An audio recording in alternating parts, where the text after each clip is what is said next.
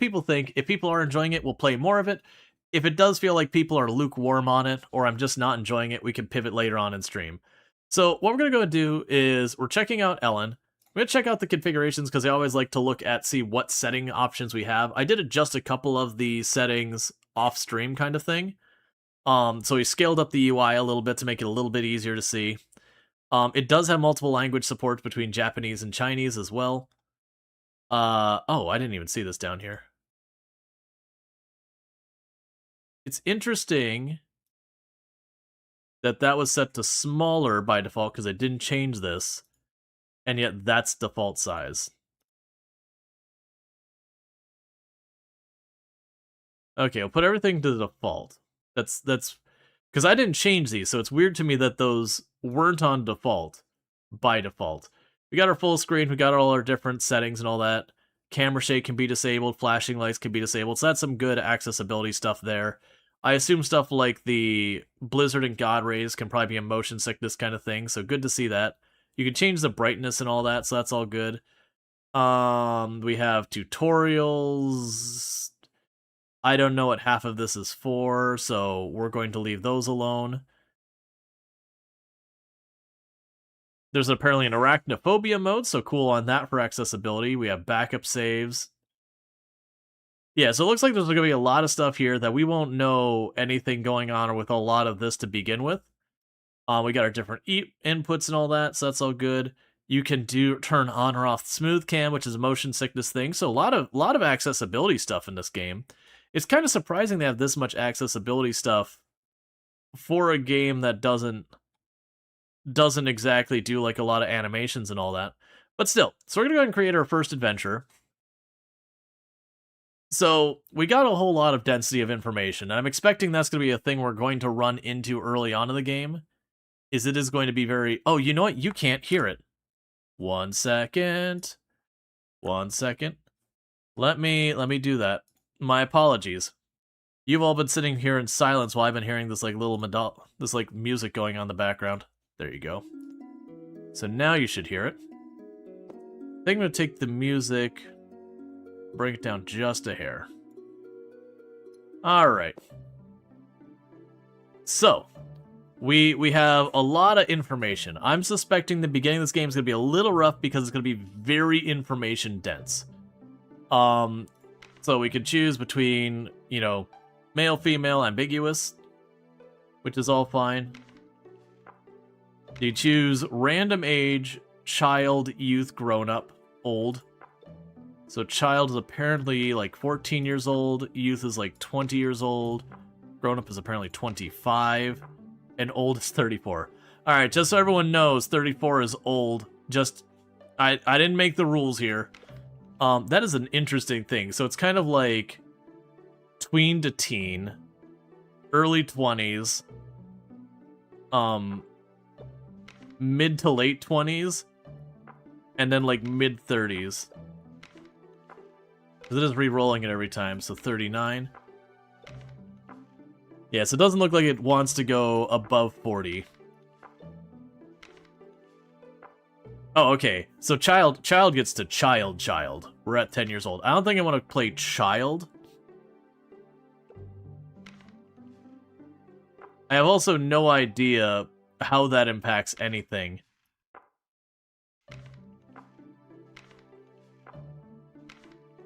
I want to be at least... Okay, so 20 years old is considered young. Okay, we'll leave it at 20. I think that's fine. You wonder if age does something? I have no idea. I'm just choosing to not be a minor, just because I know this game has, like, morally ambiguous stuff. You could do some kind of very, very Kenshi Rimworld kind of stuff in the game. So I don't kind of want to do that as, like, a 10-year-old. So we have names. Oh, that's interesting. Okay, so you don't set an alias like you type it in. You get to kind of just roll the dice and choose things. Just chaos. No, nothing else. The emo. Just run around the emo. Red Hair Darkness. The Axe, Worst Monster, Holy Rookie. Hateful Embodiment. We're a youth. The Fear. Emo Justice. What? Why does emo part of a title? Devil Sunshine. Emo Justice. Detestable Husband. Minimum West. Just domination. Rising Fake.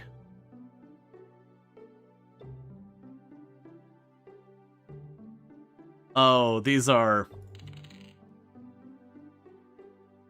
certainly a whole thing. Bronze Stagnation. Bronze Stagnation for a title. Friendly Defiance. Is that like an underhanded compliment person?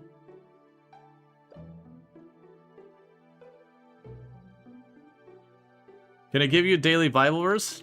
No, thank you. Immediate Judgment. Abhorrent Noon. And then you got the ones like The Wolf and all that, which is eh. Cruel Dark, Inflamed East. I mean, I feel like you should see a doctor about that one. Terrible Plunderer. We're a thief, but we're bad at it. The Illegal Puppet. The Mildness. These are amazing. The Godly Pimp. Ruined Hobbit. Lunatic Princess. Unsing Rishwick. Better than Inflamed South? Correct. Humane Fantasy.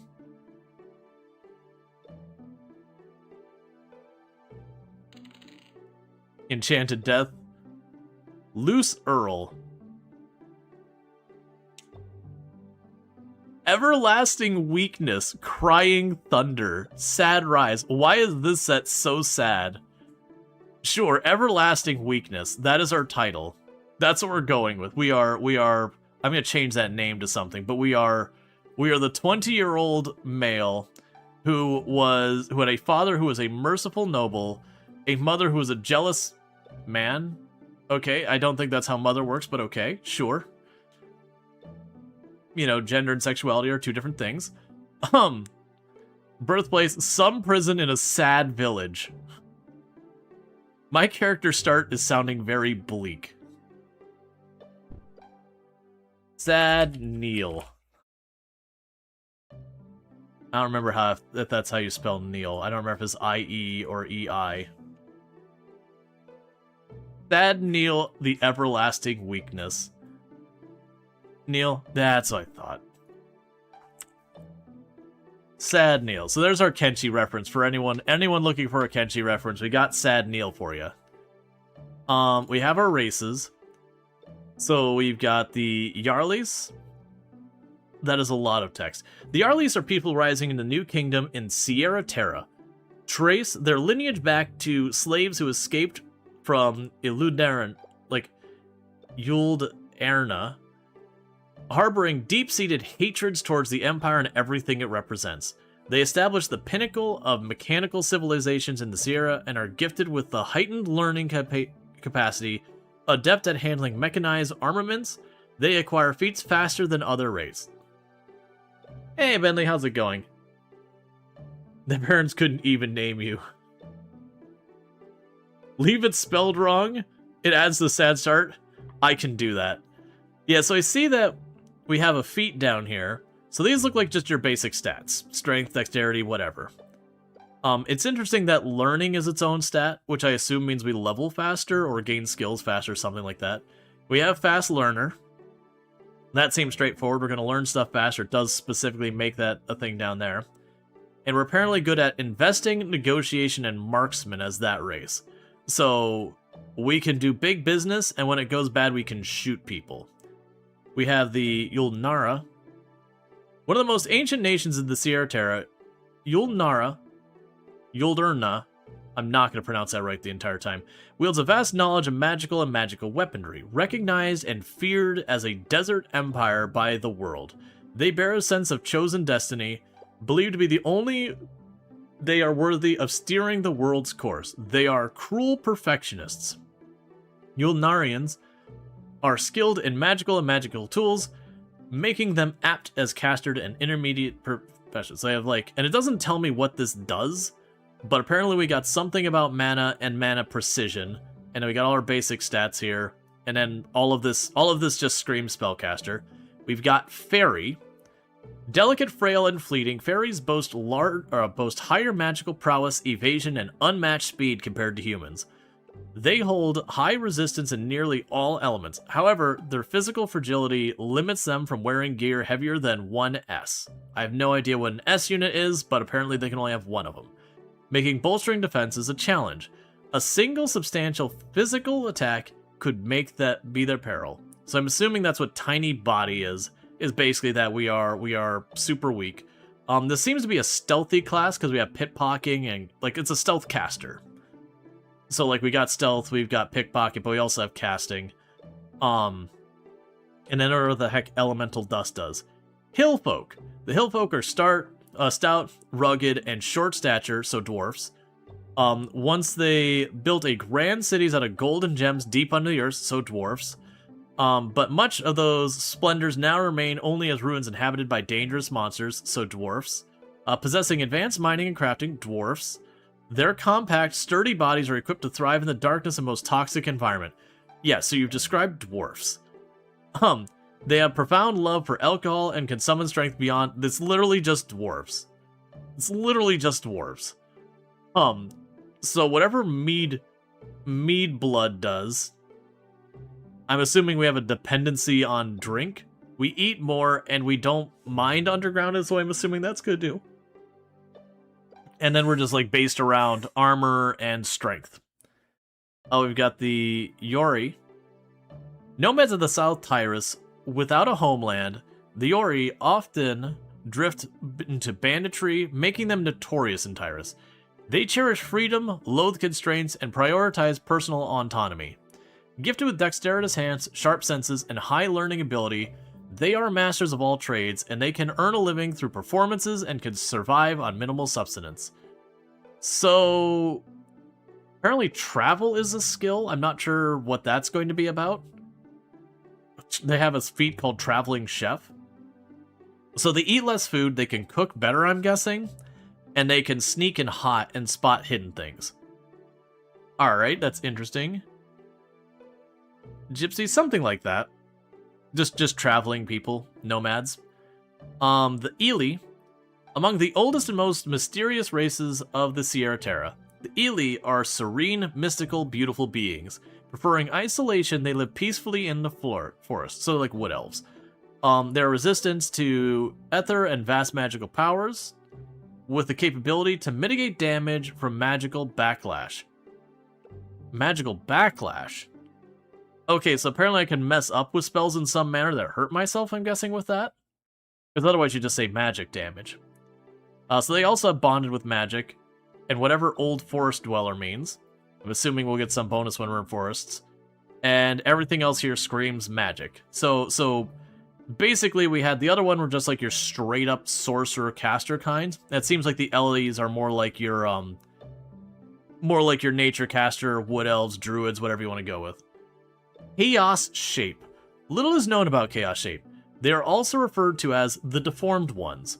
They barely retain human form. Chaos Shape acquires new body parts as they grow, but what emerges is unpredictable.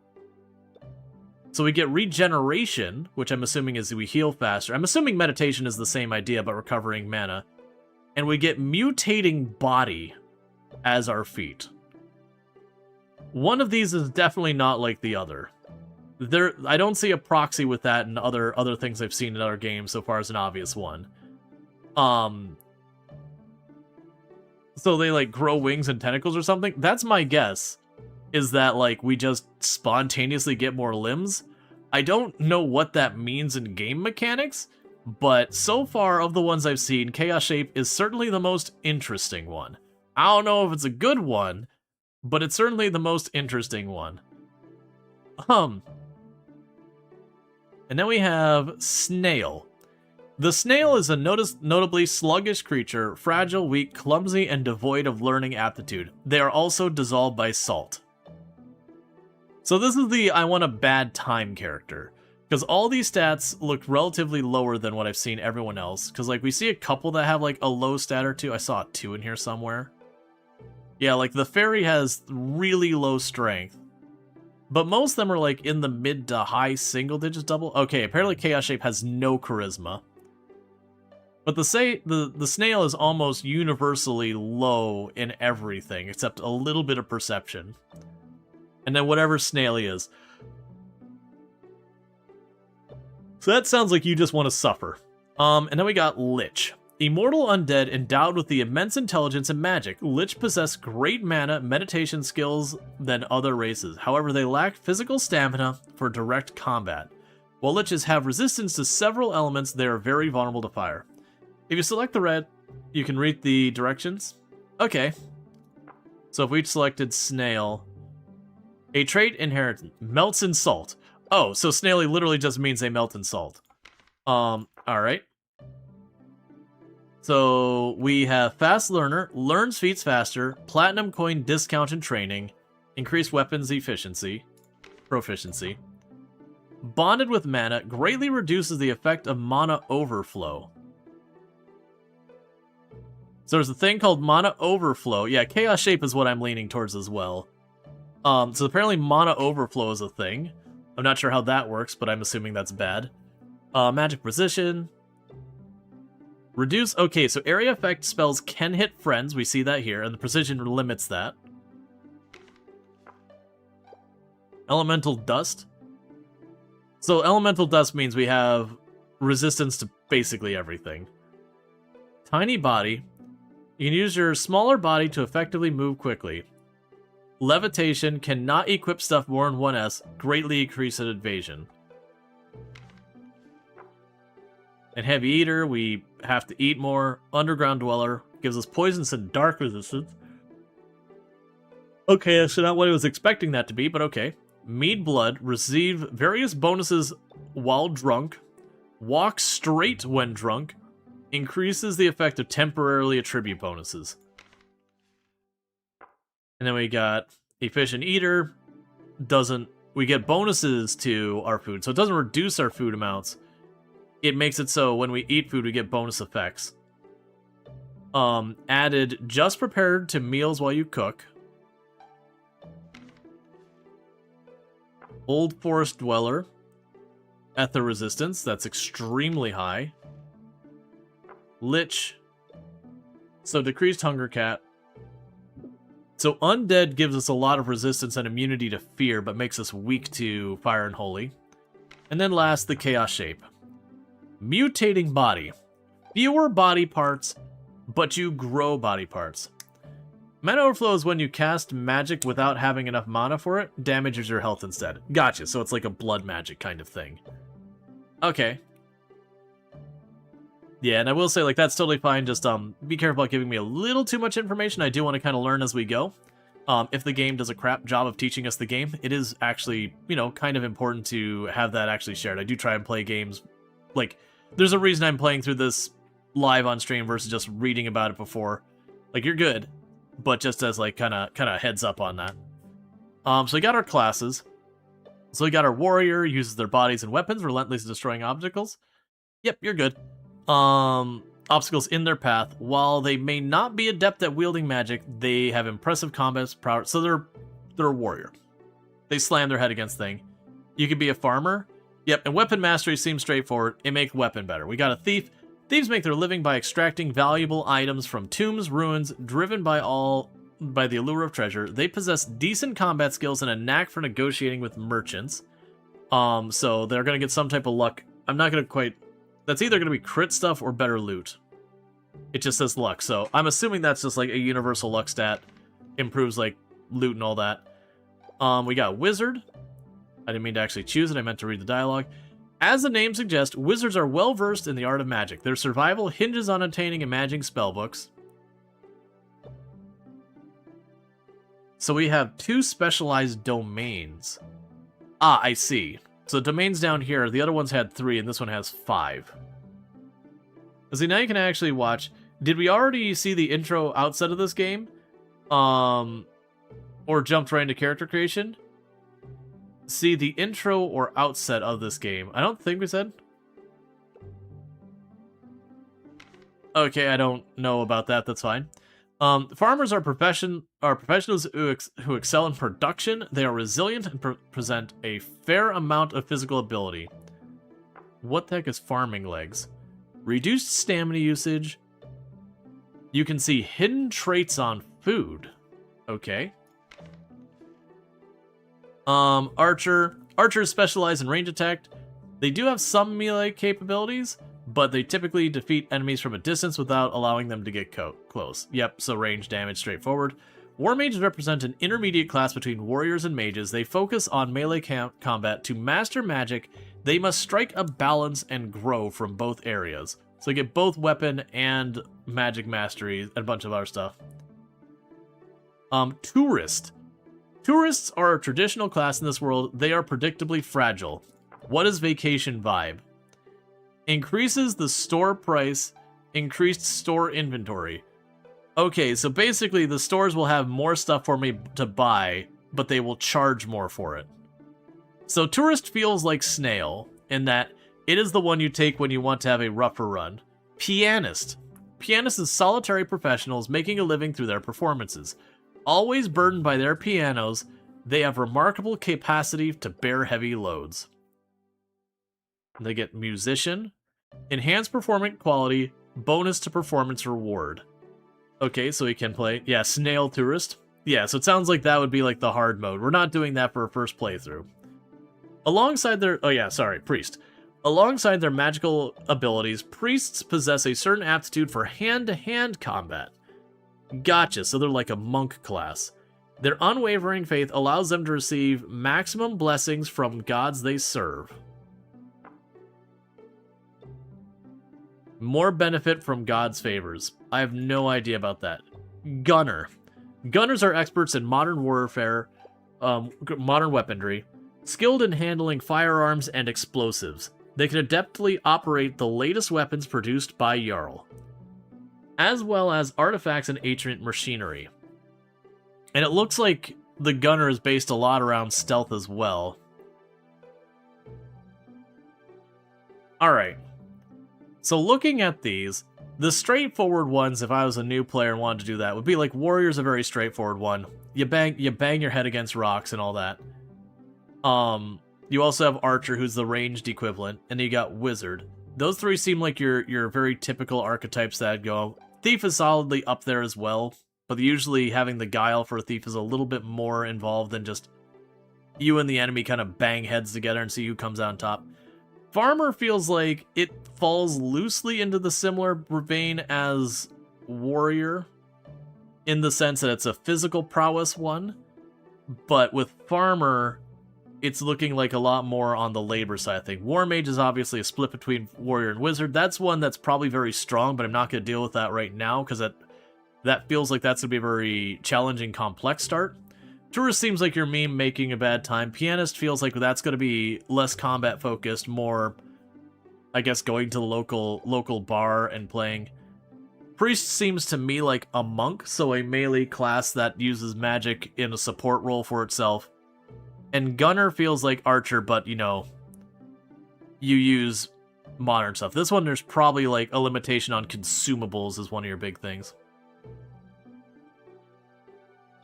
Okay.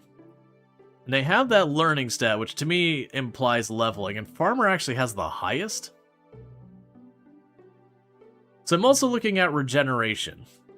I only see two people with regeneration, that's Farmer and Warrior. Warrior to me is the least interesting. It's a very stereotypical class. It's probably an entirely reasonable class. I'm actually leaning potentially towards Farmer. No idea if that's good, bad, or otherwise. Because it looks like none of them are like only the ones that are specifically like wizards in that. Literally, the tourist gives no stats whatsoever on attributes. I'm leaning towards farmer.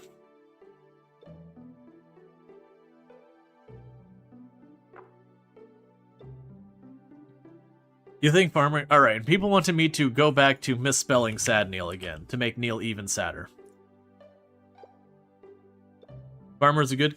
Yeah, no, it seems like a straightforward one. Like looking at this from new player perspective, I feel like warrior, farmer probably are going to be your most accessible. Maybe pianist as well, because those don't look like they're going to be based heavily on consumable, and the wizard heavily implies to me that your spells are either consumable or have like the Dungeons and Dragons they need to recharge or something of that nature. Which adds a level of complexity. And usually when you're talking about your evasion / stealth based characters in games, those have a learning curve. So that takes out the gunner and the thief and the archer to a degree. Priest I have a hard time because like that really depends on a lot of stuff with priest. And then tourist is clearly designed to be hard. I did notice when I choose some of them, I get to choose my domains, whereas other ones I don't. So the farmer is just going to have fire, cold, and lightning as our domains. We've got all that here. Now I've got our start. We can have prologue in the meadow. And thank you, Andrew, for the tier 1 sub. That's 20 much of it sub to the channel, and I really do appreciate it. Let's see, I've been looking forward to play as a small-time independent farmer or baker or something in the like a TT RPG world. But then would it really be annoying to other players? And you quit playing with that group. Oh yeah, no, I have no idea. So we got Night in the Meadow, which is what it's defaulted. I'm assuming that's your like normal tutorial. You can choose to do the same thing, but Winter, which I assume is just like a harder start. In a cave, it doesn't tell me anything about these, and 1 block test. I'm assuming we don't want that one. I'm gonna go with In a Meadow, because yeah, you're all good, Infinity Simplex. Yeah, no, I get the idea. So yeah, it looks like basically we have the initial start, like your tutorial start, a slightly harder version, and then In a Cave, I guess just an alternate start. I'm gonna just do the default one. We don't know what's going in this. List. Oh, portraits. Okay, so we could...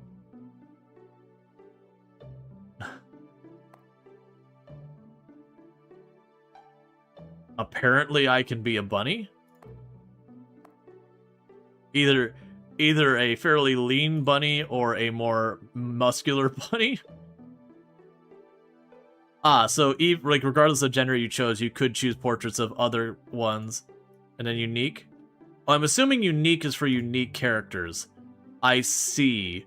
Gotcha. So these are probably NPCs in the game that have their own specific portraits. Versus these are player portraits. Yeah, Flex Bunny. Just a farmer, man.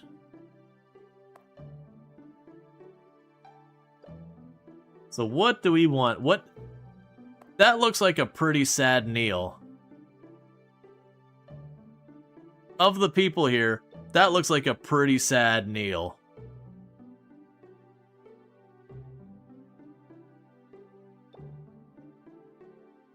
Do we have anyone else who feels like a sadder Neil? That's a relatively sad Neil. One weirdly zoomed in pixelated picture. Okay. The chicken. We could have cat ear people. We could do a robot portrait. It doesn't work because I don't think our character themselves will be a robot. I didn't see a race that fit that. 20 years old, by the way. What is this color? Oh! I can apparently change the color of your mustache. I was not prepared for that.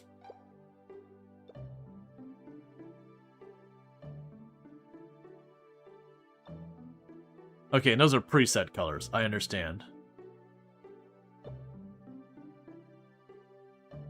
20-year-old IT worker. We'll make it blue. Blue feels appropriate for being sad, Neil.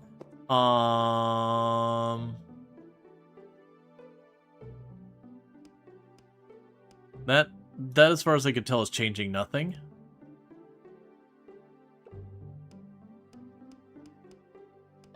Oh, there, we're finally seeing. Oh, that's like... Ah, that's probably male or female under... I see. So, one is a masculine body. And all that.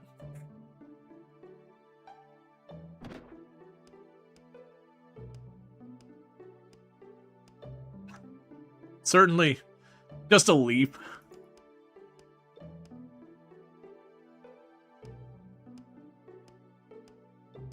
So, we don't have a huge number of hairstyles, but we do have a decent number.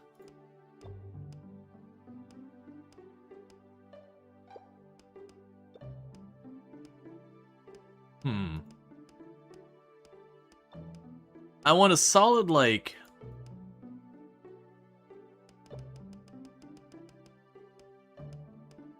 We can go for the receding hairline, maybe? Or just messy hair. Very, very... Chrono Trigger. Sub hair? Oh. Okay.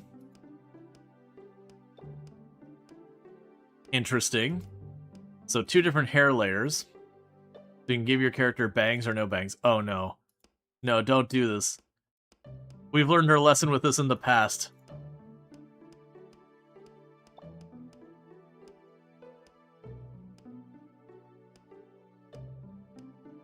They should not give us this ability. Okay. So the question is...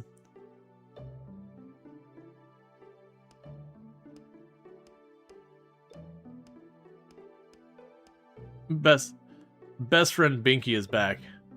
Why are bangs dangerous? Because then I can make my character bald with bangs. Which just, it's a choice. It is certainly a choice. But just immediately makes me think of best friend Binky. Which is a character we did in, was it my time at Sandra? No, it was my time at Portia. Wait. Oh, you can have no eyes? That's certainly a choice.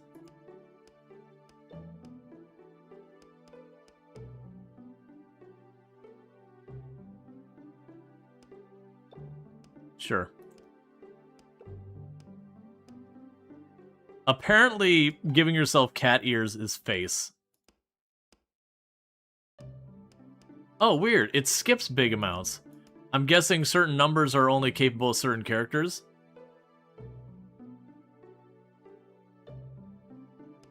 Yeah, no, I noticed it's skipping around with some of these, that some of them aren't options. I'm wondering if it's like certain options are only available on certain races, maybe, or something like that.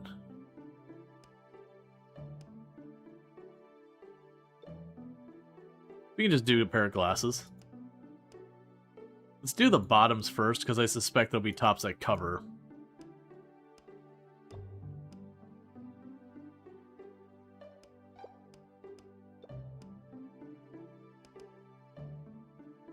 Run around in our shorts.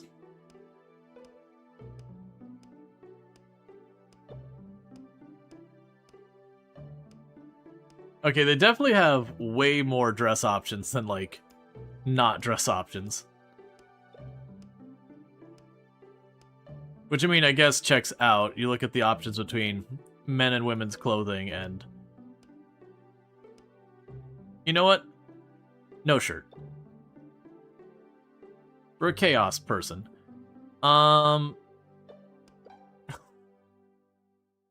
It looks very different from the side.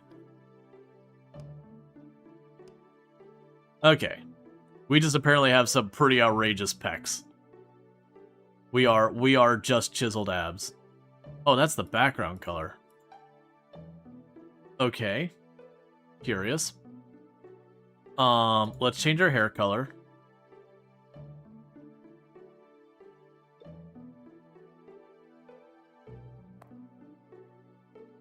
Okay, we don't care about the eyes that are covered. Sure. That is sad, Neil. Got like a monk hairdo, but bangs. Oh, and those aren't even shorts. They're like shorts with the sides missing. Cool, man.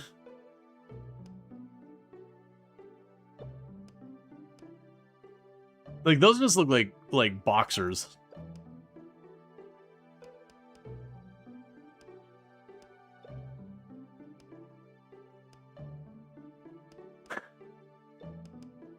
They definitely showing that butt. Those are some form-fitting pants right there. All of these pants are...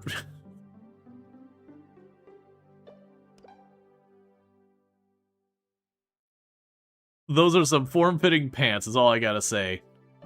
Our character is like pure dumpy business going on. Sure, why not? He got cake, yeah. Let's see, are the shorts particularly narrow at the back? That would look like traditional Japanese. Sort of, maybe. I actually don't know where they make them. Apparently we have turn this on to unlock extra races classes for seasoned adventurers. With an array of unique choices, it is recommended that you first become comfortable with the adventure using the Stars one. Okay, so there's apparently even more options, but they're like, yo, nerd, don't touch this. Don't touch this till you're ready. Okay, so it doesn't look like we get to affect our stats anywhere here, which is totally fine by me. A lot of games you can go in and like move your points around. This doesn't appear to be one of them. Alright, so with all that said, okay. So we've got our difficulties. Here you can adjust your world's difficulty. You can change it later. For your first adventure, just press create to begin. They're like, first time playing, don't touch any of this stuff, is what they're telling me. So novice, recommended for adventurers who are still getting used to the world. There are no restrictions on saving or loading, and while, let's see, for a while after starting, death comes without penalties. There are no restriction on saving and loading, and for a while after starting, death comes with no... Okay, so I get basically a little while to make mistakes, but eventually I'll get penalties for death. Understood. Each setting can be freely adjusted later. There are oath challenges. Manually saving and loading are prohibited. So, Iron Man. No additional death penalty protection. Gotcha. So you can get rid of where you have protection against death early on. Limited beneficial actions in user map. I have no idea what that means. Scale difficulty or static content with fame. The difficulty of static content, such as the main and subquest dungeons, is usually fixed, but with this oath... Okay, so basically level scaling. Permadeath. Self-explanatory. Okay, so literally just between adventure and novice? Yeah, so literally the difference between here is just your oaths. Gotcha, fair enough. Show all laws. Oh, and there's additional settings you could change if you want. Increase the loot modifier, increase XP modifier. Enemies do not get blessings. Okay. Dampen enemy damage in highest level range.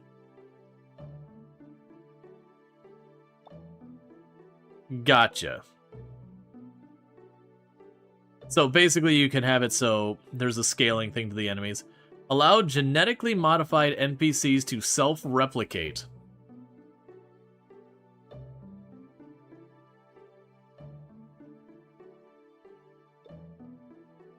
Alright. Eternally 13 years old. NPCs other than unique ones will also no longer age over the years. However, they age normally until they hit 13. Oh, everybody ages. Interesting. Alright, well, I'm glad I chose a character that wasn't of the ancient old man age of like... Oh, a long time ago, now forgotten, the remnants of many civilizations are buried in the earth. And the 11th era of Yalv began, with the scars of the Remedo still unmended. Okay, I was worried, like I was rushing that because I was worried it was going to auto-advance. Remido, I don't know how we want to pronounce that. The fires of war started by the ancient desert empire, soon spread over the world, brought a long period of confusion in Yalv. After losing the Siran airship, the western continent and empire gradually withdrew from various regions. Humans celebrated the first victory and peace they had won, and the people once again returned to the serene lives. However, they never forgot the betrayal of Elias, who, had remained quiet during the war. Eventually, 15 years passed. Almost in exactly 15 years.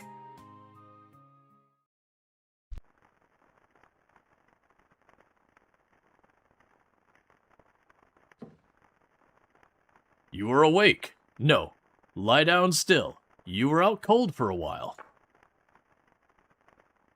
It is fortunate that we found you before too late. Never wise for a human to step into the forest of Elia, especially in the midst of the night when the wind is strong and the trees astir. Yeah, 15. Now, we had brought you here. It seems we are losing a night of our urgent journey. Not that I'm complaining. Well, not much. At least my companion is content with the unexpected break. Are you a traveler? What brings you to Massilia? Am I prying too much, eh? Sleep well for now, for there is always calm when you truly need it.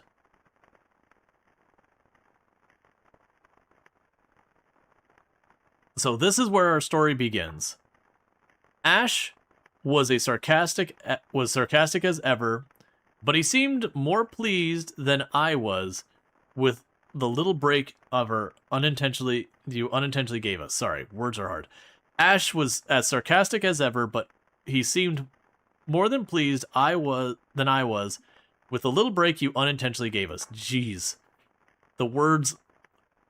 This has definitely got some translation pains. The fate that lay ahead of Massilia, the truth of the world and the choice we have made, and the scars it has brought Yalva. Unaware of what was yet to come, we gazed at the flames of the bonfire, waiting patiently for the dawn to break.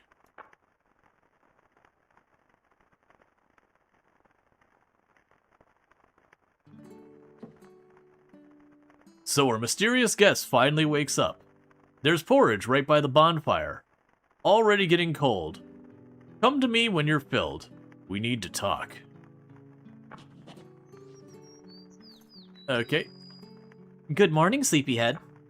Don't worry, you're not hallucinating. Your brain's just imploding. I'm Nirun, your guide, here to assist you on your journey.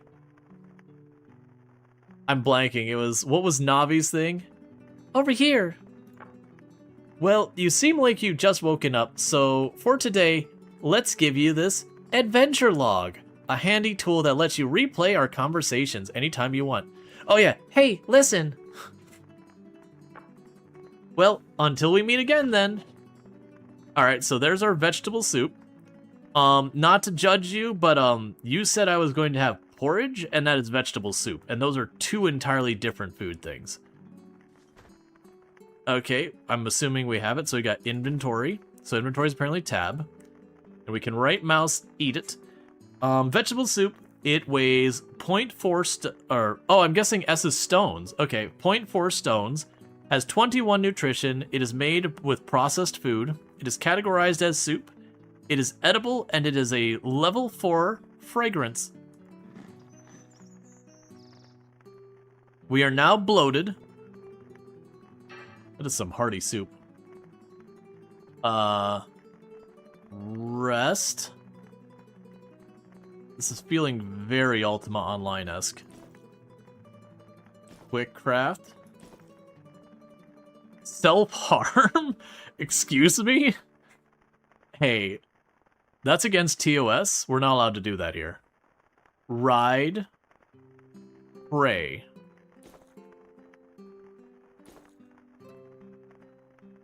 We have help.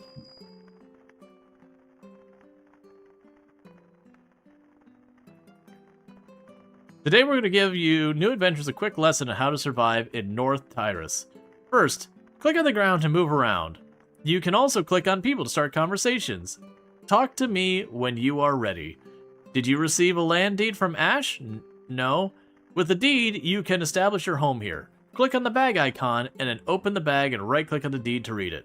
You can also middle-click, or R key, on the deed to list of interactions. Middle click can be used on most people and items on the map. It's an important action, be sure to learn it. Once you have established a home, try to work on the request to post it on the bulletin board. You can collect stones plants on the ground by right-clicking on them, and pay attention to the remaining amount of green stamina bar. If you run out of stamina, you'll start taking damage every time you act. Stamina can be restored by sleeping. Click on the wand icon displayed on your abilities if you get tired, and right-click on rest ability, and you'll automatically fall asleep. God, I wish that was a real thing. Imagine being like, I'm tired. If only real life worked like in video games. Where like, it's time to sleep, and you're asleep. Sleeping in a comfortable bed restores some stamina. Why don't you make a grass bed first? You can collect items and on the spot by using the quick craft ability. Collect some resources here and try crafting various items. Look at the bar with the wing icon on the bottom right. When this bar is filled, you will be rewarded with a new feat. Click on the wing icon to see what feats will be available to you. Once you get used to living in your home, it's time to go explore the world, and you can buy livestock and recruit new residents in town. Feel free to do the rest. Proceed with the quests and the main story if you like. Various events will occur as your home develops. Good luck, adventure. You can do it. You can do it. Okay. So I guess I talked to Ash. Are you feeling a little better? First thing first, you've earned this. This man tosses you a piece of parchment. Don't worry about it. It's just my quota. Although a deed for the land sounds like a good thing to have, I doubt if anyone gives a dang these days. Throw it in a bonfire if you like, for all I care. So, you seem to be intact. I'm Ashland. My name sounds like a place, but I'm actually a person. On our way to the royal capital of Palmia, with my companion. You're not from around here, are you? I suppose I could spare you some time to teach you the way of living on this land before we part. If you wish, of course. What is the land deed? More just slightly wonky. Let's see. Yeah, no, it definitely feels like not generated words. It definitely feels like translated. So like, you know, someone sat there and, you know, they had the text in like Japanese or whatever language it is, and they just kind of did the one-to-one conversion kind of thing. So some of the words, it's like, okay, that word kind of means, but you wouldn't say that as an English-speaking person. Like, it's just a weird choice of phrase. Or sometimes, like, we would typically use a verb in one place and they wouldn't, or vice versa, where it's like, oh, it just feels like a word is just straight up missing. It feels like that thing. Like someone just, you know, grabbed it, dropped it in Google Translate, and went thumbs up and moved on. Oh, that paper? That is a land deed. Massilia is looking for pioneers, and we're giving away land for free to promising adventurers. Well, of course, houses and people don't just pop out of nowhere. You will be carving your way out through the bushes, and there'll be no one to protect the land from rogues and vicious creatures. Eventually, you will have to pay taxes too. I'm also noticing we have an affinity of 0. Makes sense. We just met this person. We don't know who they are. And then we've got a interest of 10 beers, which I don't understand. Oh, and apparently he's an old man because, you know, he's 34 and the game decides that 30s are old. Just in case you missed that from earlier. I'm not gonna lie. Phimia? I don't know how to begin pronouncing that name. Jesse and I serve Missia. That's Fama? I'm gonna go with Fama. Fama and I serve Massilia, and Massilia needs allies and coins. So my secret intention here is to emphasize favor we have done you, in hope that you might be driven to make a blooming town or two for us. He grins gleefully. Fiamma? Fiamma, maybe? Yeah, no, that could be it. Pronunciation, chat. This place actually doesn't look bad for a new settlement. Why don't you go find a good spot and read the deed? You seem to be intact. Oh, that's the thing right on. Alright, teach me the way of living. What do you want to learn? Picking and using items. First, let me tell you how to pick up and use items. Items on the ground can be picked up automatically by walking on them. But placed items, such as furniture, must be held in your hand by right-clicking on them. When you are holding the item, you can right-click on the ground to place it again, or click on yourself to put it in your backpack. Picking up items placed in towns requires the art of stealing. But there is no need to learn it for now. I was like, yeah, just so you know, when you go pick up stuff, you're just gonna have to, 5-finger discount, just a little shoplifting, just a little, wanting things and not paying for it in town. Like, don't worry about it. We'll get to that later. Click the inventory icon in the lower right corner of your screen to open your backpack. Items in your backpack can be moved freely by dragging. Items such as food and books can be used directly by right-clicking on them. You can also middle-click, press R key, an item to display all the actions you can perform on that item. And one moment, I'm gonna go ahead and deal with moderation stuff on the YouTube side, because children gonna be children. The slots at the lower screen toolbar can easily be swapped with the mouse wheel, making it easy to switch between frequently used items and tools. What do you want to learn? Gathering and fatigue. For the time being, natural resources will be essential to your life. Wild mushrooms and berries are a valuable source of food. Okay, so I'm guessing no poison mushrooms or berries, at least not now, because it is a little scary that a game that's going to have this level of depth, and they're just like, yeah, just go pick up a mushroom, it's fine. You can cut down trees and process stones to make furniture and buildings. You can try to collect resources on the map by right-clicking on them, but note that some items require tools such as an axe to pick up and harvest. The TDKiri has a bot that displays British and English pronunciation of words you request, but you think it only works with dictionary words, not fantasy names. That's actually cool. I hadn't noticed that Kiri had that. That's a really cool thing. Don't worry, every mushroom is edible once. Yep. Certain activities such as collecting consume your stamina. Natural healing stops as your fatigue builds up. There is a risk of fainting if you keep moving. There are only a few ways to recover fatigue, so be careful when you are not strong enough. If you're too tired to walk, a night's sleep in a bed will relieve the fatigue.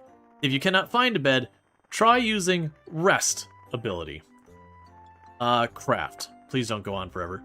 Facilities such as bonfires and workbenches can be used to craft items if you have the required ingredients. Initially, the range of items you can create is limited, but as you obtain new recipes through your journey, you'll be able to craft a variety of useful items. When crafting, you can use ingredients in your backpack in distant containers as long as they belong to you. If you lack the necessary crafting skills, you will consume a lot of stamina. So it is recommended that you first hone your skills by crafting simple items before trying higher level recipes. Okay, so very key piece of information, that you can access remote chests as long as they're mine. Okay, cool, and he stopped talking. I have some questions. Who was the Elin girl I saw? Oh, you saw an Elin girl in the worlds? In the woods? That must have been, Fiyama in a daze. She's still here somewhere. She's the one who found you when you collapsed. Fia is human, but you aren't the first one to guess wrong. She hears voices in the forest. We've been really meaning to lock her up for a long time now. I recall she was muttering something strange a while ago, that it was a girl in her dream who brought us here. I wonder what she meant. What is a Nefia? There are many unexplored ruins scattered in Tyrus, and we call them Nefia. It is rumored that the ancient treasures lie dormant in the depths of Nefia, but it would be wise to avoid rushing into exploration unless you consider yourself an adventurer of considerable skill. Okay, so we've exhausted all his dialogue, and I never want to speak to him again. So we have our deed. So it is a finely decorated certificate reading. It allows you to acquire land at your current location. It is made of paper. It is categorized as a book. It is fireproof. It is acid-proof. It is precious. It is indestructible. Well, I have no context in this game of what's good or bad, so I'm just right-click it right here, and I'm going to claim this land. You've claimed the land with a deed land. All right, let's see. We had lots of options for adjusting font sizes and all that, and I do feel like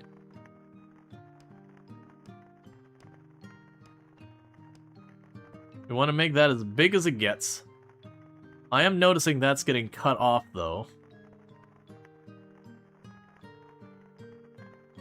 But one second, I thought I saw widgets, because it's calling... Oh! Oh, okay, I like this. Okay. This is very, very Ultima Online coded. System indicator, I don't know what that means. Party information. Sure. Skill tracker. I don't know what that means. Recipe search. Let's go ahead and get rid of the skill tracker, the party information now. Side. Oh, okay, now we're going super duper Ultima Online coded. Oh, geez. Because Ultima Online, what you do is you leave your inventory and your paper doll and all that over here. We'll leave that alone for now, but I might turn that on. Notes. Ah, okay.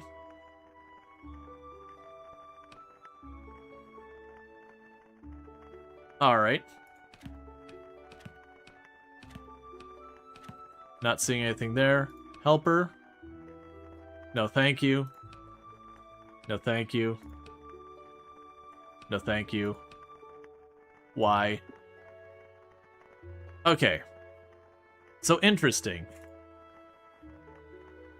I'm just gonna go full Ultima Online style with this. Give me 1 second. Widgets. Slide you in here. The equipment can be down there. We'll have our stuff there.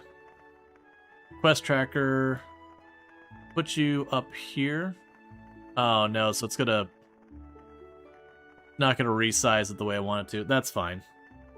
I really appreciate games that give you like a dedicated, this is your UI elements, get them out of the way area.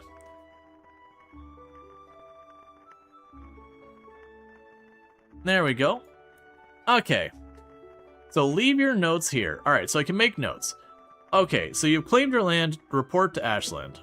Congratulations, this land is now yours. To celebrate your new beginnings, this immediately makes me feel like Ultima Online. We're just missing the horrible king noise every time we hit someone with a weapon. This land is now yours. To celebrate your new beginning, I will give you a hatchet to the face. It will be of great use to you as you work your way through the land. And these are 10 gold bars. The relief supplies provided by Mycelia. Gold bars are a useful resource that can be used to hire residents and can also be exchanged for various items, goods, and services. That is how money works. And is essential for the development of your home. Famia carries some beginner home furnishings in custody, so don't forget to buy them. We are going to stay here for a while longer to see how it develops. Hey, I feel a little responsible for having kindled your pioneering spirit. I posted some requests on the bulletin board. Take a look when you have time. Okay, so nothing new there. So she's got a little exclamation mark, so let's talk to her. Oh, I'm also noticing that I guess it gives me a comparison of our stats. So like I'm seeing Shadow of Mycelia, Ashland, and I'm assuming where it says overmatch, it's saying if I pick a fight with this person, they are going to utterly demolish my existence. Okay, we'll deal with that in a moment. So, you have made up your mind to live on this land? I wish you well in your new home. I'm giving you one of my precious companions for a gift. What kind of animal do you want? A dog, a cat, a bear, a little girl.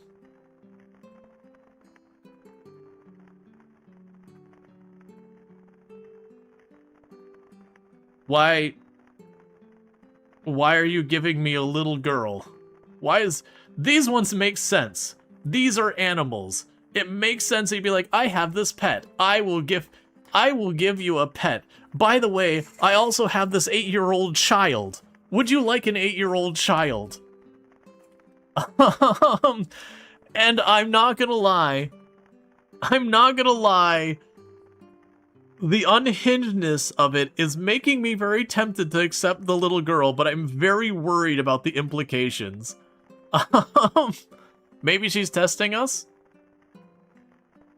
I mean, her test already makes me want to give her side-eye. Do we want to do a vote on it? I'm very, let's see. You know you want to know what happens. Just saying child trafficking is illegal.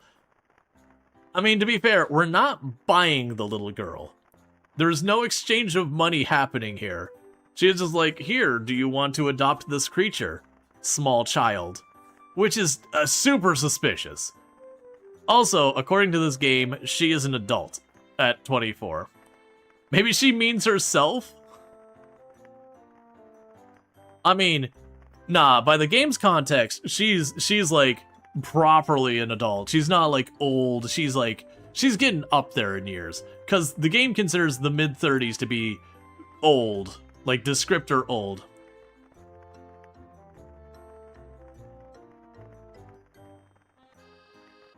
It says little, maybe she is middle. I mean, she could be little. Hopefully she doesn't refer to herself as girl. Does it have a loan player? It will not pull punches.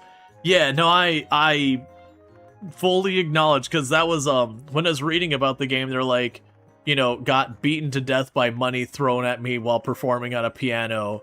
And, like, there was like, yeah, became a slave, did awful things. This was not what I expected.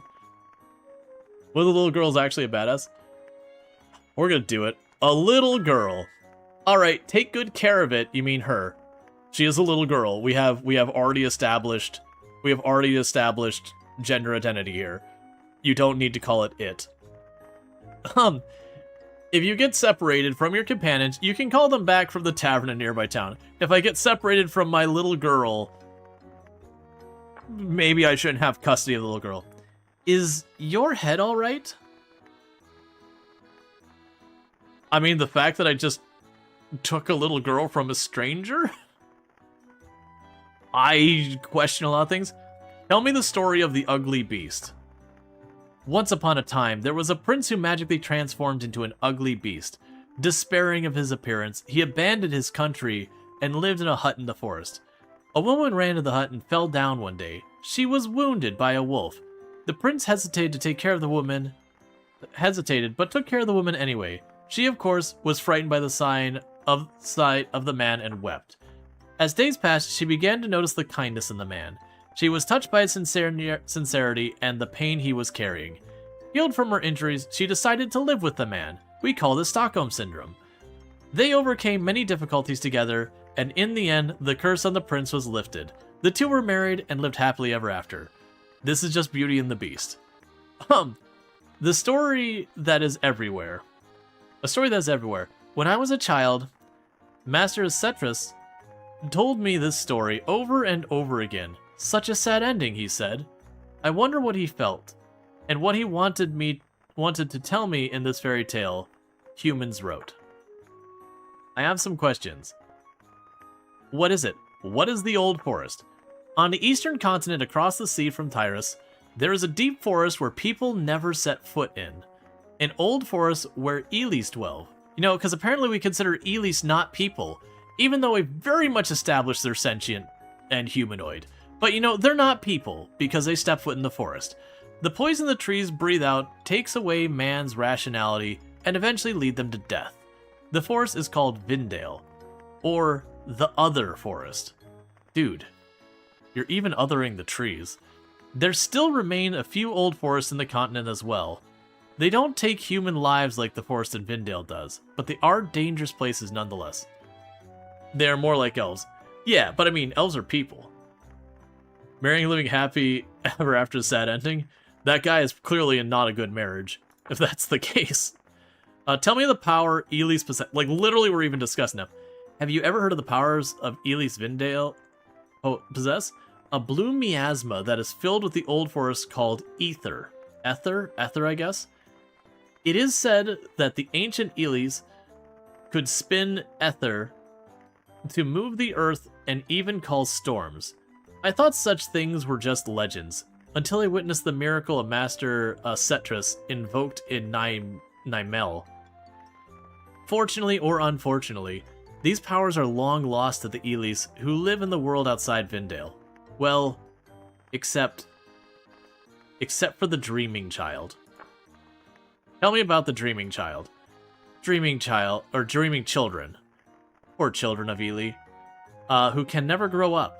Those who have developed the disease lose themselves between dreams and reality, eventually fall into a sleep from which they never awaken. Their faces are always vacant and their hearts are elusive, as if detached from the world outside. The ether dreams of the dreaming children weave are embodied in reality as an outburst of power, or an unforeseen calamity. I've heard a whole town vanished without a trace, just because some idiot startled a dreaming child in jest. No cure is yet to be found for this disease. We call the pull of the forest. Dangerous in any society, they're sent alone to the old forest and end their brief lives. Yes, it's a depressing story, but it's something you need to know if you're going to live in this area. Why do I need to know about children that need to be sent into the forest? I like to spend my time in the old forest as a child. Master Cetrus used to laugh at me when I told him that I might actually be Eli. When I sleep in the shade of the big trees in the old forest, sometimes have strange dreams. Did you literally just say people don't go into the old forest? Get your story straight. Sometimes I have strange dreams. Dreams of a river filled with blue radiance. Its currents feel dangerous, yet I am irresistibly drawn towards it. And whenever I try to approach the river, I hear a girl's voice saying, "Don't go there, don't go that way." She's kind of a jerk. Let me live my life, lady. The dream, the voice of the girl, no, it can't be. I'm sorry. I'm being nonsense here. You're asking if my head's alright? I feel like I should be asking that the other way around. Okay, so we can buy stuff. We apparently have 5 gold bars. I don't see where that's reflected in our inventory. So we can buy a piggy bank, a kitten bank, a resident board that displays a list of residents essential for every settlement, a home board, a bulletin board that provides access to various settlement information and allows the establishment of policies. Oh, good, laws. And then these look like they're a bunch of different things we can get. Food recipes. Alright, so we got a bunch of recipes and all that. A plan of tax evasion. A dense scholarly book that examines the administrative approaches. Reading lets you acquire the base skill or policy. A technology to conceal income and deceive tax officials, allowing for the reduction of taxes levied. The combined skill value, cool. So she's got like all these legitimate things for setting up your settlement and a books on how to dodge taxes.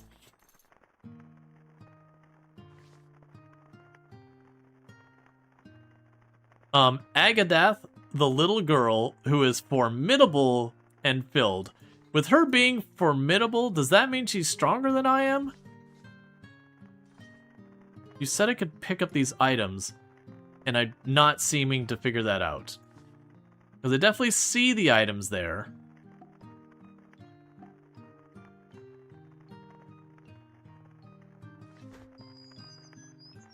Want to know how to use the axe? If you click... Oh, now I picked them up. Oh, I guess it's just a tile. Oh, I guess they're floating above the tile. Okay. If you click on the bag icon on the screen, it will show you your inventory, right? From there, you find the axe and right-click to equip it. Once you're holding the axe, right-click on the tree, on the ground, and you'll be able to chop it down. Huh? You already knew that? Huh? Well, don't worry about it. Everyone starts out as a beginner. By the way, you see the numbered slots at the bottom of your screen that you probably already know about? But you know, if you drag the axe down there to those slots, then you can easily switch between tools using your mouse wheel. It's very convenient. Please don't be mad. I'm literally given my food depending on how I perform. Please give me 5 stars on Yelp. Yeah, I guess you knew that too. I thought so, but just in case, right? Well then, I actually think that's fine that they did it that way. Because there's those things that you do need to make sure the player knows how to do that, even if for like 80-90% of your player base, they're going to understand. View works. Okay, so these are jobs we can do. Alright, so we have our adventuring rank. So apparently there's ranks, and the everlasting weakness, Sad Neil, in the meadow. I am the only E rank adventurer in existence. Nice. E is for exceptional, right? The Fugly Ruler. I love these titles. Regular Heal. Walker of Princess. Crying Spider.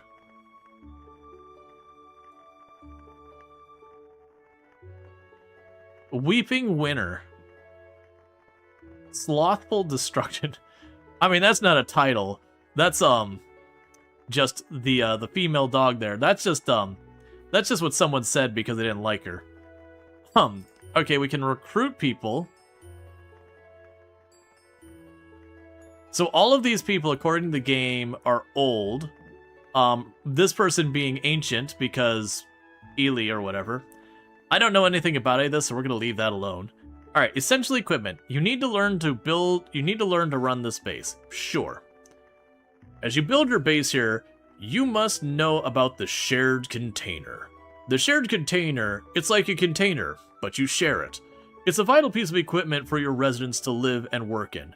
Listen carefully. I'm only going to explain this once, and then you'll have to look at this log anytime you'd like to see it read over many times as you need. Containers, such as crates and barrels, have the concept of permissions. Normally, only you can move items in and out of a container, but you can change it to a shared container by clicking on the lock icon on the right side of the container. Shared containers are accessible to residents and party members. Those who are hungry will scavenge for food in containers, and if they find good equipment, they'll take it out. If there are materials needed to work, they'll be consumed automatically. Also, keep an eye on the remaining capacity of a shared container, as residents may deliver work products or stuff they found. I'll go ahead and give you this box as a reward for this quest. Set it on the ground and turn it into a shared container. So grab the sturdy box. So apparently I can put it down here or I can throw it. Let's put it down. Open. The lock icon. Congratulations, I've made a shared container. Cool, I guess. Oh, I can have multiple toolbars, that's fair. Alright, and then we go talk to you again.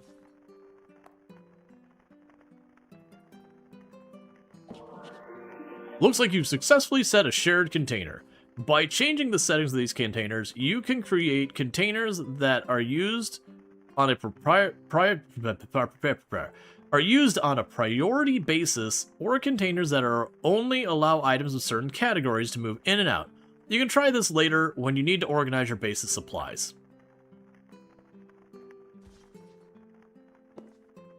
Okay, so the way of the crafter. Learn the art of craftsmanship and build a house. Sure. Crafting is an essential skill for life and adventure. I am not a specialist, but I will share with you the knowledge I know of craftsmanship. Alright, let's start by making a workbench. A workbench is a fundamental piece of equipment for crafting, and with it, you can also craft makeshift floors, walls for your first house. You can create a workbench on the spot using the quick craft ability you already know. I'm just going to assume you know it because I know what you know intrinsically. First, gather logs by chopping down nearby trees, and then use quick craft to make a workbench. Be sure to set the completed workbench on the appropriate ground. So, what you're telling me is whip out my axe and murder a tree. Alright, you got a log. Logs, or should I say Mr. Log, are the most basic crafting materials. They're also excellent things for a campfire. But that's not all. By processing Mr. Log, you can upgrade it into planks. Huh? How do you process it? Well, why don't you ask Mr. Log yourself? The hint is processing equipment. Oh, and by the way, you can process stones into cut stones. Keep that in mind too. A putrid, or putid. Did the little girl taunted the slime? Am I led to believe the little girl is my tank? I have feelings about this. Feelings of deep concern.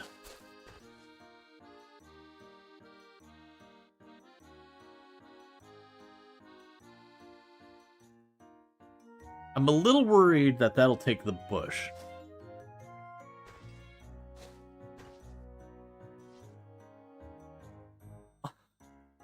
Even if that's an option, I'm not riding the little girl into combat. That is a hard no.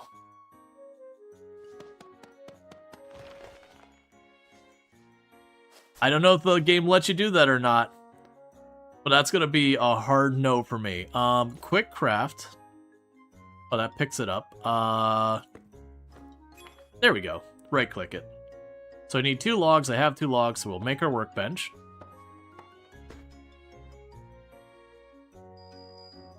Good, you've made the workbench. Let me tell you something crucial becoming a seasoned adventurer. Yes, it's the middle click. By middle clicking, you can interact with items in your backpack, creatures, or objects on the map. You can do various actions like kicking away pesky creatures, flipping switches, mixing potions, and even accessing your companion's backpack. It unleashes a whole range of actions that you usually can't do. Moreover, when you're placing furniture and wall, middle clicking also lets you rotate them. Adventurers who don't know how to do this won't survive in this world. Middle click. Got it? You can also use R on your keyboard as a substitute for middle click. Well then, see you later. So middle click the little girl. Kick, attack, trade. You've got better equipment than me.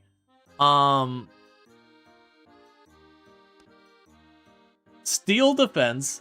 You adapt your own defensive style. Weapon mastery 2. Rare race. A trait inherent for the race. Learns faster. Gene suitability. I don't love that word for a 12-year-old girl, but okay. Favor of the healing.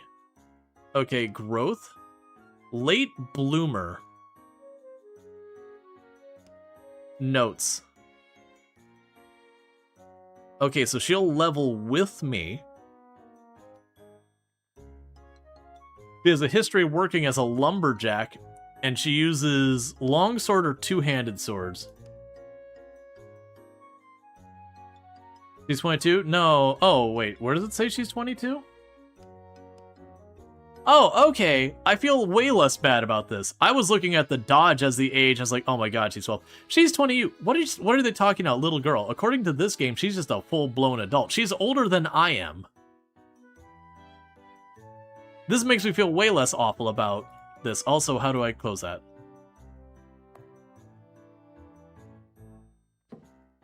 What's up? Let's talk. The time has come to us humans to prosper. I came for a new recipe. As in the capacity of a cooking master, I'm always eager to learn a new recipe. Bring me soup for my research. I don't know how to make soup, so I don't want to agree. I decline. Don't waste my time. I'm sorry? I think it's referring to size. Maybe. That was the whole thing. Right. Oh, so apparently I'll shove you out of the way. Let's talk to you.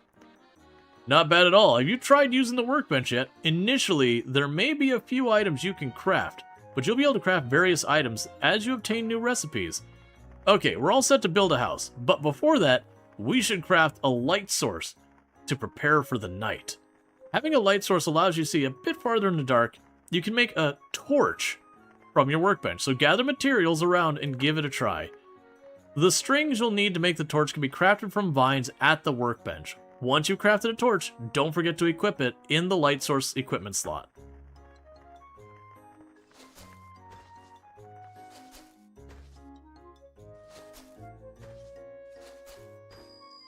You look tired, are you okay? The best way to recover from fatigue is a good night's sleep in a comfy bed. When you get enough sleep, you might get a new recipe ideas, train your potentials, and even learn magic in your dreams. If you haven't made a bed yet, you can use the rest ability to sleep. It's not as effective as sleeping in a bed though. When resting, your natural recovery of health magic power increases, so it's a good rest after a battle. Just be careful, because if you're overworked and starving, natural recovery stops altogether. Okay, that's it for now. Make sure you get plenty of sleep. So riding her, I still don't want to ride a human being into combat. I don't think that's a thing, but that also does feel like the kind of a game where it could be. Okay, so we still have 2 energy left.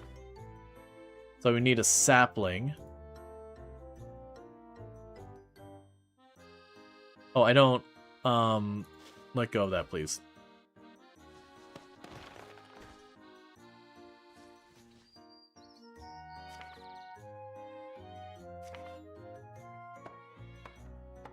Wait, what the heck was that icon? Oh, it's warning me that my stamina's, like, done. That's fine.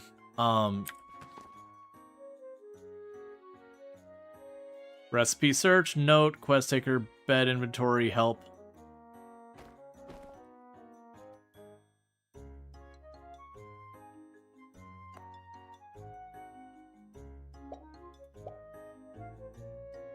Let's see. What I'm looking for here is my equipment. There we go, character. Light source.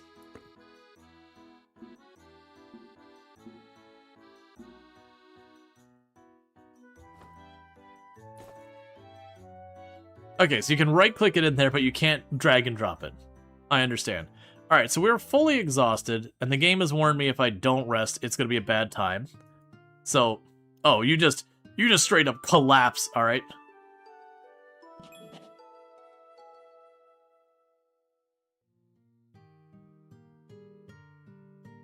Let's see. So you have slept for 7 hours, you are refreshed. Saved. Agatha, the little girl, wakes up. You wake up. You come up with a recipe in your dreams. You learn how to make chair. It can be created on a loom. You craft a chair on a loom? Isn't a loom for making textiles? And now I go talk to you. Good, you've taken your first steps as a crafter. There's still much to learn, but I will give you a goal now. Your goal is to build a house on the land by yourself. It may sound like a lot of work, but if you enclose some space with some walls and equip it with doors, you can probably call it a house. I'll prepare some housewarming gifts meanwhile. Go ahead and start building your house. Yeah, no, we don't have a bed or anything, so we just straight up went to sleep. Okay, so a door is lumber and grass. The wall is leaves and grass, and the floor is grass. So door. 1, 2, 3, 4. And I'm out of leaves.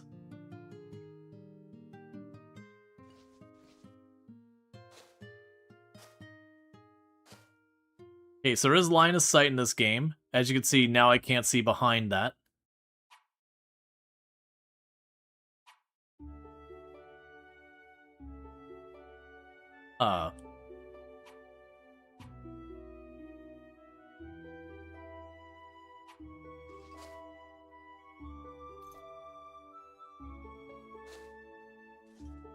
Home sweet home. Just don't worry about the other side and how it's missing another side. Alright. So we need leaves. So apparently sometimes with the flowers... Wow, can I have some mushrooms? No. Sure. Munch, munch, munch. Yummy. These are my favorite. Remember that, okay? I'm gonna demand them constantly. Mushrooms are very tasty and highly addictive, but they don't keep you full for very long. In fact, they spoil over time as a downside. Yeah, food spoils if you leave it out too long. Didn't you know that? Of course, eating spoiled food can make you sick, so you should never do that. Fish and raw food spoil especially easily, but nuts and cooked food last quite a while longer. With a millstone, you can even make meals like kibble that never spoil. Remember to prepare enough non-perishable food before your long journey. It's a golden rule of adventures.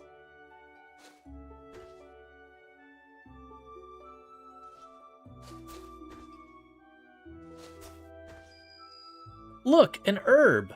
Sometimes there are colorful plants growing in the wild. These are called medicinal herbs, and sometimes just herbs. And they're really good for your health if you eat them. Of course, they can be used as seasoning too. If you grind them into a powder in a mortar, they can be used to become ingredients for all kinds of medicines. Why don't you open your backpack and look to see what herb you just picked? You can see the listed effects in brackets, like hemostatic. These are called item traits, and when you craft with them, these characteristics carry over to the finished product. For instance, if you make a bandage using hemostatic or antidote with an herb as an ingredient, each color herb has different effects, so it's a good idea to collect the whole rainbow of them. Colorful in more ways than one. Get it? Colorful?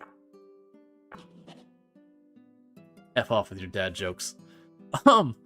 Okay. So we got a red herb. It is hemostasis, so it cures bleeding of level 3.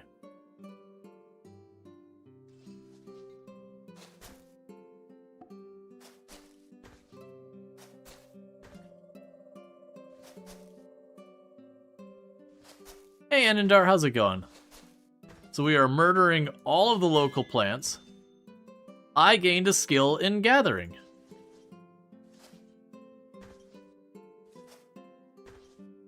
I'm glad I hesitated to mess with the bushes.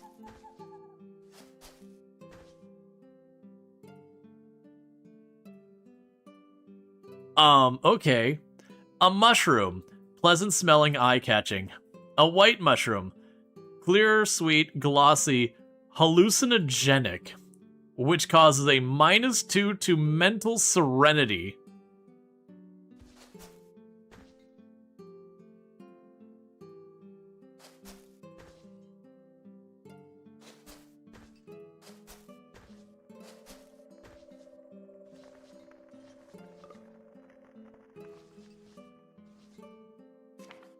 Okay, so make more grass walls.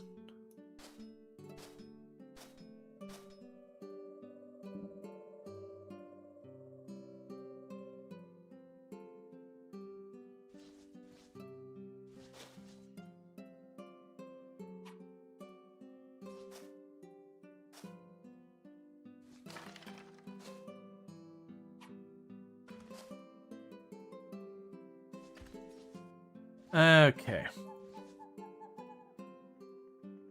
Go ahead and rest, we're getting tired. You had to buy this game, it really looks good. Yeah. Let's see, you're giving Songs of Science going? One of the winter sale purchases? Yeah. That's another one of those ones that, you know, you look at and you're like, you hesitate for a moment because you're like, okay.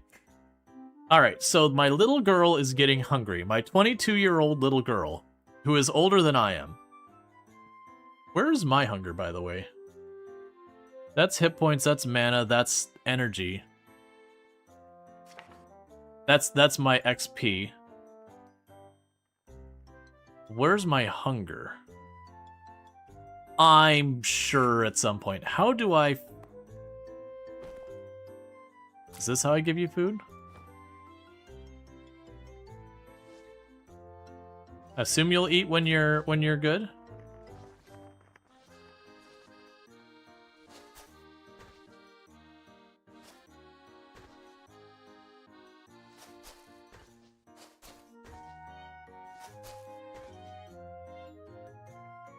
Oh yeah, they did say they get the food if they're in chests. We can do that here in a minute. I think 4 will be enough. I'm also noticing that as the Ultima Online thing where if I click just a short distance in front of me, I walk, but if I click way out there, we run. Alright, so it tells me that the pig is a formidable foe. So maybe we don't attack the pig right away. I've learned my lesson from these kinds of games in the past, where you'll be like, it's just a pig. It'll be fine. And then the pig utterly demolishes you.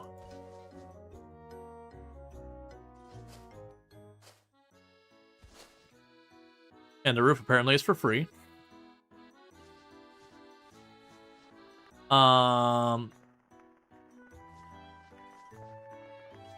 Yeah, no, exactly. Kenji has the exact same thing. Looks like your house is finished. Congratulations. Now, you don't have to worry about staying out in the open exposed to the wind and the rain. Now, let me explain a little bit about houses. The appearance and function of a house you build can be customized by using house boards. Also, when you divide the space inside of the house with walls, you can create rooms. Each room can be customized using room boards. It's not too much, or let's see, it's not much, but I'll give you a house plate and a room plate. Customize your new house to the heart's content.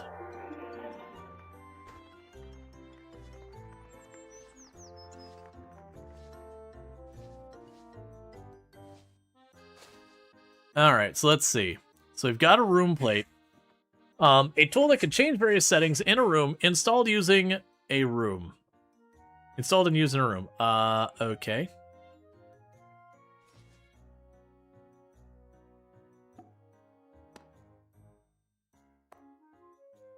So it can be public, private, or resident only. We can change the name. Always show windows. Atrium. Oh, yeah, okay. Limit height. Change group.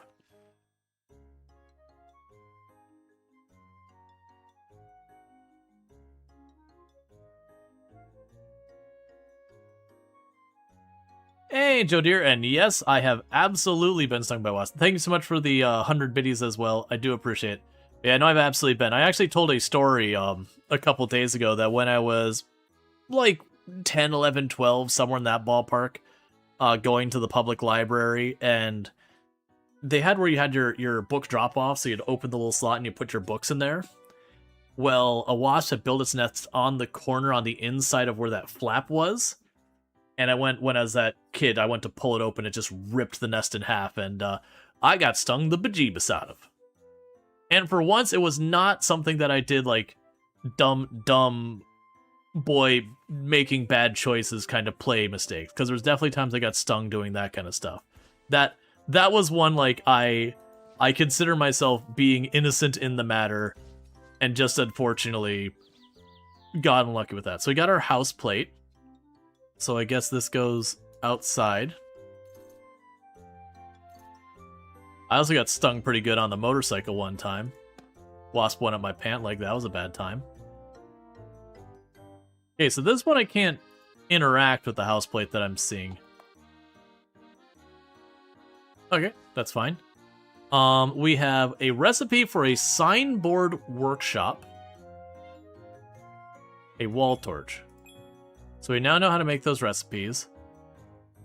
Oh, I guess we'll have traits down over here. So you still marked as hungry. So I'm going to assume that giving you the berries does not work.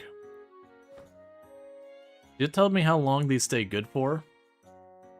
Does not.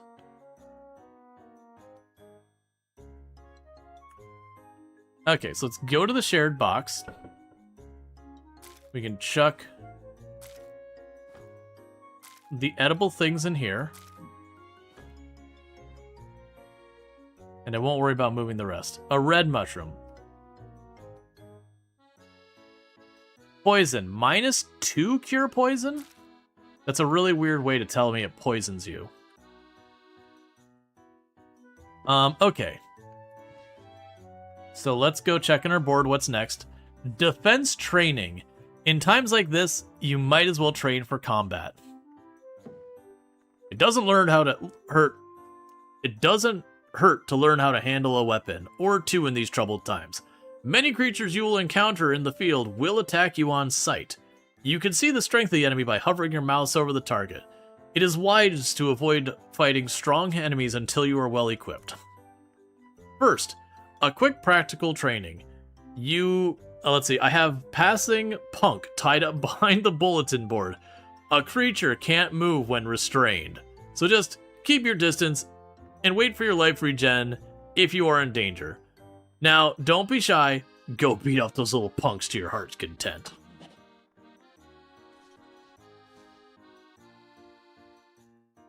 I'm pretty sure you just hanged someone. Okay. Don't mind me, I'm going to equip my axe for no discernible reason. A punk, fair, has higher ground. Oh no, he's got higher ground, he's definitely gonna win. I guess I'm just attacking the punk. Oh, combat. Did you say FAQ? Oh no, he was cursing. So we have turned him into liquid. I don't feel very great about what we've just done.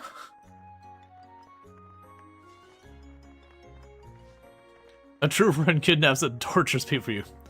That's one of the most disturbing training dummies I've ever seen. It's like, yeah, it's a punk. It's like, not a criminal. It's like, nah, this kid was just annoying. I didn't like him. Well done, stupid enemies like punks are not scary only because they launch simple attacks. However, there are enemies that attack from range, or enemies that have troublesome abilities if you attack them directly. The next training target will be a wild boar. Again, I had one tied up behind the bulletin board. Like the punk, the wild boar is a simple opponent, but the fighting ability of wild animals cannot be underestimated. If you set up a close encounter, you're probably going to get hit in the back. For such an opponent, long-range attacks are essential. I'll give you several tools you can use to defeat the boar with some ingenuity. Remember, items can be thrown. It hurts like a wasp fly around you and then doing something outside.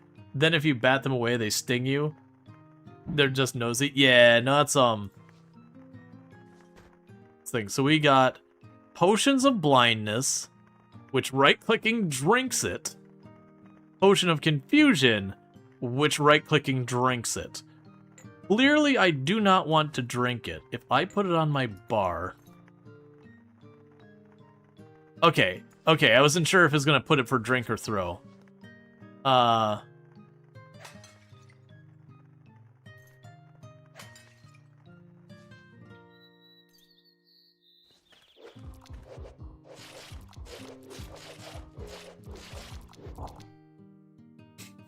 The fact that it leaves nothing behind, that we utterly annihilate it. Oh, I guess maybe those bones are what it was?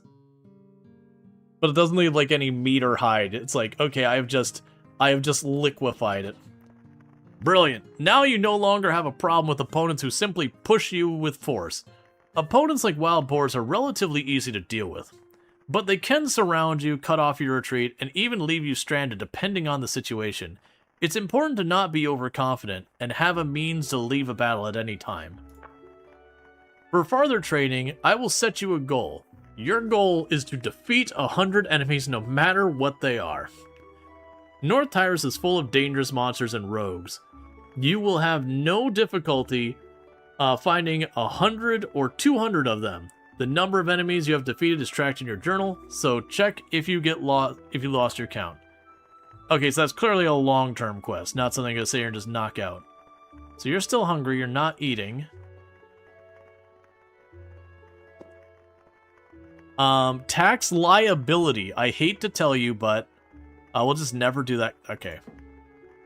It pains me to dampen your enthusiasm as you're eager to settle in your new home.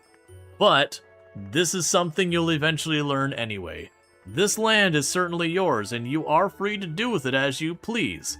However, as long as it exists within the territory of Massalia, every asset on your land, down to the last head of livestock, must be recorded in the tax ledger. You will regularly receive tax bills, and be warned, those who fall behind on their taxes face a grim fate. Well, it's not going to be a while yet. Don't worry for now, just keep developing your home. You have learned of your tax obligations. First, you have to wait until you receive your first tax bill. Yeah, as long as you land within the territory of Massalia, it's like, so it sounds like we need the proletariat uprising to take down the powers so we can form a anarchistic autocracy. You know, that's what it sounds like we just need. Okay, well, I guess that was that. Frontier Inspector, there's someone I want you to meet. You've come at a good time. I haven't mentioned this, but it's customary to have a Frontier Inspector in Massalia colonies. Inspect may sound strict, but no need to worry. They're more like helpers who assist in the land's development. Well, if you prefer to live freely without the unnecessary meddling, I can arrange things in Massalia for you. The choice is yours. Sure, keep tutorializing me. I want help from a Frontier Inspector. I thought you might say that. In fact, I've called in an excellent inspector. I know for your land. He's a bit of a difficult personality, but his work is solid. Allow me to introduce my friend, the finest Frontier Inspector in Massalia, Loitel. What is this? A promising land where coins will be flying everywhere, you said. So, I came. Did I mishear? This is nothing but an unprepared, godforsaken, bloody wilderness. I demand a proper explanation, Ashland. I'm a busy man. What's the meaning of this? Why have you called me this wilderness full of grass and rocks? Ah, Loitel. Perhaps your weary journey has clouded your eyes.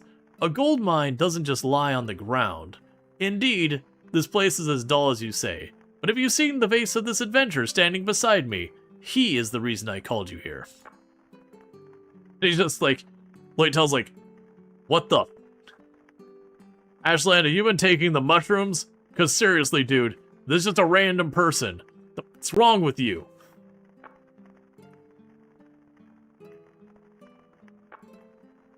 Everyone has an awkward silence. You're telling me that this clueless adventurer is your gold mine? That's right. If you insist so much, I suppose I could take the job. I'm not particularly enthusiastic, but I owe you and Fia a great deal. But good grief, this is really just a wild land as far as the eye can see. Normally, one would prepare adequately before embarking on a new land, you know? Ahem. Well, adventurer, you got that?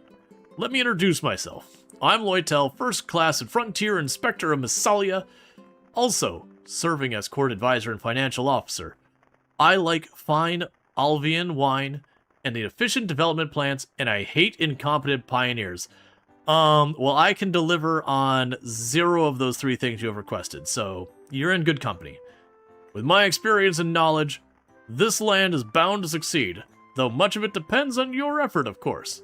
Well, do your best. Loitel might seem stern, but he's sincere. He'll certainly aid your land's development. If you're unsure about anything regarding the management of your home or life on Tyrus, he's the one to consult. I gained a point in karma. A random person who simply bores are a sufficient significant danger. The fact that I look at the little girl next to me and she is considered formidable opponent by comparison to me.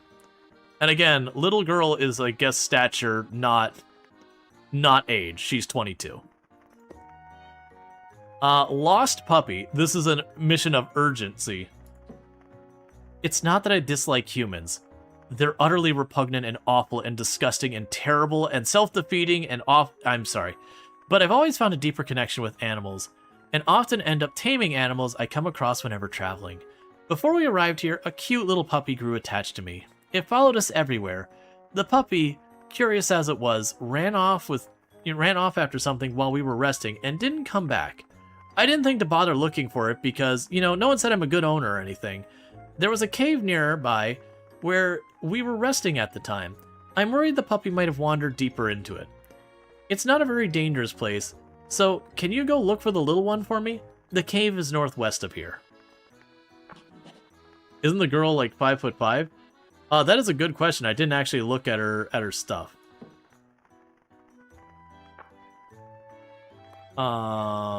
Trade. There we go. Whatever 167 centimeters is. I actually have no idea where that lands on anything. That feels like it's relatively tall. Like, not tall, but like barely above average height. But this is me trying to mentally convert centimeters to inches without doing the math. So, I could be off by a lot. 180 is roughly 6 feet. And how much they say it was? Okay, like 5.48 feet. Yeah, roughly 5 feet 4 inches. That's pretty standard.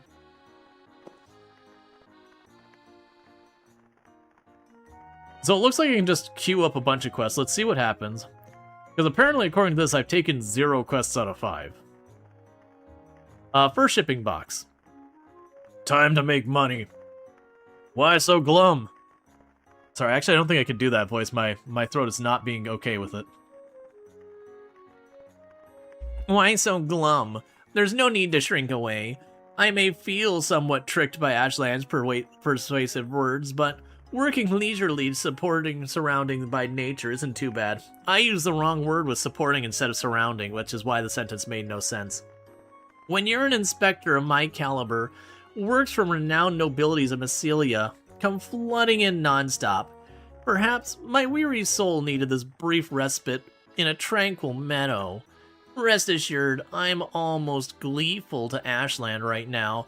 I've always wanted to live on the dirt and sleep on the ground and not have food on hand. These are things I definitely desire versus, my fine wine.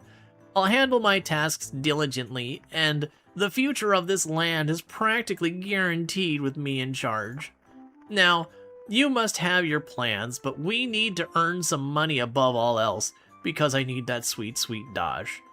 Abundant funds are essential for the development of a new land. Hot baths, plush beds, and the scent of sweet wine are not what you need right now. But I definitely need those. First, we enrich this land from its roots. The quickest way to earn money is to ship items in a shipping box. We call this the Stardew Valley method. Once you it's actually Harvest Moon did it first, but that's besides the point. Once you can cultivate fields and harvest crops, it'll become a steady income. Huh? What's the look? It's almost as if you never heard of a shipping box before. Really? You don't know what a shipping box is? F my life. What a revelation. There's no shipping box on this land. Is this some sort of primitive era? Here, I'll give you the materials to make one. Craft a shipping box from the workbench and set it on the ground. And remember to use Palulu wood I gave you. The shipping box must have the chic and elegant color of Palulu wood. I won't tolerate anything less. It offends my aesthetic sense. Oh, don't worry about your aesthetic sense. You're going to be living in a house made out of grass. In case you didn't know, you can click on the ingredient icon on the crafting screen to change the ingredient. Okay. So I need to go to this. We need to choose a shipping chest. Oh. Yeah, so you left that on the ground. I didn't pick it up. There we go. Alright, so shipping ingredient. We have the Palulu logs. Everything else is good.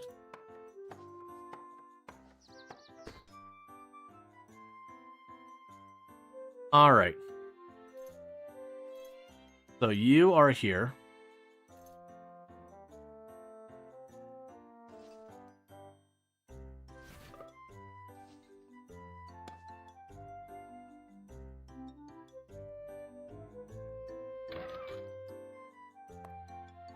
Gotcha. So I guess now I talk to you.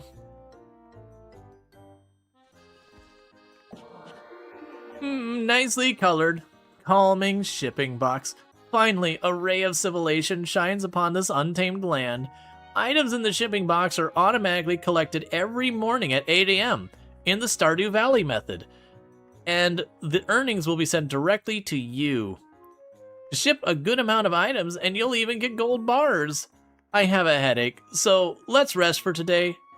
But try throwing some items in there. Can you actually attack him? I can. He's only formidable versus they're overmatched. Okay. Feel like exploring. Ours is such a big continent. Once you get used to living here, you may want to go outside and explore the surrounding area. If you go southeast from here, you'll find a cave called Namail. Monsters there shouldn't be so dangerous, at least in shallow layers. And there's something that concerns me there. Are you interested in exploring the cave? Before you go out to explore, I'll give you some scrolls. The Scroll of Evacuation allows you to go and empty your bowels in immediate notice for your medical procedures. I mean, allows you to leave Nephia and return to the surface. The Scroll of Return will transfer you to the lowest level of Nephia you have visited or to your home. Both these tools are indispensable for adventure. Make the most of them.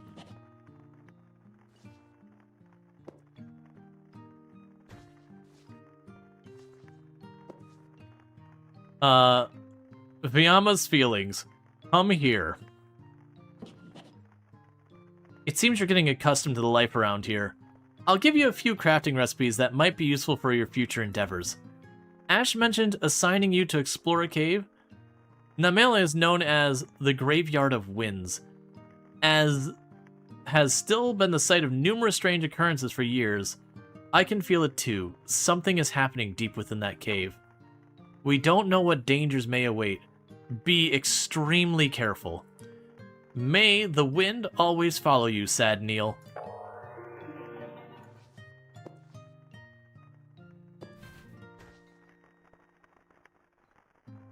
Alright, so we got a recipe for stonecutter, a recipe for a drafting table, a recipe for a mason's table, and we got a scroll of evacuation, a scroll of return. Lecture I'll teach you. Before you head to Namail, here's something I want to teach you. You'll eventually find some locked chests in dungeon. You need a lockpick to open them. Once you place a chest at your feet, try opening it with a lockpick.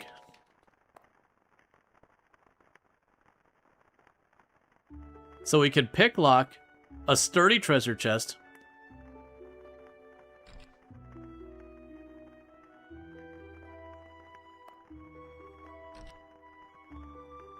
Let's see. You give up on the sturdy chest. The lock is too difficult. You give up on opening the sturdy chest.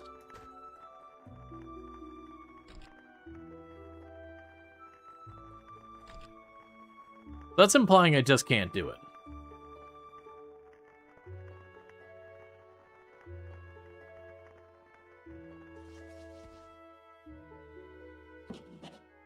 It won't open? Yes, that's because I've carefully locked that chest. Even if you have a lockpick, you can't open if your skill is too low. Remember that. You can have a lockpick, you can have the lockpick and chest. When you become Seasoned Adventurer, you'll surely find its contents within useful. But be quick, they're all perishable. Most of it's dairy. Oh, I'm too weak to move it. I picked it up and it says, "You are squashed." Alright, so they finally stopped throwing more quests at me. That's kind of harsh, tutorial. She did place that chest right under your feet, huh? Yep. Okay. So. Shipping container. I have no idea what we do and don't want here.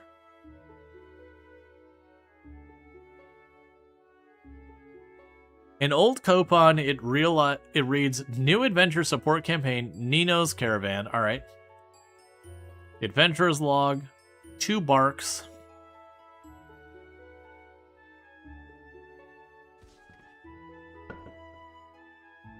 Okay, so let's put the logs in here. Put the seeds and herbs in here.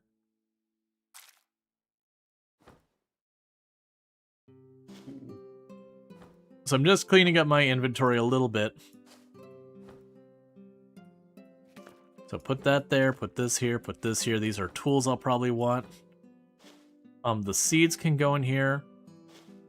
The grass branch can go in there. We have that. More resources for crafting. Granite pebbles. Edible flour. Yeah, so we got that to cure bleeding. I'll keep that with us right now. Okay. So we have requested to look to the northwest for the Puppy's Cave. You're hungry and you still haven't eaten yet. Thank you for the follow. Welcome to the stream. Alright, how feed little girl? Let's try it this way. Huh? If you insist, this one's nice. So did that make you like me more? No, our affinity is still -2.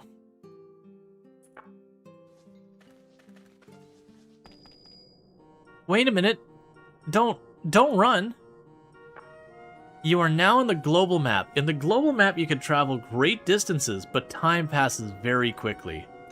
You will starve to death if you do not have enough food, and conditions such as poison progress rapidly.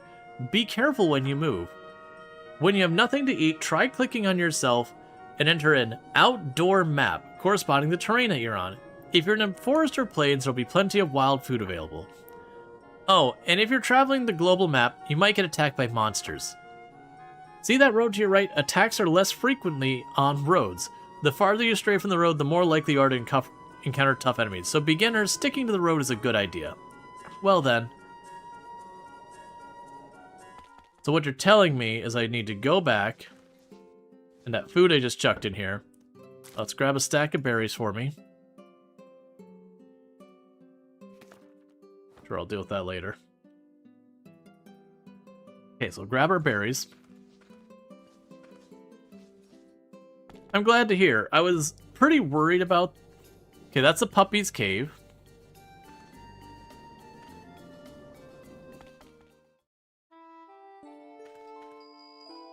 Huh? You're exploring a cave already? You're becoming like a real adventurer.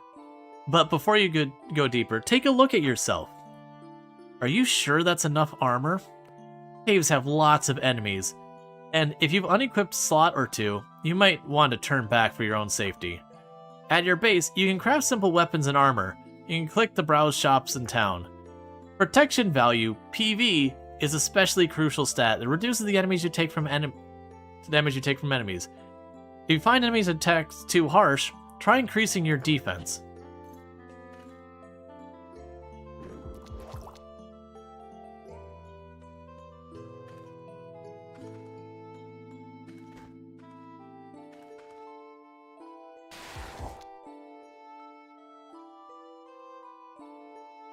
Let's see. Agadeath, little girl, smashes the snail and severely wounds it. Did she cast lightning on it? Because neither of us took damage. Oh, weird. I think I used mana?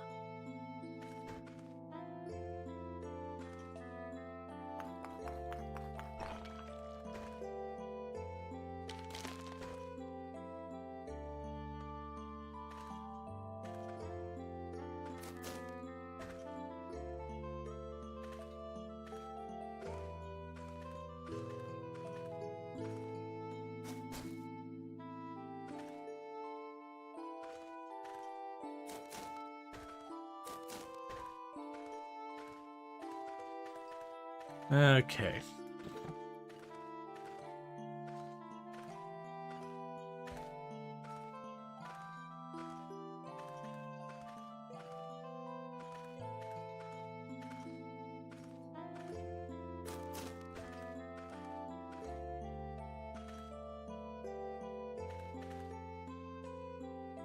floating eye that is formidable.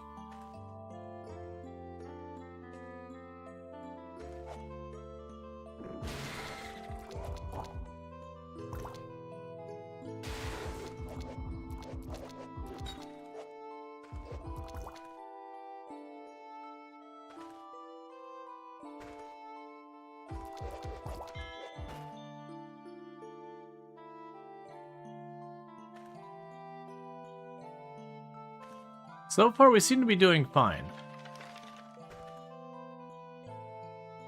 The little girl's carrying you a bit, I think? Yeah, she is tanking.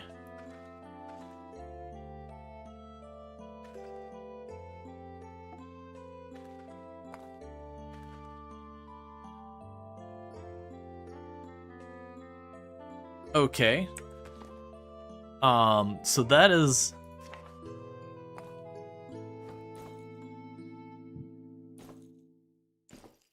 a stone robe. That is an upgrade so far as our equipment goes.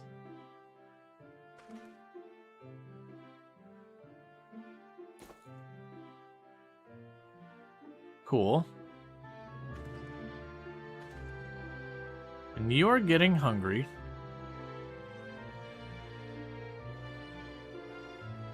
So let's grab some of these berries.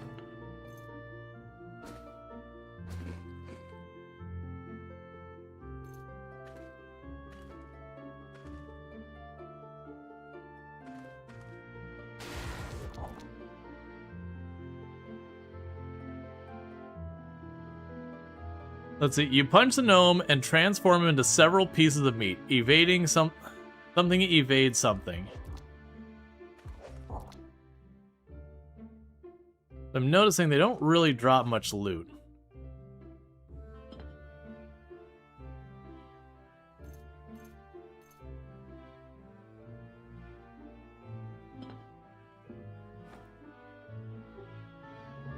Okay, put on a pair of shoes that grants you darkness resistance.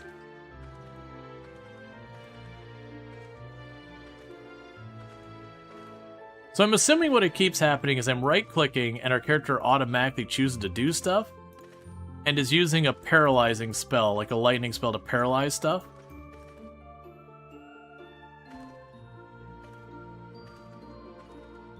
And then meanwhile, me and the little girl are just running up and then just abusing things.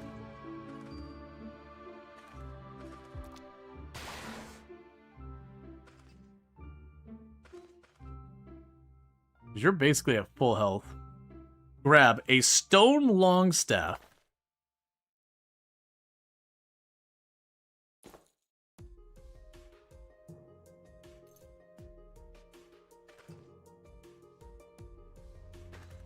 A runic scroll. Identify to reveal more about this item. I'll deal with that later. A thin rod. A short wand filled with magic. You can deal with that later. Right now we don't have magic powers much, so...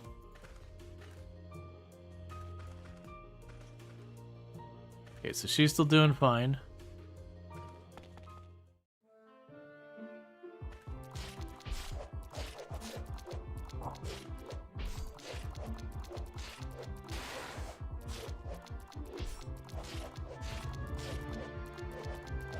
It's not really hurting us back that I see.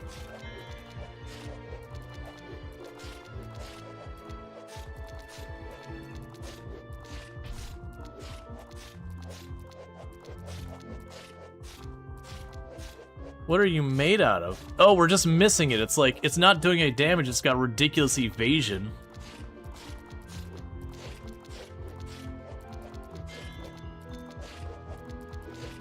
Like, it's not even tanking most of it, it's just dodging. Okay. So, we did take a couple hit points of damage, and so did she. We are officially hungry now.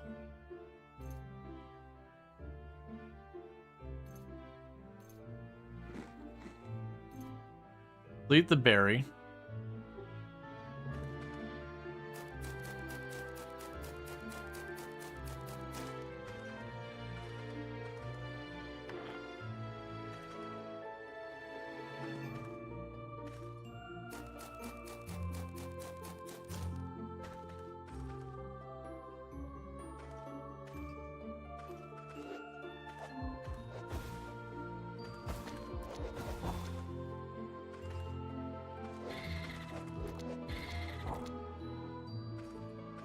So far, we seem to be doing just fine for the combat.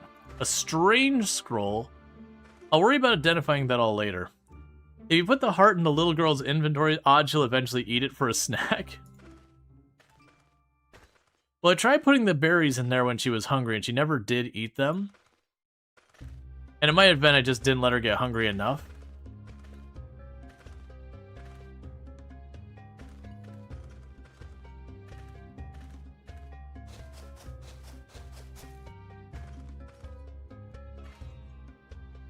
What do you think the pet girl is carrying?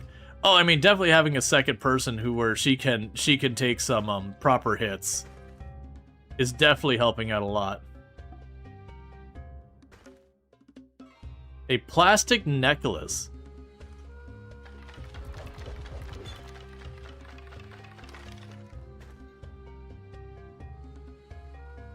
A meat of electric cloud.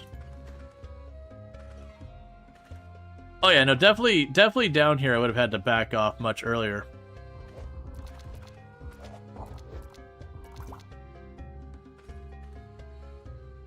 Wasn't for the little girl.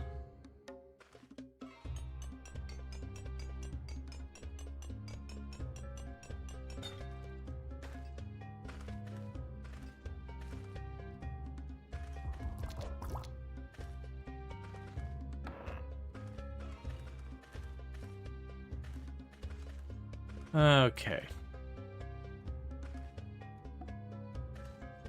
I can't get through the stalagmites.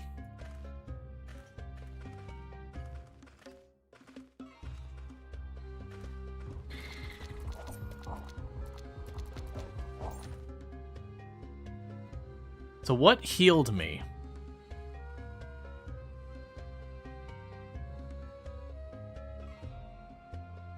Oh, okay, apparently I'll even bandage automatically. So I am using my consumables as needed and all that. That's interesting.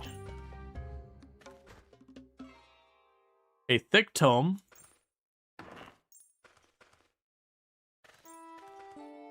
What is this? Oh, it's telling me the bandage is healing me over time. No, let me get away from it.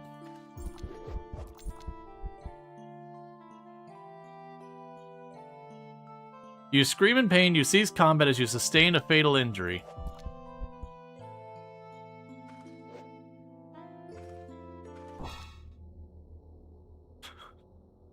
Well, so that went from everything going super easy to just death. You're about to buried. Crawl up, buried. I'm assuming buried means we die. Like, end of run.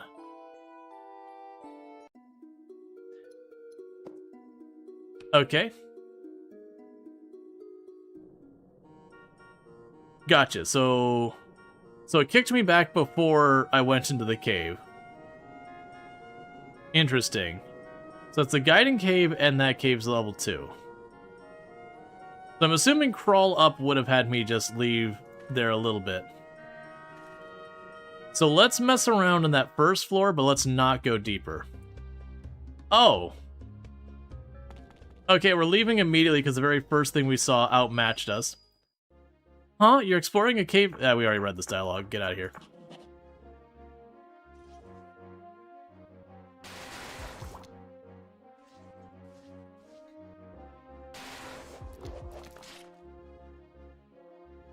But I don't want to attack the puppy. Little girl, save me, the puppy. Little girl, the puppy. The puppy is murdering me.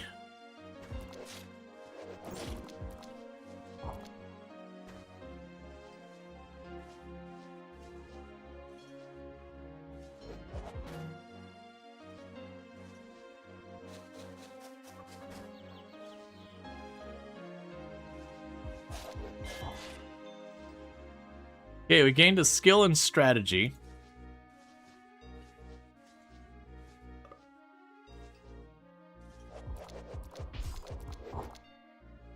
Oh, well, it was a hostile puppy. It attacked me. I I didn't choose to attack the puppy. It came after me. Its name turned red and it started moving after me.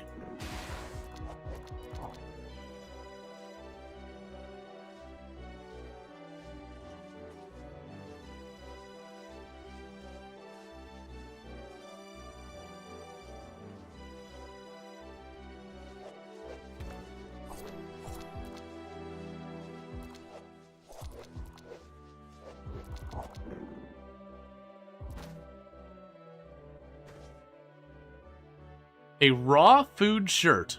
A decorative clothing that doesn't offer much protection. Why is it called a raw food shirt? Where are you going? Okay, chat, so bear with me. It does sound like my wife just got home. So I'm going to quickly run downstairs, welcome my wife home and all that, and I'll be back in just a couple minutes. But thank you again so much for tuning in. I'll be back in just a few minutes. All right, see you in a few.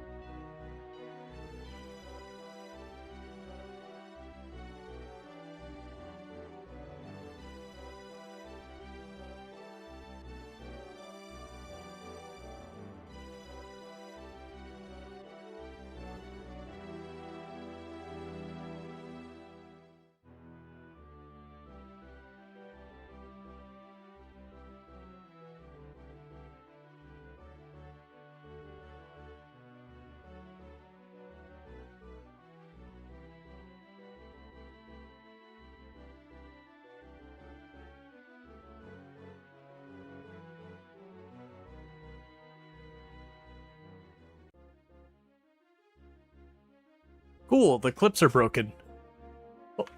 Hopefully that's not been stuck very long. Yeah. Yeah, no, it looks like the clips are broken. I'm sorry about that. Normally those clips run pretty smoothly. But yeah, so Tua's just getting home, so it's just welcoming her home and everything. Speaking about which, where are we at for the New Year's celebration stuff? Who are we up to for the New Year's? So we've reached the point where I missed a couple of New Year's calls. So the rest of Africa had New Year's about 2 hours ago, as well as Iceland. Most of Greenland has, at this point, had their New Year's, as well as it appears that Brazil just had their New Year's here in the last little bit. And then the next block will be basically the very, very, very, very northeast of the U.S., like Maine, and then the very kind of outside of Canada, as well as some of South America, and then we'll start getting to like properly like the East Coast U.S. and all that. Yeah, it was changing after the clip finishes, but you only got a screenshot basically. Yeah, I'll have to look at it. There's been a bunch of times with that like you have to turn on the performance stuff for performance stuff for Twitch, or not, the browser. That's what I'm looking for. There are times you need to turn it off. That's kind of just killing the stuff here because we're gaining XP and all that.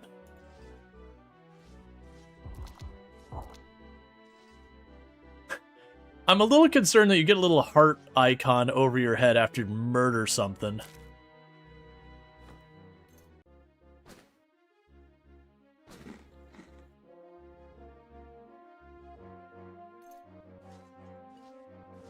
Okay.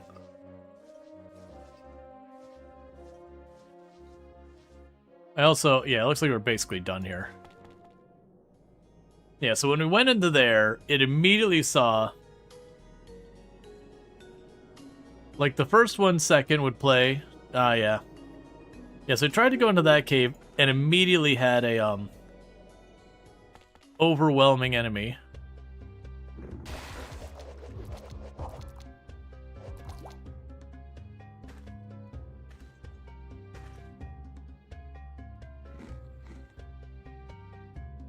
Grab a bewitched altar. We can put an offering at the bewitched altar.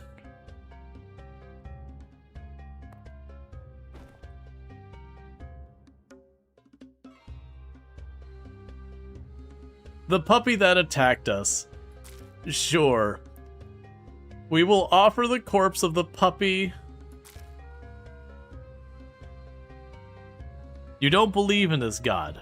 Oh, okay.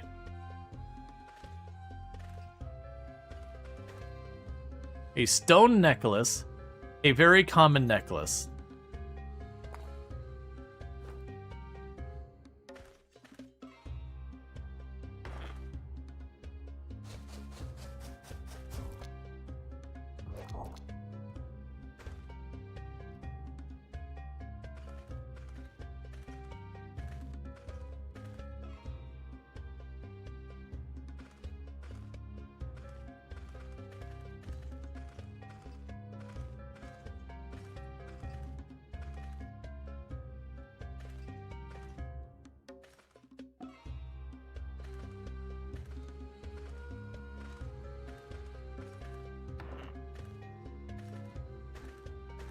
Okay, so we're just grabbing a bunch of...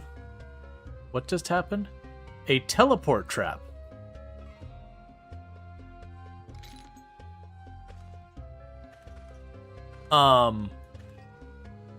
Something died.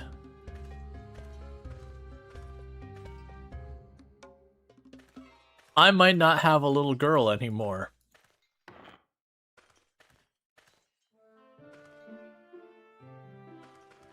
I think, no, she might actually be winning. Oh no, she's fine. Oh no, she's barely alive. Hang on. Let's go ahead and...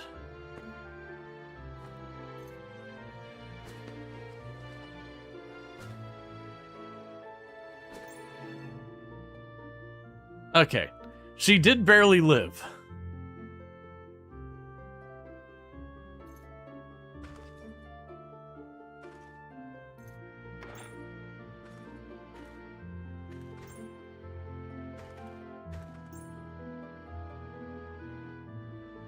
Okay, so we got an antidote, a bottle of blue liquid, a wand. Yeah, so if you missed what happened, she walked on there, she went to move, and hit a teleportation trap. And when she did, it teleported her someplace else, and I'm guessing she got attacked by stuff.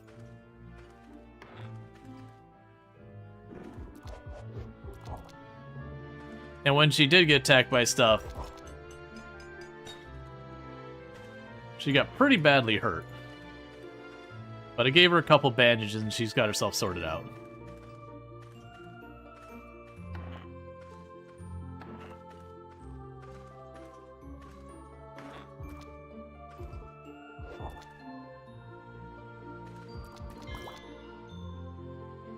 Okay, we gained our point in strategy.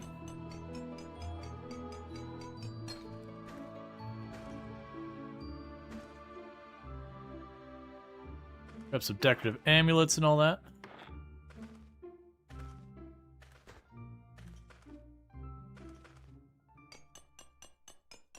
Okay.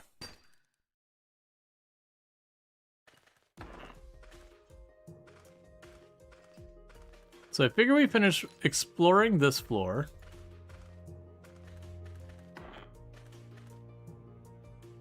An altar of healing.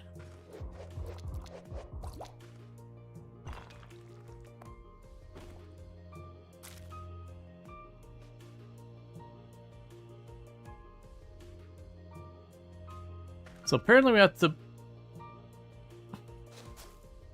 The screen just shook, which worries me.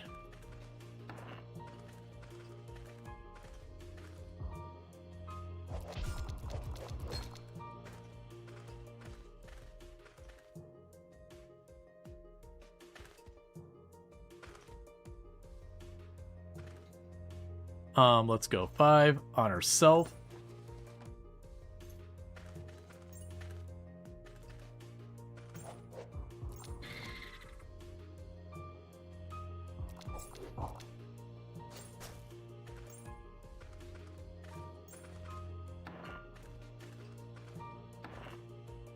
Oh, the doors close after a while. Okay, do we peek downstairs? We've explored this floor.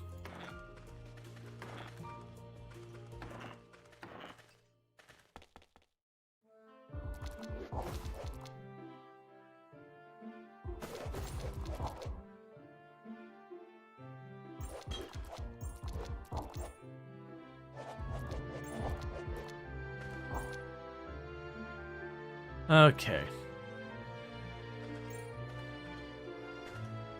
A wooden club.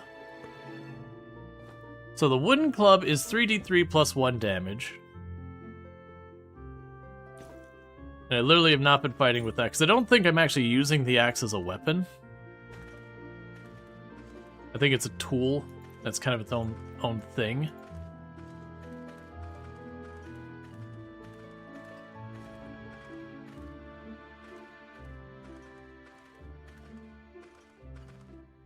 All right.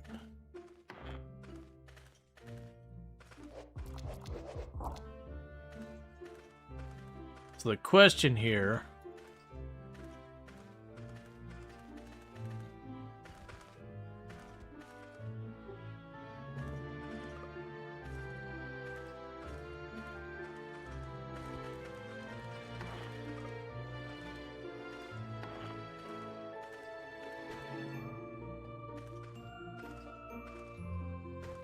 Give me a lot of goodies. I'm not having to fight for them, and it worries me.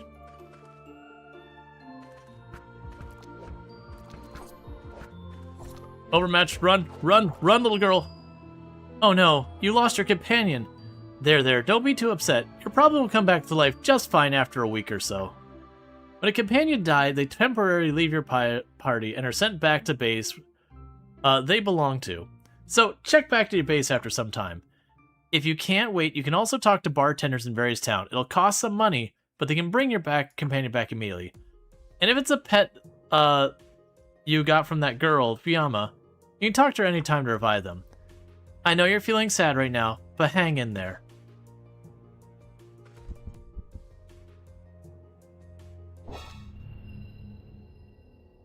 Well, I was too slow to use the scroll of evacuation.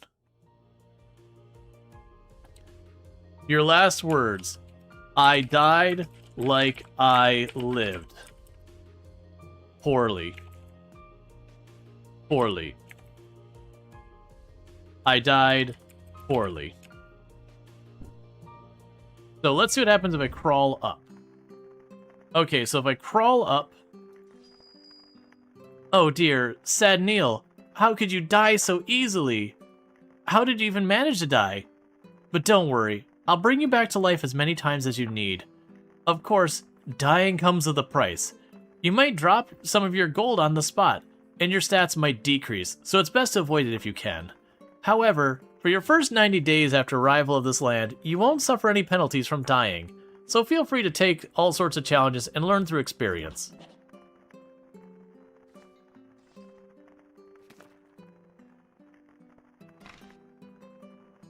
Let's see. Maybe the title of former... Maybe the title former hero was just a joke all along. Everything I believed was built on a lie. When I heard the sound of it all collapsing, I thought about leaving this world behind. But then for some reason, I was struck by the round, innocent eyes of Michan, a gluttonous seal. In them, I saw the glimpse of hope for a paradise. And so I decided to aim for the promised land. Just the two of us. Now I live off the land in a remote forest, preparing for my journey ahead. Who this letter written in a sleepless night will reach, I look forward to finding out. Lutz, the former hero of the remote forest. Okay, so the little girl is no longer going to carry us because she is currently non-existent. So, you know, that's probably not great for her. Thank you, wifey. I love you.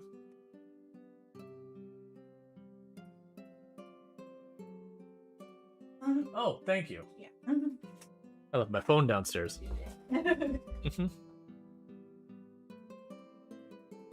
Okay. So the little girl got riggedy wrecked.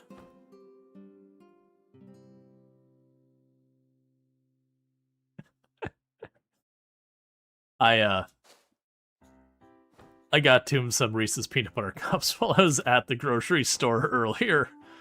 And so I just hear from the other room, she's like, "There's chocolate!" You're welcome. Alright,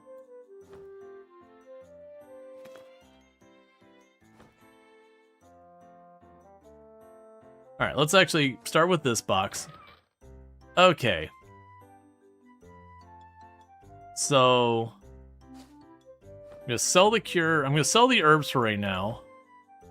Well, they're edible. Like, that's kind of the thing we're at. Here, you can have the burnable trash. I'm sure you want that. We have the plastic robe.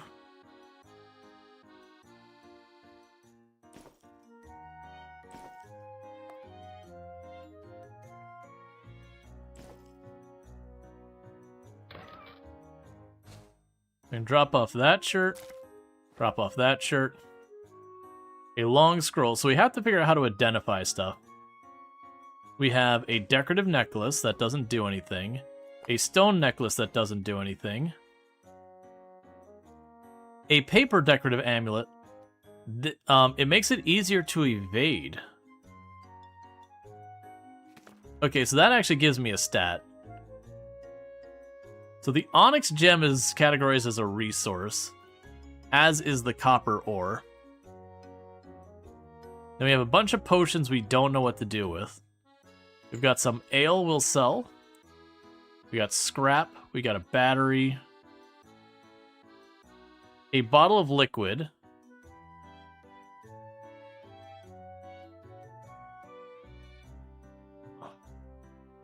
That just is a bottle of liquid. The other ones say I need to identify them. This one doesn't give me a thing, so we just sell the bottle of liquid. And apparently we're going to have to learn how to identify stuff. Because I got a ton of stuff here. A platinum coin. A rare and highly valued coin.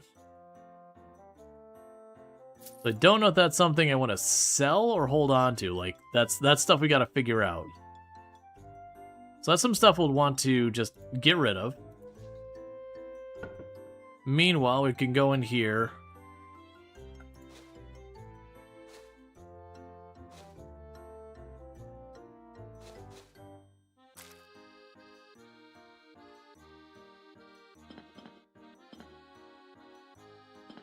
It's like all the scrap and everything. That's the scroll of return.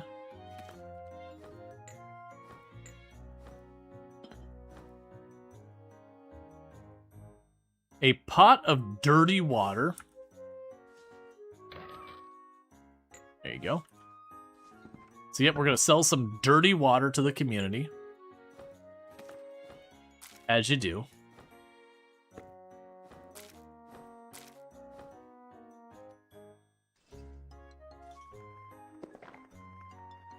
Let's see. Pioneer Spirit, come here for a moment. What's that outfit are you? Are you taking the frontier business lightly? I don't scold serious pioneers, but I absolutely despise those who treat the frontier as a game of fanciful dream. Those without commitment are to leave this land, no questions asked. So, I was about to teach you the essence of farming, but with that nearly naked getup, you're hardly fit for farm work. Your attitude has raised doubts in my mind. So first, I need to test your potential as a pioneer. Craft a hoe and a shovel on your own. Once you manage to put those together, these two farming tools, come back to talk to me. Well, you're just insulting my clothing. There's got to be a way.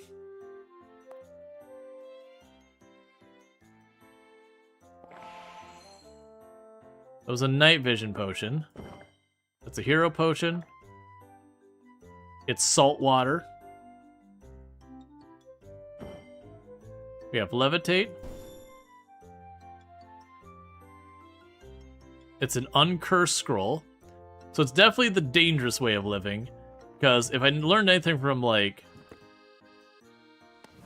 net hacking those, eating random things you find out in the world, or not just like drinking potions all without any consideration, not a smart way to live any real length of time. Okay. Oh, I need firewood. Then grab the wood from in here. There should be logs in here, right? Did I not have logs? That's fine, we can get ourselves some logs.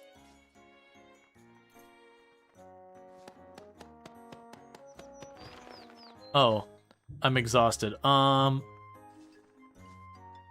Let's go inside real fast and take a nap.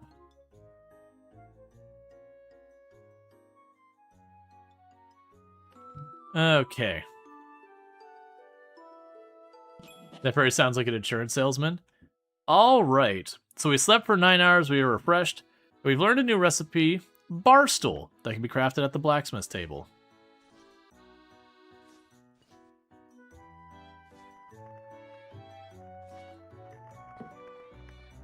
The pet I gave you came back to me hurt.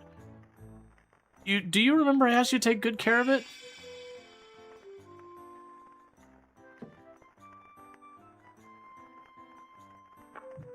Look, it's not my fault. Have you made a bed for the house yet? No, but I should. Alright, so we've got you. Okay, so I have the logs on me. We have resin. We have bark. Okay. You want me to make a hoe and a shovel. Look, man. So it looks like I gotta have a lot of stuff to make here. So we can make the sawmill. Or not, I need some granite stone. What's the musical note mean over you?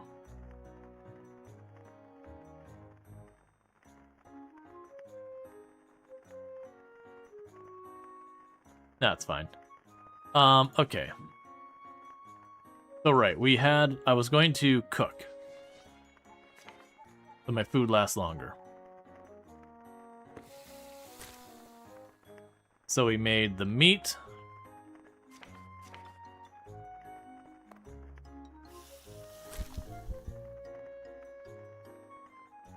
And apparently, cooking was nearly lethal to me because I just burned up all my stamina. I kept cooking throughout that time. So let's go back inside and go right back to rest.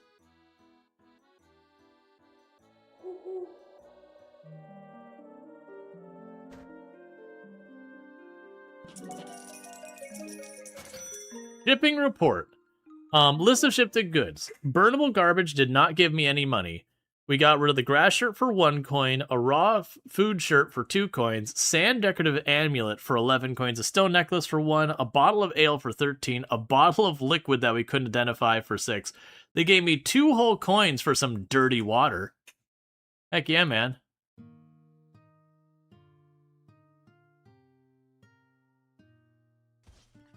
Okay, what would it take for me to make a bed? I need some leaves.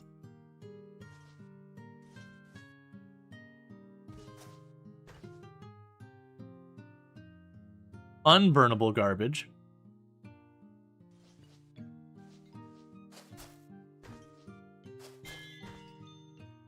Gathering skill 3.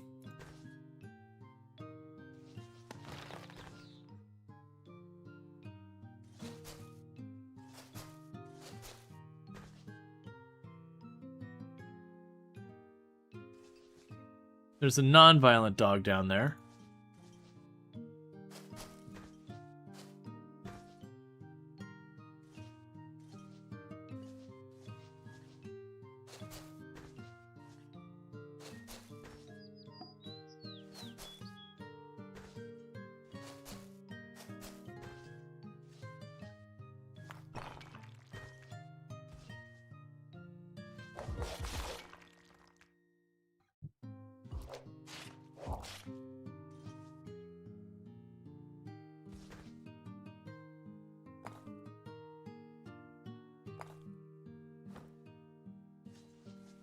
Okay. So even though we were considered outmatched, we did manage to kill the turkey. The makeshift bed.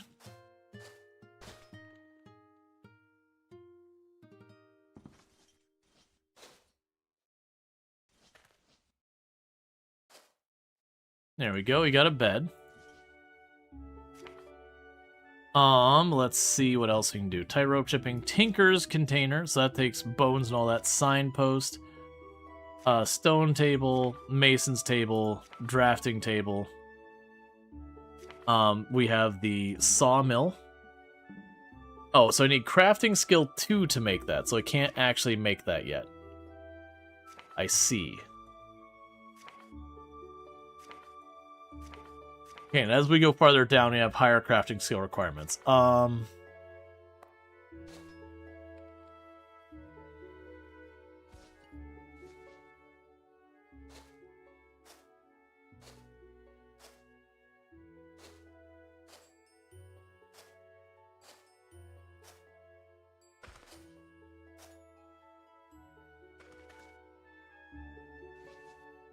Okay, so I made that.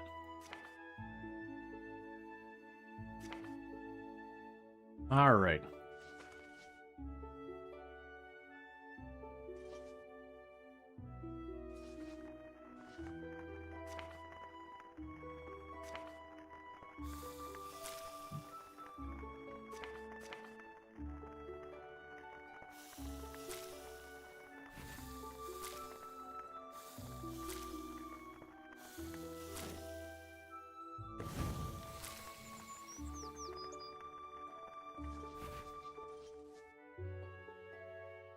Okay.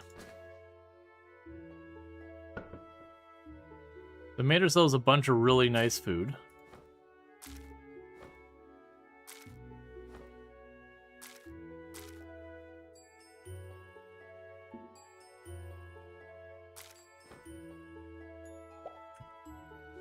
Okay, so we've got all that going.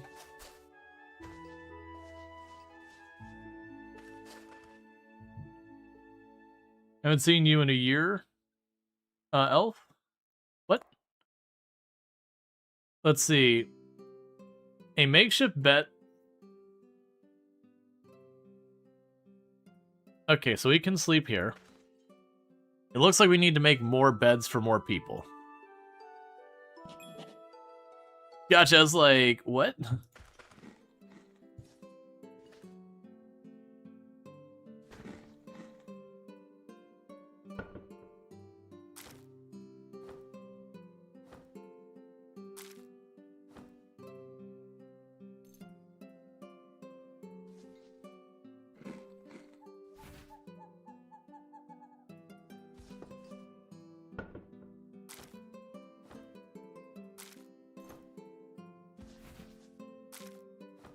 Okay, 6.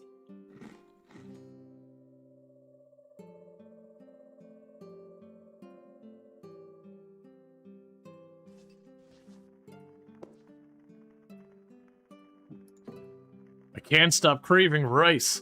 Please, let me eat an onigiri until I'm full. We decline that for now because I have no idea what's going to take to do that. Okay, so what we need to do now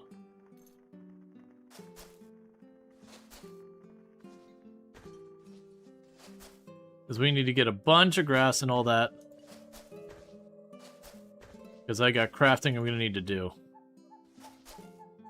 So what type of game is this? This is a sandbox game. If you think of a game like Kenshi, it's in that kind of vein of games. Where there's like some survival crafting elements to it, but you explore the world and the world just punches you in the face. Pretty much everything you do has some stat you're gaining.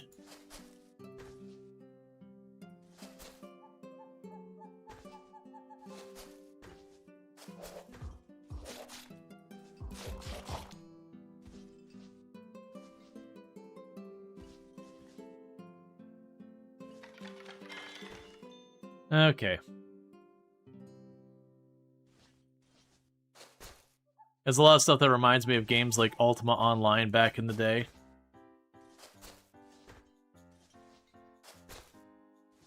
But apparently do like some city building too. It's been pretty interesting so far.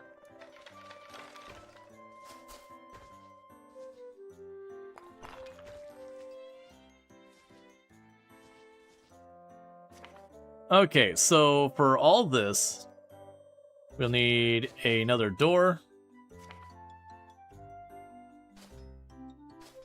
2 more wall segments.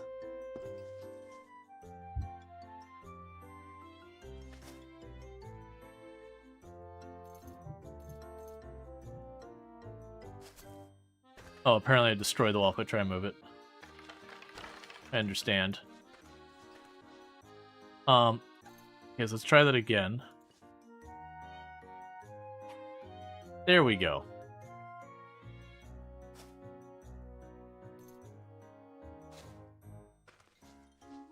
We'll start working on getting a second house. Just need lots and lots of grass. Or leaves, sorry, not grass.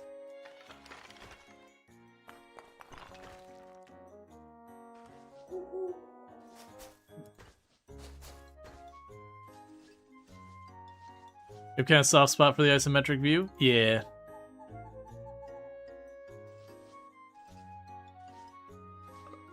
We might have to leave the town to go collect some grass someplace else.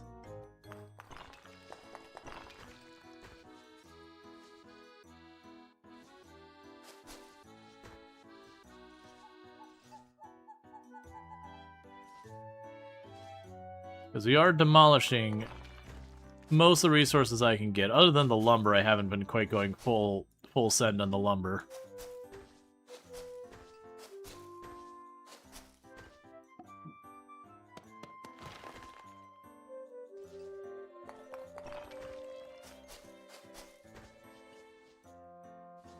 Okay.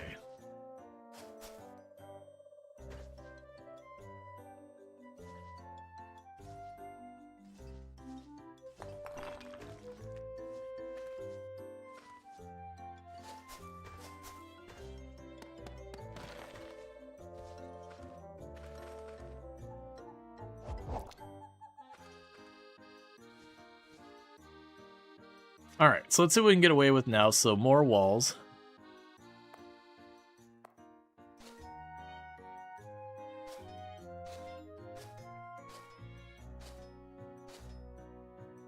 Let's see where 9 walls leaves us.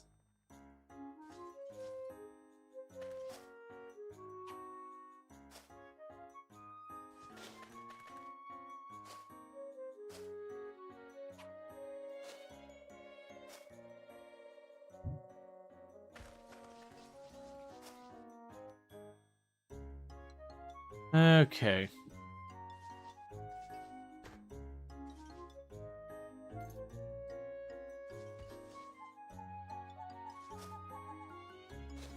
We can deal with that later. But if we get a couple more pieces of grass, then I can make another bed in there.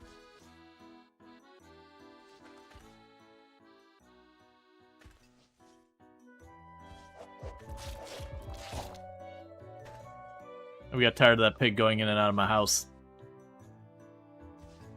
Oh yeah, WASD movement? Gotcha. That's honestly probably way nicer.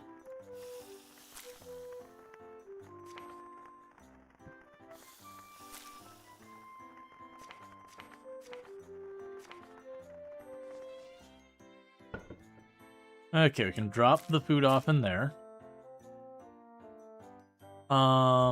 Part of me wishes there's like a quick stack all kind of thing.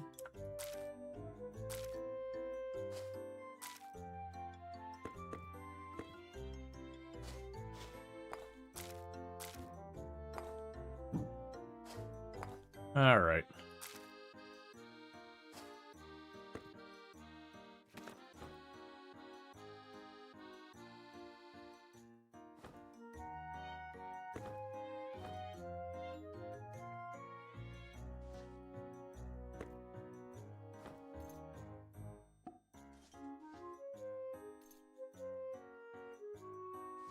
Okay, let's put the magic wand away for right now. So I don't know what else to do with it. Okay, so we're doing pretty okay with all that.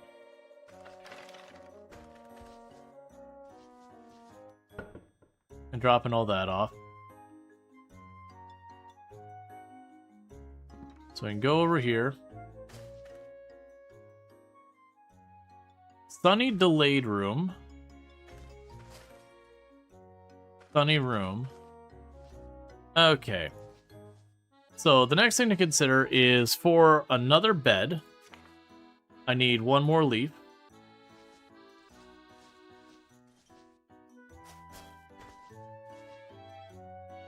It is good that it looks like a bunch of the grass and that comes back pretty quick. Don't have to fuss with it too much.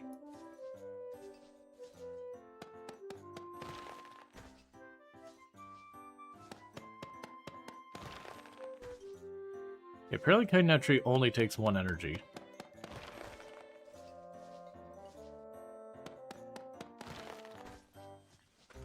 So just knock down some trees and all that, clear the area. Okay, so let's put some of this away. Our inventory is full here. I'm gonna go ahead and grab this and we'll just eat it to get rid of it.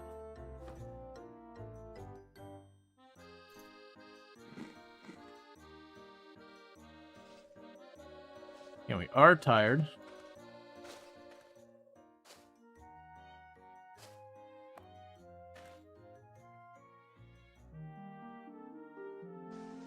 Did you say sorry, sorry, and then wow when I took the bed from him?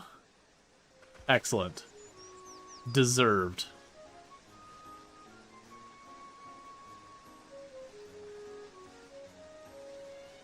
I'm trying to enjoy my life here.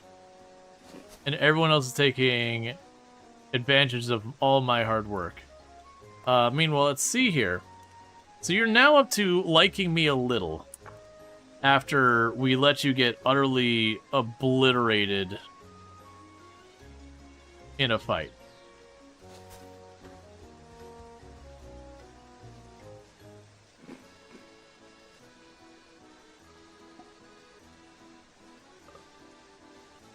What I want Congratulations, you've earned a feat point. Huh? You don't know about feats? Feats are special traits you have, like being really fast or super strong. You can earn them by using feat points. You see the blue feather icon on the bottom right of your screen? When you perform actions and grow, the gauge fills up. Once it's full, you earn a feat point. Click on the gauge to see the list of feats you can acquire. Choose the ones you think will be most useful for you. You can also save feat points if you don't need anything specific right now. It's a good strategy to save them for later. Note that some feats have prerequisites. For example, gourmet feat won't appear unless you've learned the cooking skill. Okay. So I assume that's under character? Skills, profile, trait, resistances, enchantment, note, strategy.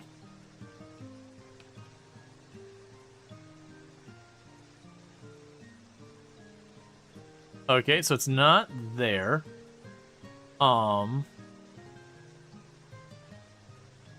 New entry has been added to our adventure log.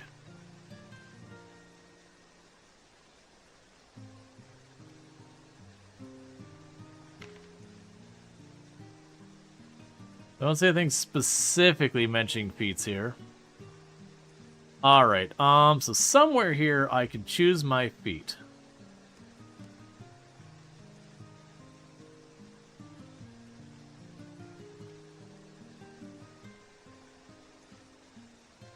Alright.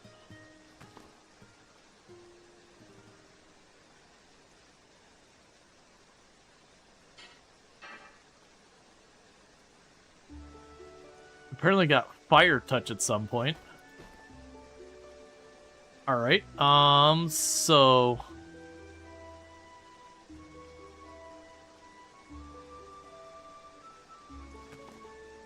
It definitely feels like something that would be under the character sheet that we would choose somewhere in here to gain feats. You think you could click on the blue feather? Ah, I see. Okay, so the feats we have: general feats, apprentice aesthetic, practicing assessment strengthens your life force. Oh, so it says, yeah, so we get 4 life, 4 mana, 4 vigor, 4 PV, and 4 DV. Okay, so that's like your ability to take a hit, and that's your ability to avoid a hit. Quick Sleeper, increased stamina recovery while sleeping. Chance of learning a new recipe is increased while sleeping. Body Mutation, you grow a new body part. Party Animal, you get a thing. Oh good, been a while since I've played, you couldn't remember for sure. Defender, learn Taunt and have Taunt range. Gourmet 2 will allow me to add seasoning slot to some recipes. Available feats: skill, more evasion, more martial arts, more faith. Main attribute feats: more strength and 10% higher base potential, more dexterity, more endurance, more perception, more learning, more magic, more will. Sexy, you learn sexy poses, adds charisma, luck, or chasing speed. Okay. So I don't know what +1 body parts does. That's because we chose the chaos one where I guess we get more body parts and all that. So I'm going to choose the +1 body parts. Would you like to get a body part? Yes. You've acquired a new feat, Body Mutation. Okay. So let's look at our character sheet. That's still not our character sheet. Let's look at our character sheet and see. You are without definite shape, +1 body parts. Because with the, getting feat from feats.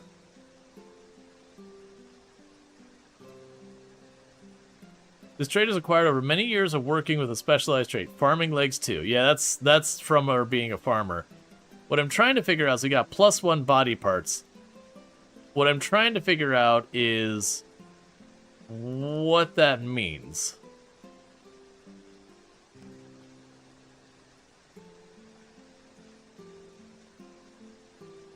Yeah, we had fewer body parts and we gained body parts. So I'm not fully clear what it means to gain body parts. It's another slot for equipment. Oh. Oh, okay, I see. So we got feet. And I didn't have feet before.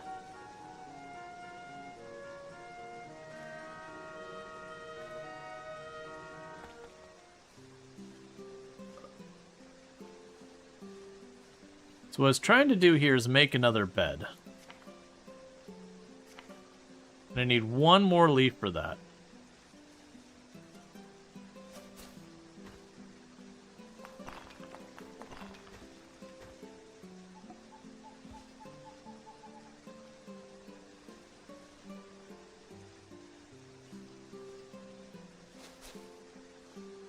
Okay.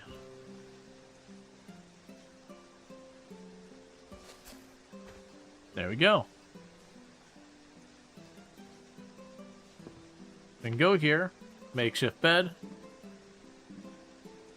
Did I not just literally gain a leaf right then? Ah, I see. If I chuck them all in here, they just have to be combined in the stack. It doesn't matter what stack.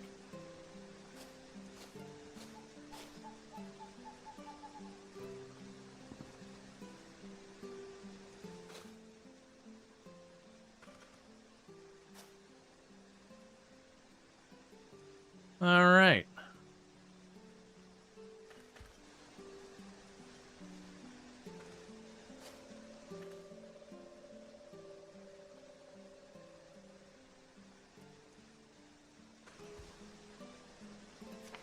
So do I need a plaque, whatever? All right, so the sawmill I need crafting 2. That was the reason I was like, let me make another bed. So it should be 9 to fully floor that room. I'm basically doing this to gain crafting skill.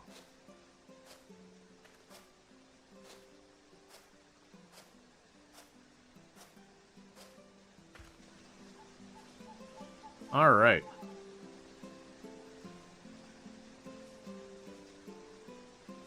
Well, I guess in the moment we'll go ahead and we'll grab some food to take for the road.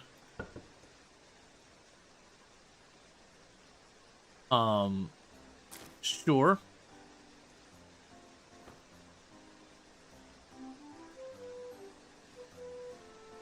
We'll go and kill some more enemies and do that, because it's definitely the kind of game where you keep fighting.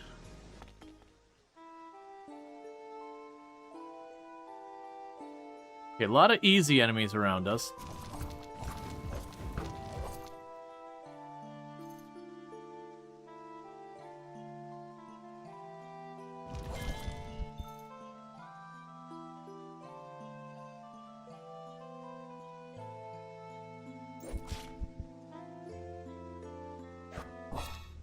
I was gonna say, I knew I had overstepped.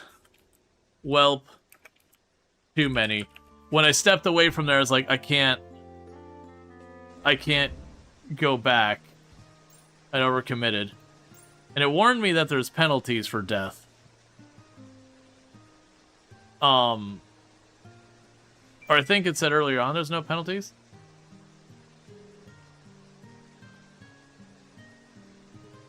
We're hick.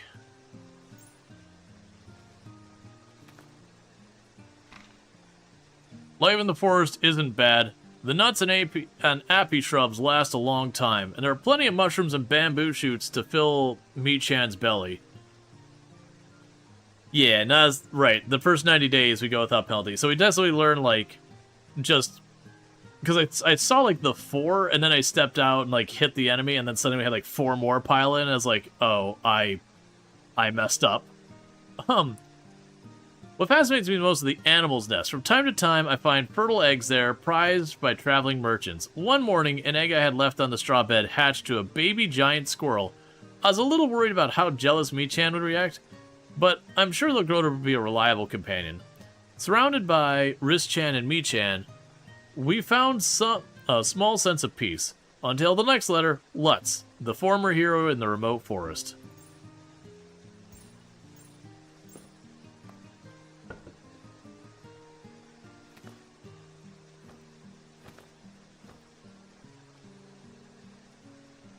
Okay. You see these letters? I don't want them. You can have them.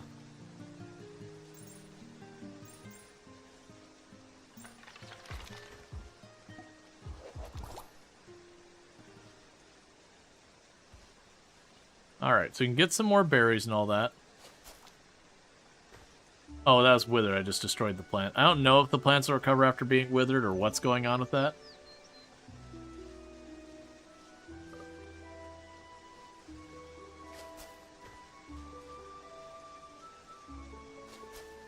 Okay.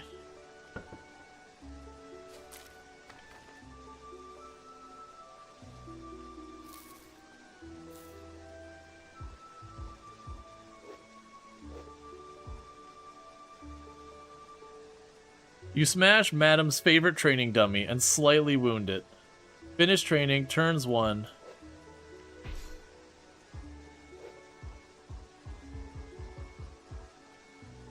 Oh, I'm hurting myself because I'm out of stamina. Let's not do it that way.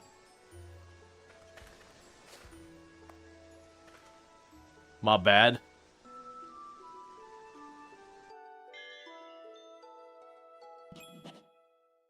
Alright.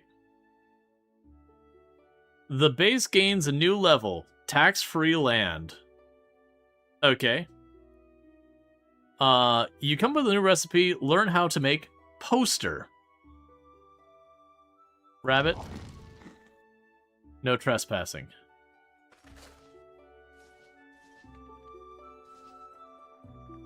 What's that symbol mean?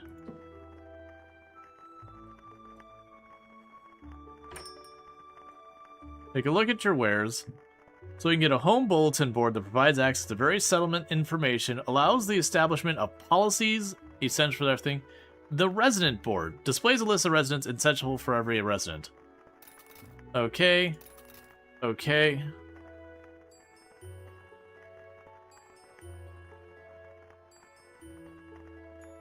Watch fire. Containing instruction for item crafting.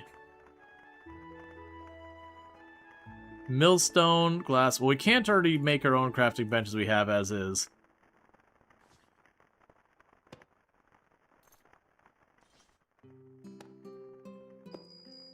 Here's a list of residents at your base. Do you see the briefcase icons by next thing? If you hover over that, you can see the hobbies and jobs. Residents have various jobs. Some improve security or fertility of your base. Others will produce valuable items. However, if the environment isn't right, the residents won't do their jobs. Jobs shown in yellow are currently impossible to perform. Usually, if you place the right furniture for a job in your base, they'll start working.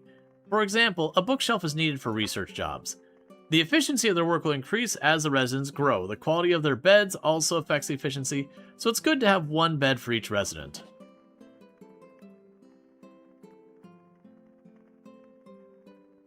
So, Sad Neil, we're apparently cleaning and meditation. The Frontier Inspector can do administration, and if we get a farm side, would do gardening. And we get a lumberjack sign and a bookshelf, then the little girl can do her stuff.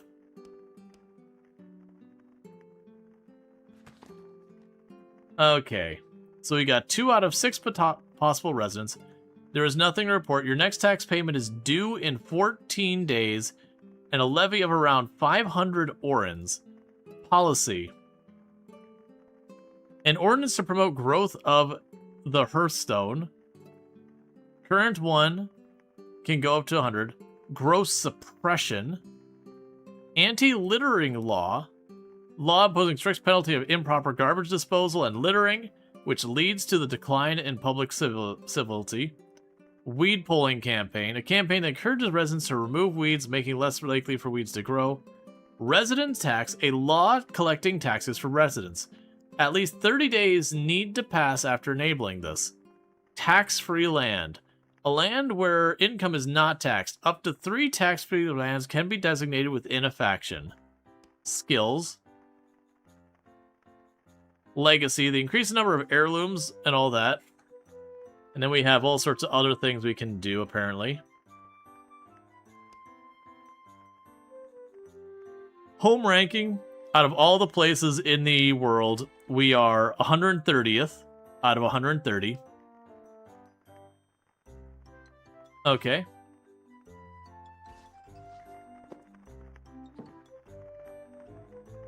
Right, so... You wanted me to make a hoe and all that. But thus far, we haven't had the option to do so. So sawmill's what we probably want to work on, but that's going to require me to get another point in crafting, which is going to require me to craft more things. I think realistically for that to be done, we will just need to like keep collecting leaves and all that kind of stuff.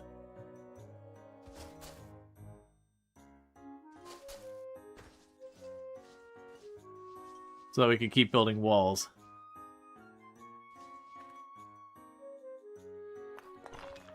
There's a little room for improvement for ranking, correct.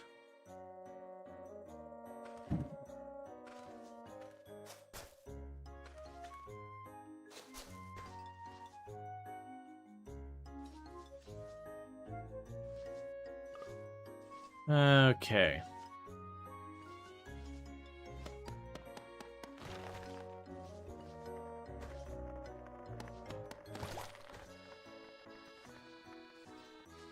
Oh, interesting. When I cut that tree down, a slime fell out of it.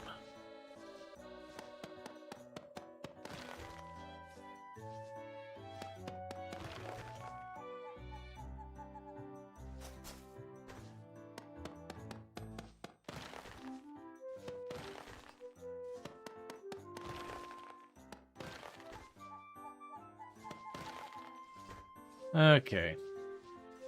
So we're just demolishing everything on the property. Complete clean sweep. Other than the berry bushes. We're keeping those.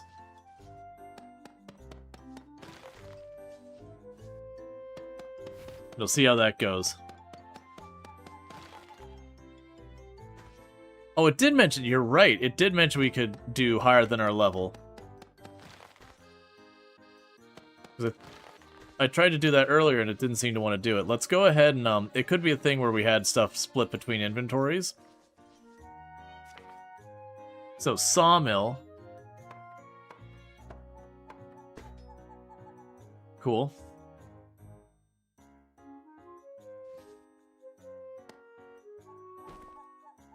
So you can make planks and sticks. Alright. So I would need string to make a fishing rod, which I'm just making because I can, and we'll toss it in here for right now.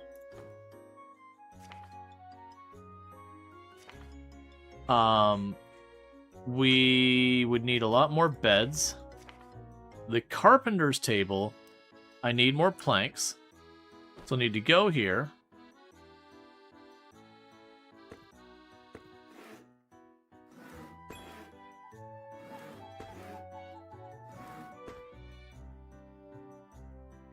And we made some planks. We make the carpenter's table.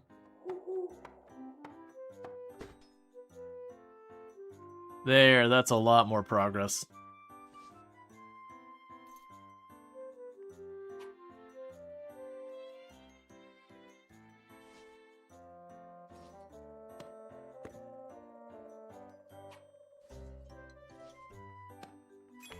Okay. Alright, so that we can make a whole lot of things from desks to waste box to compost box. We can make a wooden sword, for example. It is made of cedar, is categorized as exterior.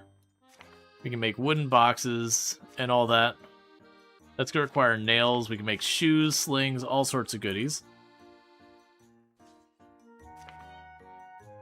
So we can make... We already have a shipping test.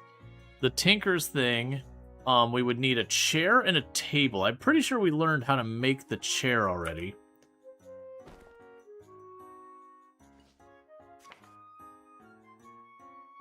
We just gotta remember where that was.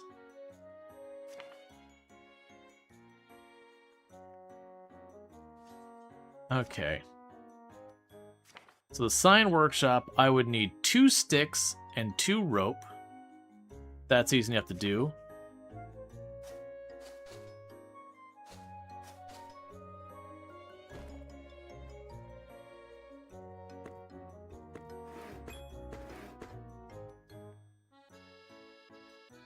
Alright, before we build more, we are getting tired. We're working on making our base a little bit nicer.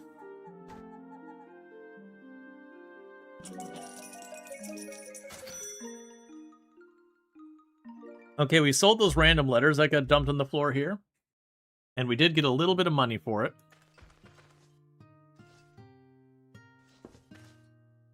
Okay. So we're both hungry right now.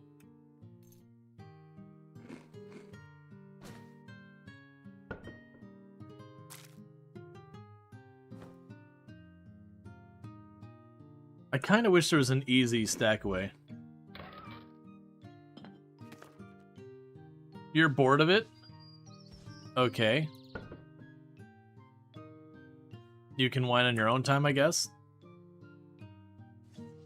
Alright. So that was for the sign table. So we'll get the sign table made.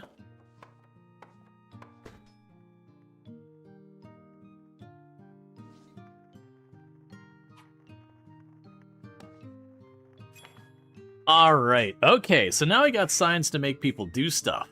That's what I want to see. Alright, so let's check on our residence sign. So if we make a lumberjack sign and a gardening sign, we can get some stuff going.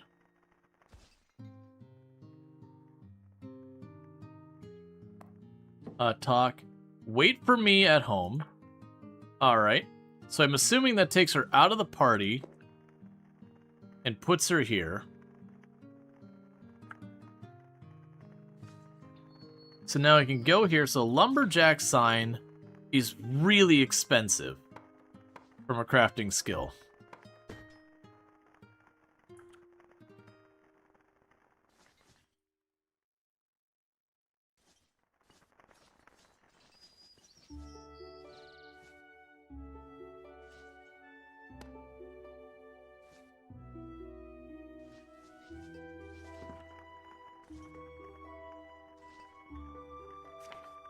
And then you need a gardening sign. Which I am not... Was it a gardening sign? Okay, so she will produce log 68% as an amateur lumberjack. Farm sign. So you need a farm sign. Okay, let's go ahead and do that. That way my people living here work.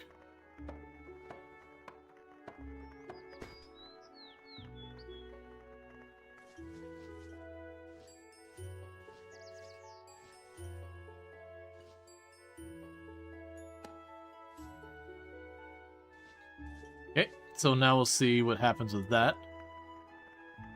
Alright. So, requirement for a farm sign alike. Soil +1, emergency rations +1 fixed value. Does not count towards residential total. So, yeah, it does mark them both as having a bed. Okay, so you also need a bookshelf or alike for a hobby. Do we have the ability to make anything like a bookshelf now? I don't believe we do. Okay, so stonecutter. We would need nails. I can't make nails. Mason. That requires cut stone, which requires a cut stone. Stone cutter. Yeah, okay, so I can't do these ones until I figure out how to make nails. Let's go take a look at our bench here. We don't have that ability here. Oh, did I not make the Tinker's bench? Tinker's bench. Right, I needed a chair. I don't think I have the ability to make the chair with what we're looking at. We've got the carpenter's table. And the sawmill. Well, I mean, I guess that counts as a chair, doesn't it?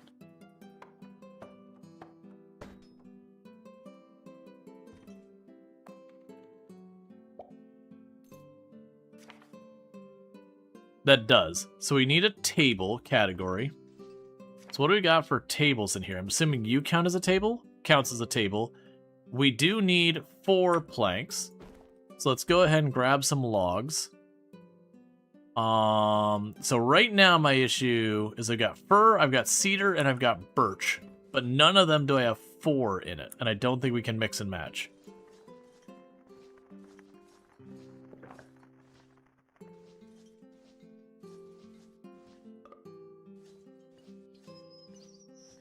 Okay.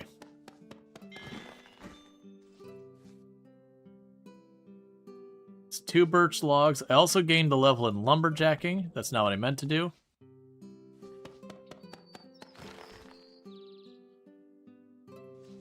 And, okay, that'll give me 5 of those. Now I could take the 5 here and saw those to make more equipment. Ashland gets drunk. Good for you, Ashland, I guess.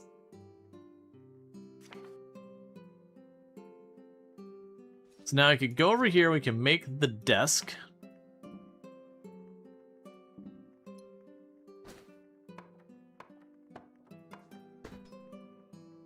And that lets me go over here and make the Tinker's table.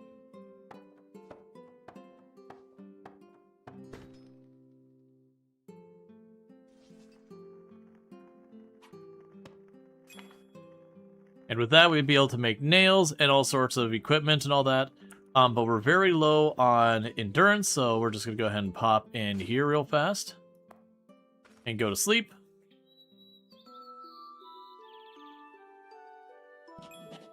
Alright, so we are very hungry because I'm not eating, which is a real problem. Where did... Oh, that's the wrong bench. Okay. Momentary panic where it's like, where did all my food go?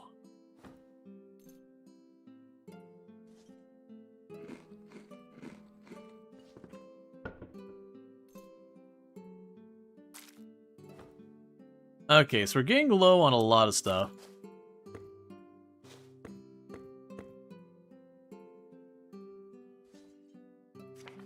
We're going to need another crate for putting materials in. So let's get that sorted out. So wooden box requires nails. Then go over here and nail.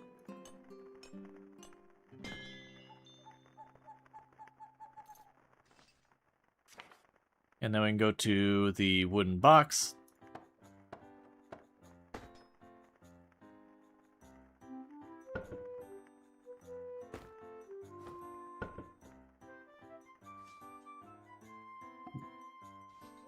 Is this not the thing I put down?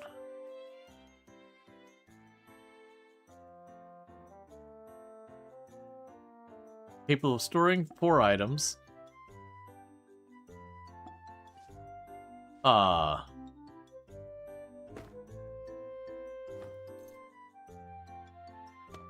There we go. And it is open for everyone to use.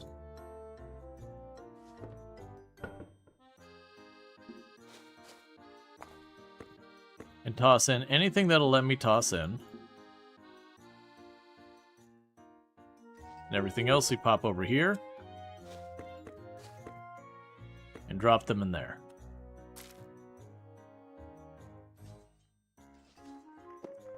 Okay.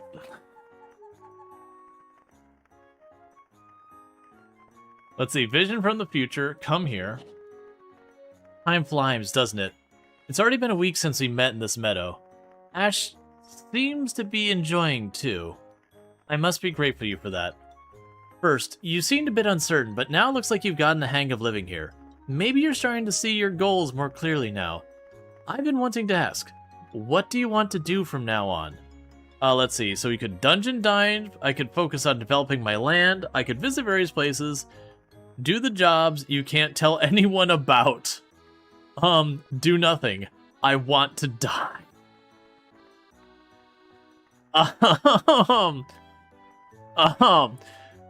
That's not great. Let's focus on developing the lands right now because I have no idea what I'm doing. I see. I want to focus on developing my land? That's very you kind of resolution. Speaking of which, I have something that's perfect for you. It's alright, do not hesitate.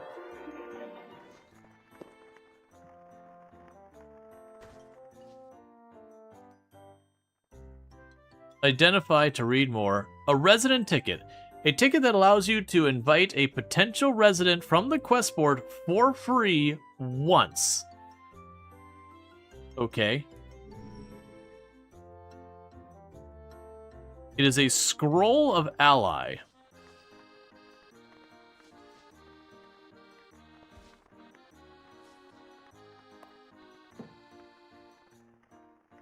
Wait for me at the meadow.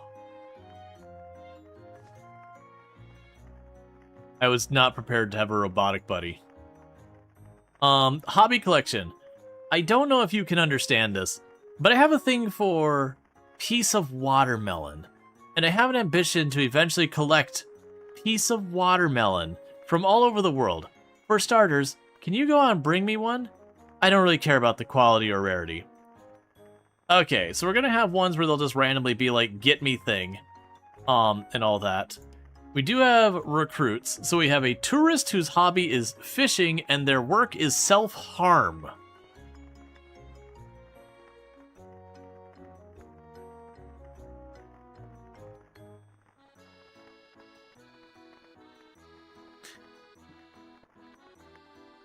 Ulto, we need to talk.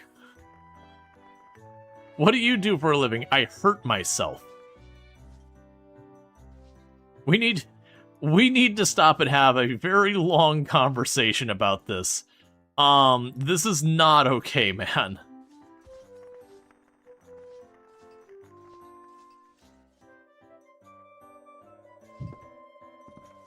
Alright, so let's see.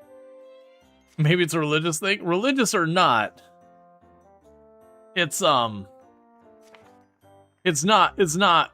great. There's not another really way to put it. It's not great. So let's make ourselves another nail.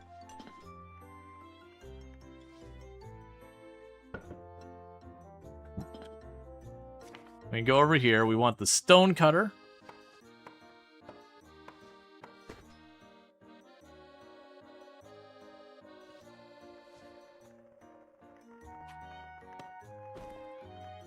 Safe to say, you put stones in, and they get cut. So that would make the mason's table next, so we gotta cut stone. So let's grab a stack of the stone. So we got granite stone. Do we really only have that many granite stone? I guess I've used a bunch, haven't I? I wasn't collecting it earlier on because I didn't notice it as early.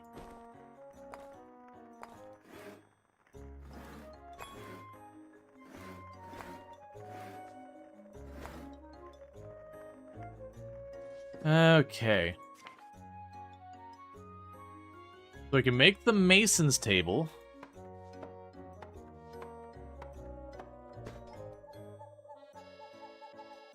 I'm kind of just right now going with the let's build all of the tables. Stone weapon, breastplate, all that. We have the optional rune. I mean, those I just literally need stones and all that, so that's good. Alright. Do you know the... Stop trying to tell me the same fairy tale. I've already heard it. Just the person. So, like, if I bring them into my town, is it just one of those things I have to come back every once in a while? They'll just be, like, horrifically maimed? They're like, what? It's my job. Okay, so that's going to be a bunch of materials. Those materials I'm probably going to have to go into... Yeah, we're running out of food. Okay, so I gotta cook.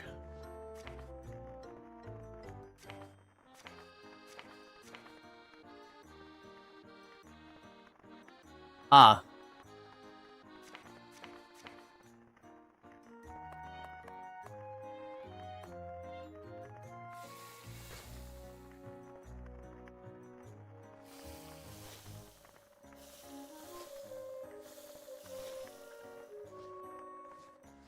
Alright, everyone, I got cooked grass for everybody. Get your cooked grass. Just like Mom used to make.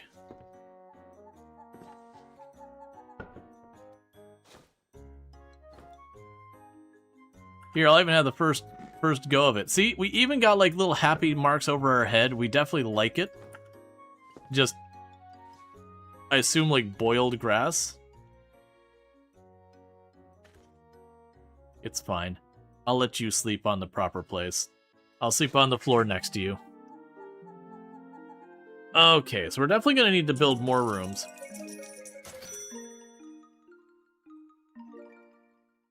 Alright.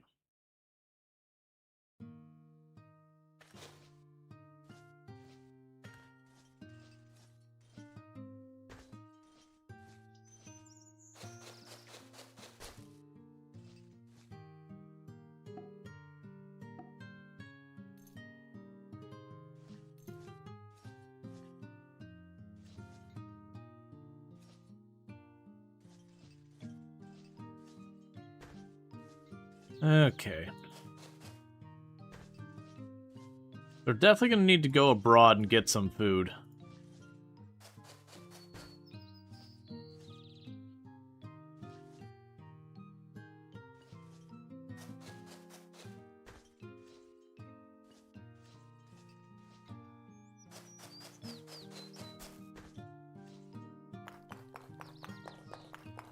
Okay. Something evades something.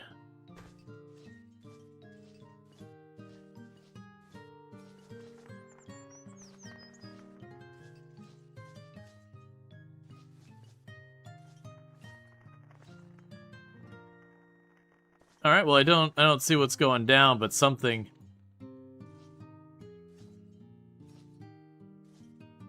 You were stunned by the face of a girl who is as beautiful as Elin.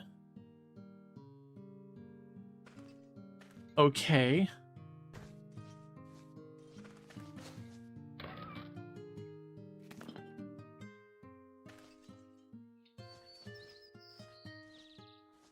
So let's drop stuff off.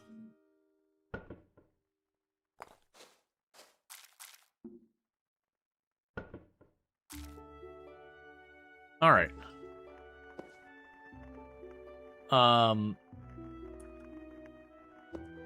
So you are a tourist. Your hobby is diary. You clean the home, okay, but you do need a bed, and you need a bookshelf. All right. So I think realistically, we gotta go in here and get some more supplies. I don't know how well she's doing at cutting down the wood and all that. We do have some more mushrooms and whatnot. Let's check here to see what we can cook.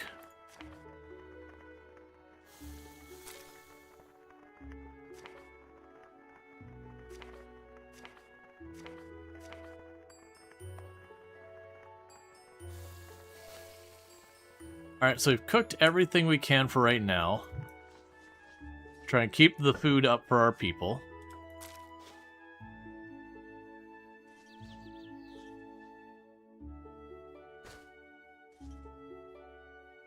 So you're a formidable animal on higher ground. Let's see. Here's someone tending to their weapons. Well, let's see here if we can't make ourselves a stone weapon of some kind. So a stone weapon requires a cedar, well, it requires sticks, string, and granite rocks. So string I can probably just make happen right now by just going, where are you at? String. Okay.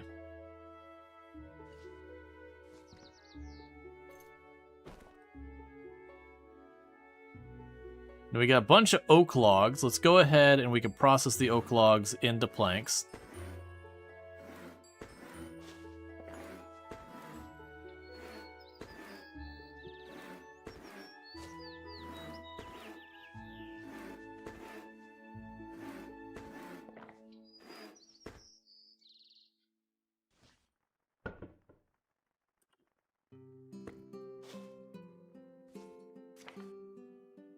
All right. And I need something to eat. Oh man, the food just disappears so fast. The best kind of stew? Absolutely. It's readily available. That makes it the best. We need to sleep to recover from our tiredness. And we're hungry again.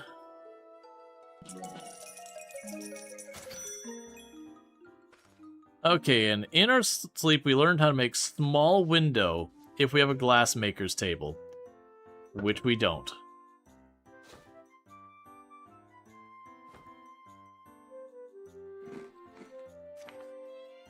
Okay, we're no longer hungry. We can put those back.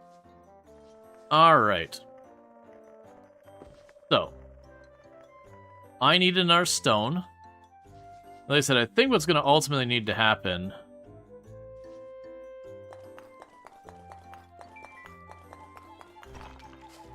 is I'm probably going to need to leave the tile and just start going to hunt for other stuff on our tiles. As well, stuff does seem to slowly reappear on this tile. It's definitely not looking like I'd probably be able to do this long term.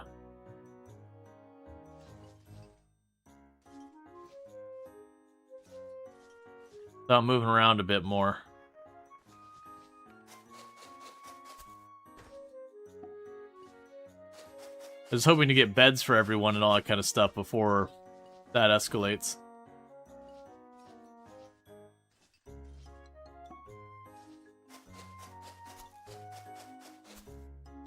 I do appreciate these are actually giving me a decent number of the leaves. Because they still have places to live to build.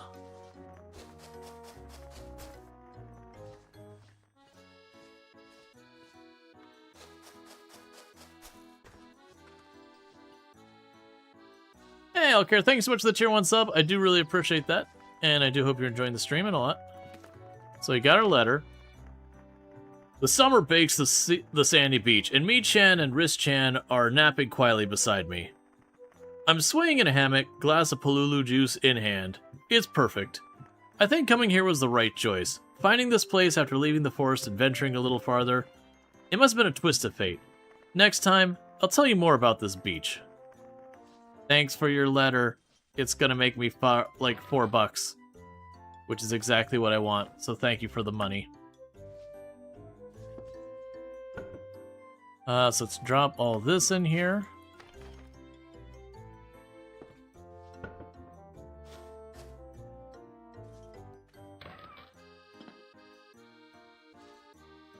Alright. So did we get what we needed for a stone weapon? I still need another cedar stick.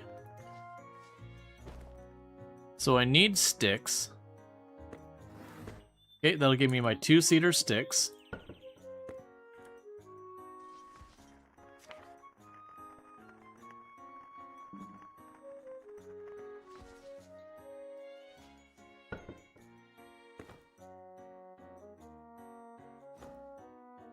Yeah, it's definitely a thing if you don't have them stacked in one chest. It won't let you do that. So there's a weapon. An actual weapon, not a pretend weapon. A stone longstaff disrupts target's attacks. It's 2d4 plus 1 with 83% hit chance. There's 3d3.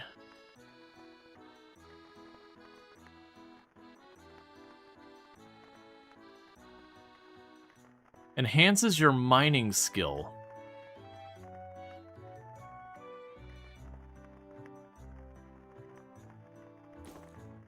We'll take that. I'll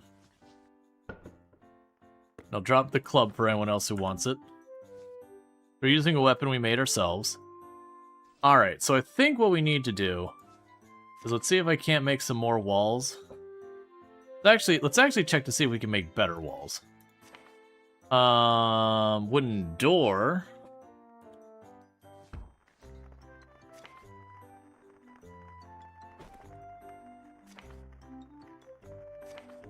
Okay. So you wanted me to make what? You wanted a hoe and a shovel.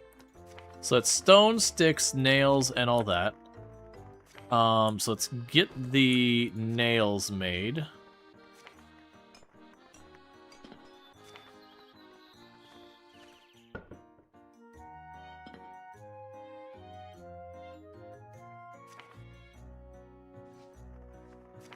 Okay. So I'll need rope, 2 sticks. So let's get a rope made. There we go.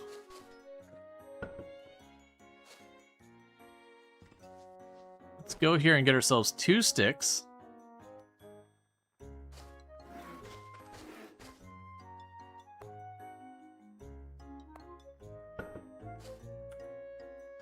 Alright, now we need more stones. And I think we're going to have to leave the tile for that.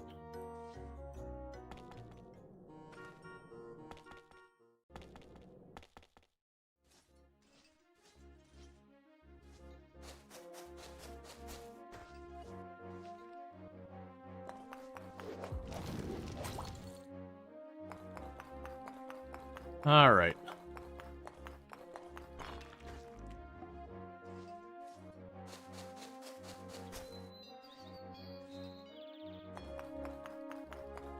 We can work on collecting stuff over here. Bring it back onto our tile.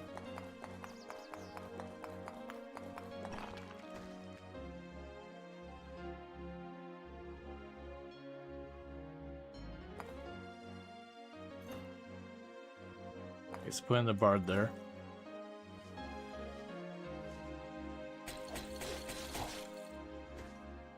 Ooh. The dodo bird actually did a pretty good number on us.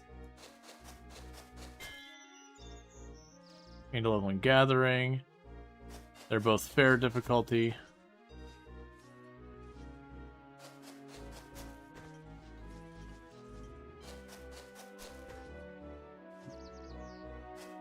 Silvergrass? A pasture, huh? This grass grows everywhere, but it's actually a great feed for livestock.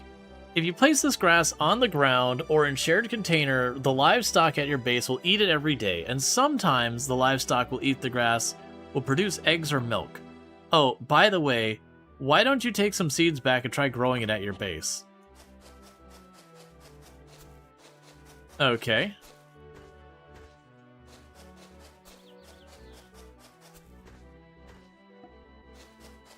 We are literally a farmer by profession, so you know. Maybe we should grab these.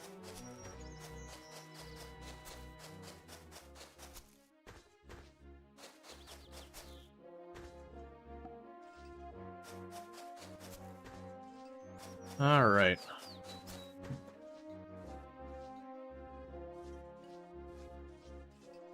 Kinda hoping we'd find some more berries and mushrooms and such.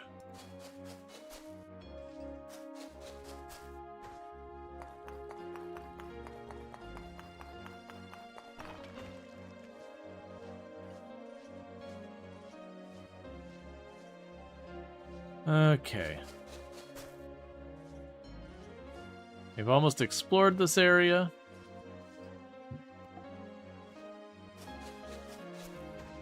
And all these flowers I'm grabbing are supposed to be edible as well, so it is kind of just taking everything, and my people can just learn to not be picky.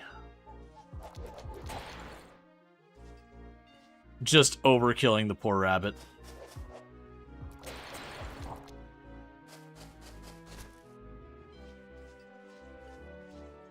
Okay.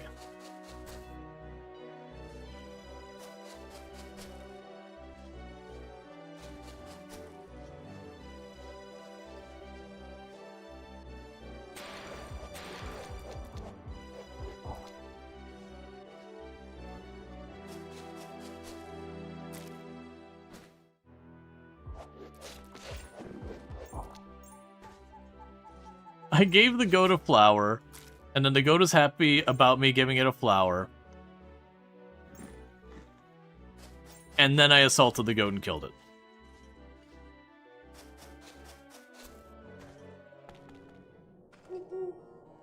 Alright.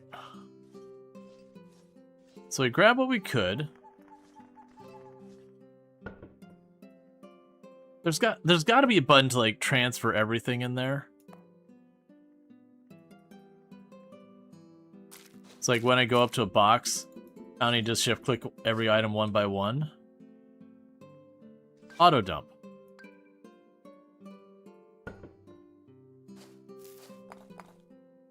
Never mind, we found it. That's what happened.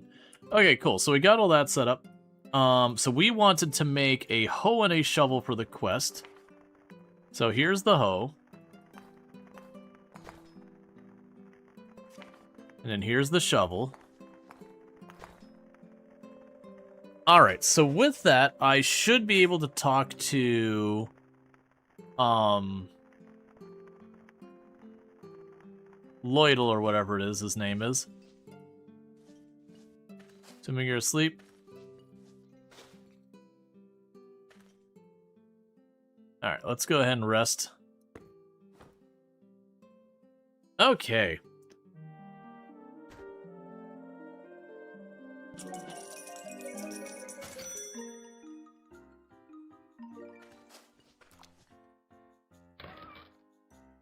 Yeah, so we got those. We're definitely going to need to figure out a way to make some decent money.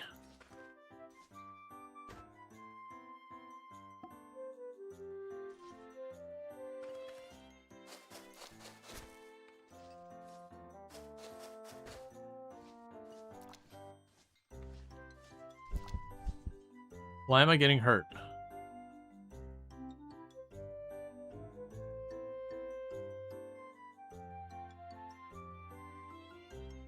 You suffer a minor injury. Oh. Oh, I didn't realize I was starving. I completely overlooked that.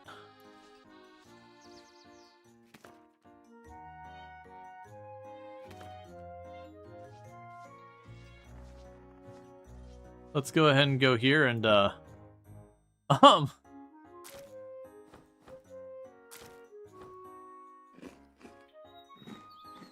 There we go.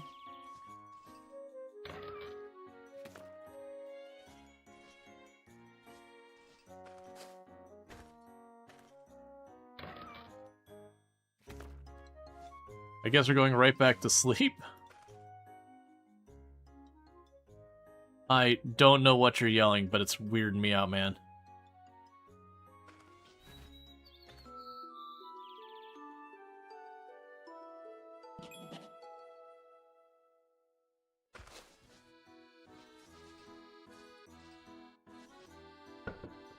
Okay.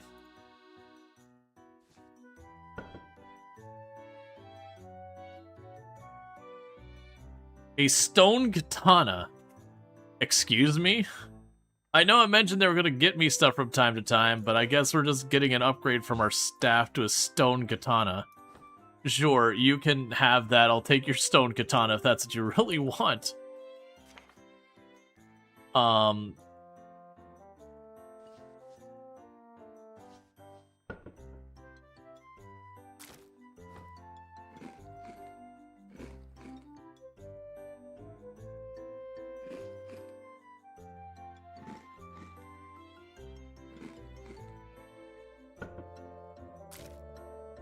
Cool. We hate everything about that.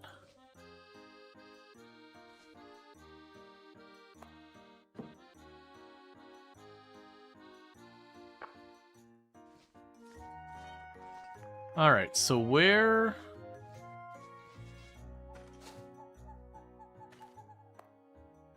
talk to you. Well done. Those are fine hoe and shovel. They suit you well. You can remove grasses with shovel, then till the soil with the hoe to make farming field. It is essential for crop cultivation. I will give you seeds as a reward. Try making a field and sowing them. Let me teach you something important before you go. Every crop and plant and land consume fertility.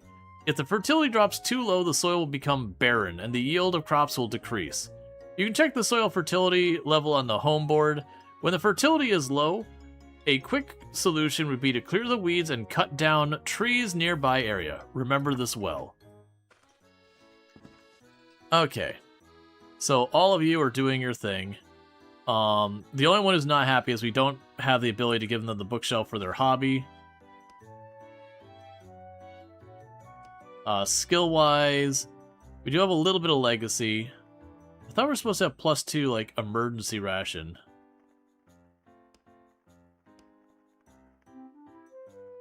Okay.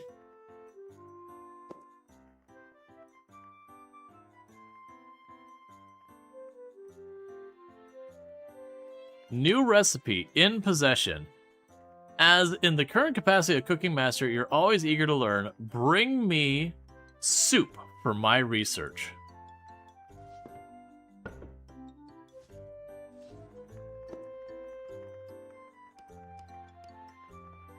You mentioned I could check the fertility on my board, but, like, I'm not seeing that.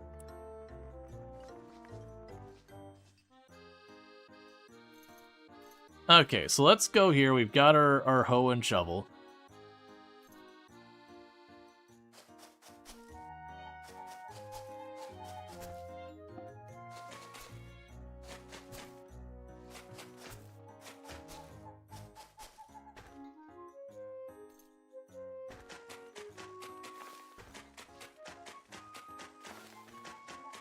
Okay. We're making our first farmland. Because I'm assuming if I want to not just be frustrated forever with food, that's going to have to happen. How you feeling about the game so far? It's a lot of fun. It definitely is one of those ones that takes a little figuring out. There's the seeds. Alright.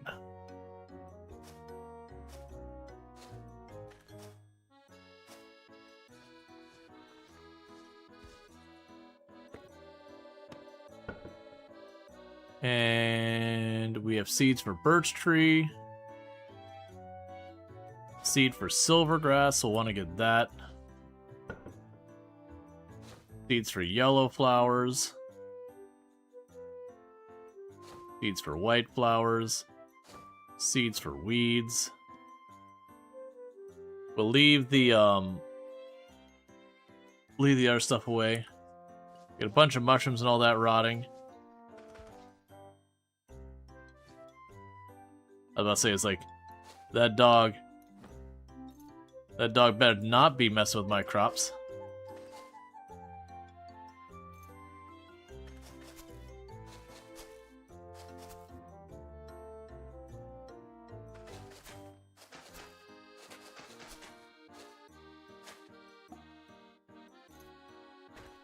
Okay.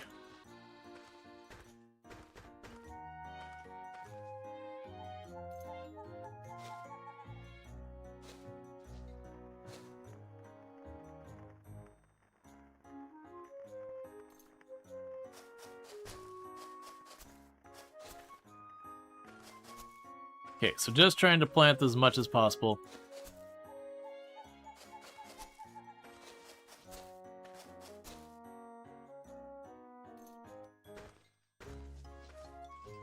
Okay.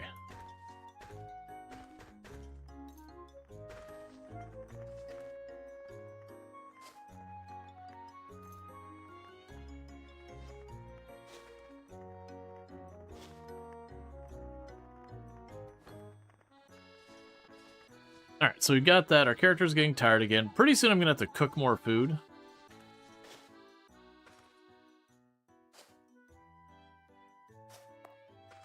We'll also need to get a bunch of our stuff done. The magnificent Nipun granite folded 1,000 times. Yep, so we're getting rid of a bunch of stuff. I'm kind of expecting that tax bill to come in not too long and me to be just woefully unprepared. Wait, are those already done? What?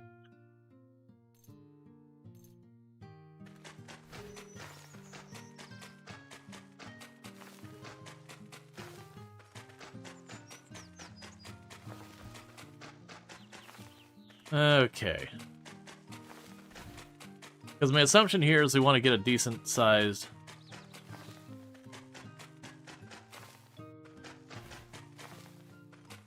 Yeah, when you just see something dies, you're like... You know, I could use more information.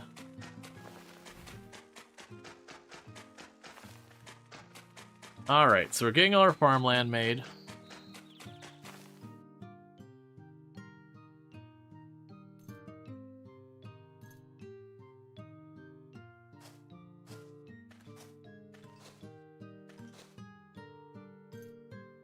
Got tomato seeds. White flower seeds.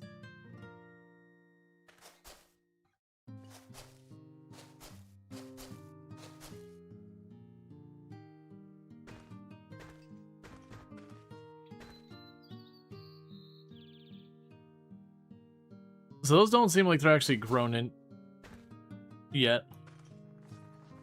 Let's learn like when we should and shouldn't. Oh, hey,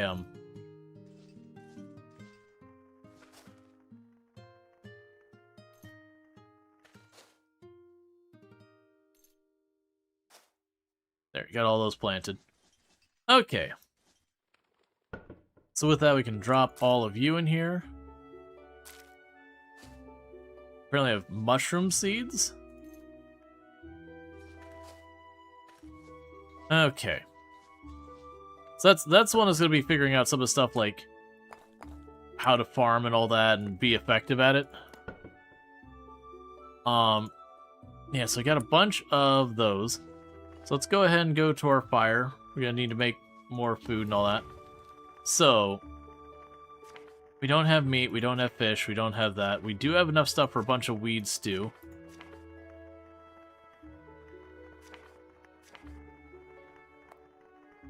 It'll cost me 18.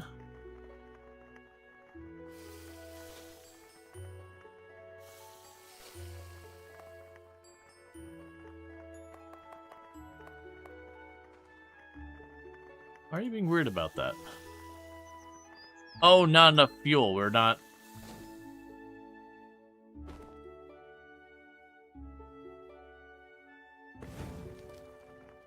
Okay. There's making herself a bunch of, soup out of grass.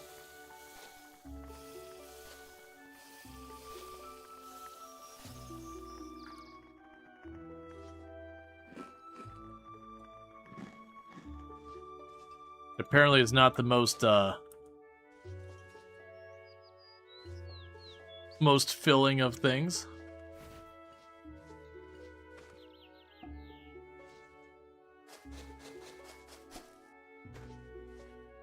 Okay.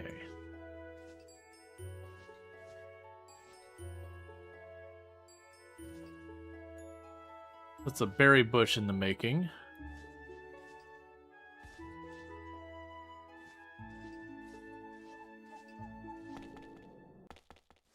I want... Grab those mushrooms.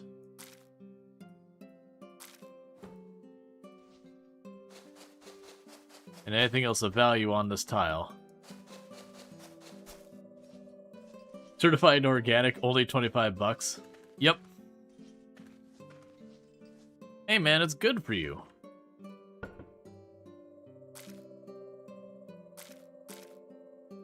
Take the hearts.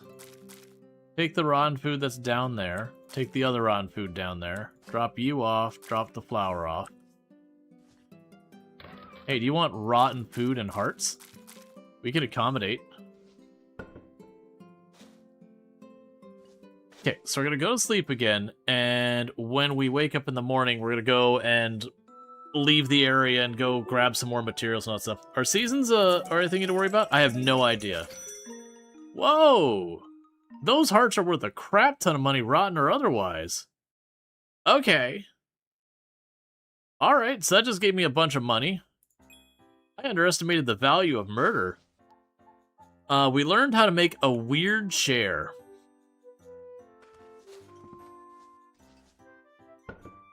We can go ahead and take a little bit of that soup.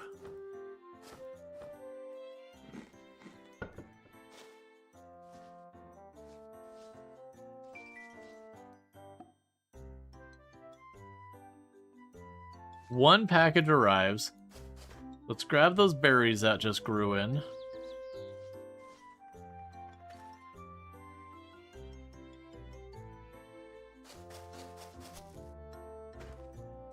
Get the mushrooms.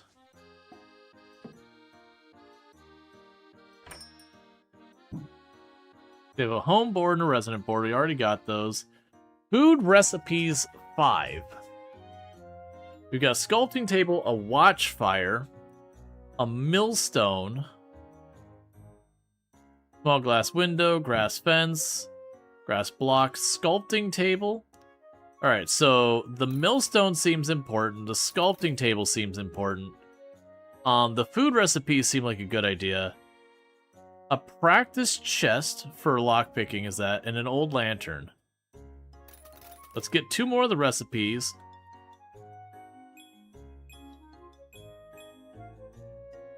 We got a mixer and a camp pot. We got 2 new recipes. We can now make potage.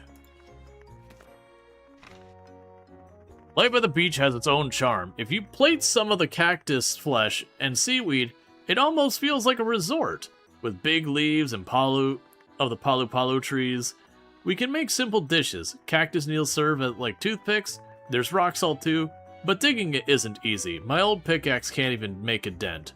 But I don't plan on using the impossibility as an excuse. I'll figure something out. Until the next letter. Thanks, man. I'm just gonna go ahead and sell your letter. I hope you don't mind. So get rid of the red mushroom. It is poisonous. We apparently got ourselves a new heart.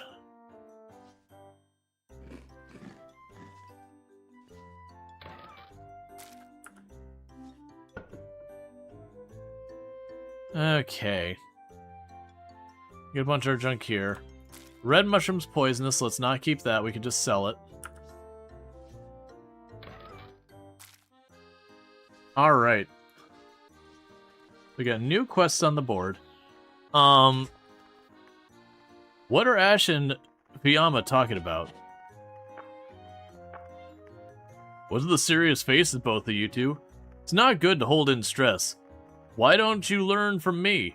I enjoy the tranquil, magnificent nature of the meadow. Ah, Loitel, good timing. Actually, I've received a letter from Massalia. A letter, huh? Let's have a look at it. Dear Loitel, regrettably, your passionately collected rare flowers, especially the Phantom Azure Tulip, have been appraised as fake. The funds you invested are irretrievable, and it has been discovered that this flower is prohibited from cultivation in Massalia, as it was displayed on Royal Memorial Day by the royal family. You are hereby charged for the severity of damaging the royal honor, resulting in a debt of 20 million orens. It's a challenging situation, sir, but we hope you will overcome this adversity and regain your glory. Sincerely, Massalian Financial Bureau. So, this means I'm bankrupt and saddled with colossal debt of 20 million orens? Yeah, it seems so. I'd like to see this fake tulip once we're back in Massalia. Takes a deep breath. That's the situation. Understand, Sad Neil? It's fortunate that I was here in the meadow when such an absurd tragedy struck. Had I been in Massalia, I could have been imprisoned for a crime I didn't commit. Alright, let's turn this land into a bustling city of gold and pay off that debt no matter what. Do not worry. With my wisdom and experience, I'm certain you'll overcome this hardship. Phantom Azure Tulip. Didn't you find that such a flower suspicious? My head hurts. I need to rest now. 20 million orans. That's enough to buy a small town easily.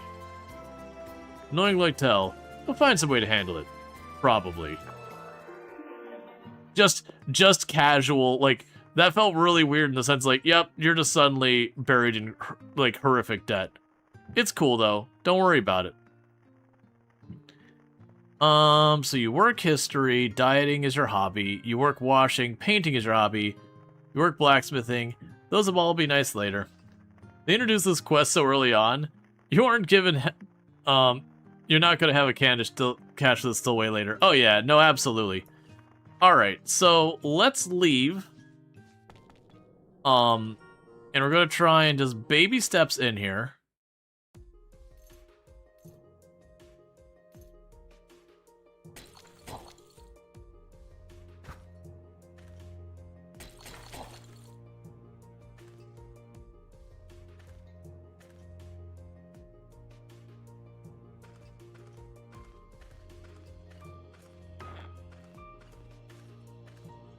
Okay. What happened to the little girl? She's back at town. I haven't been bringing her down with me because I'm trying to have more people working around town to progress the town.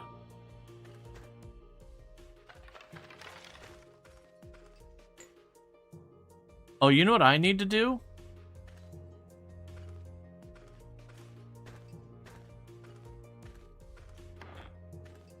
I need to bring a pickaxe. Nail easy.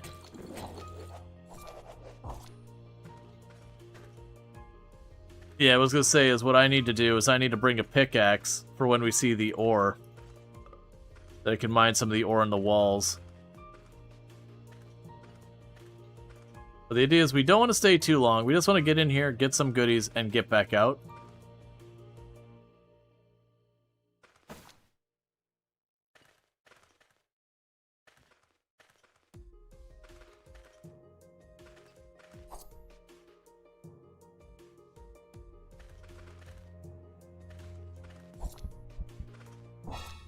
And we died.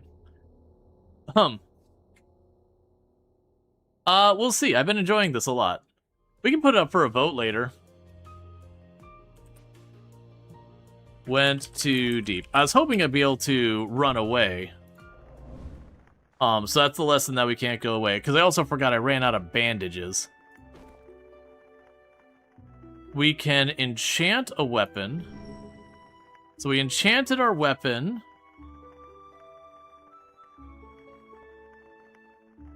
+1. Okay. We have incognito. A bottle of an unknown liquid, a clear potion.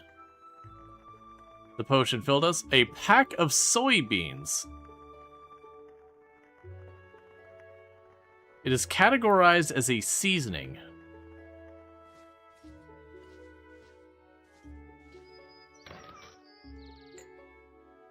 A cup of tea.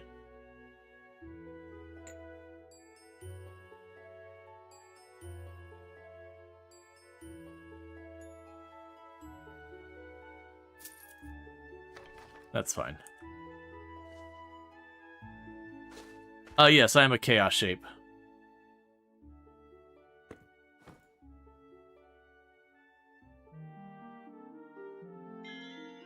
But yeah, we can put up a poll if people want to potentially see Product Zomboid instead. We can put that up, so I'll go ahead and do that.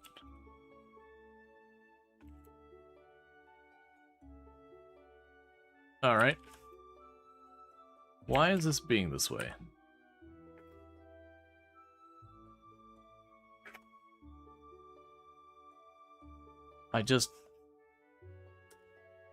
Oh, I see what's happening. Okay.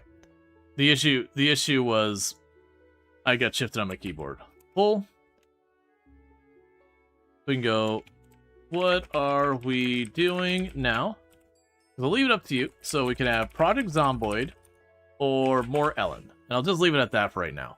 So basically, if you're enjoying what you're seeing right now, you just vote for Elin. If you'd rather see Project Zomboid, you can vote for that. Either way. But I'm enjoying it. People seem to be hanging out and enjoying it. The, sure, the art style's nothing to look at, but that's fine.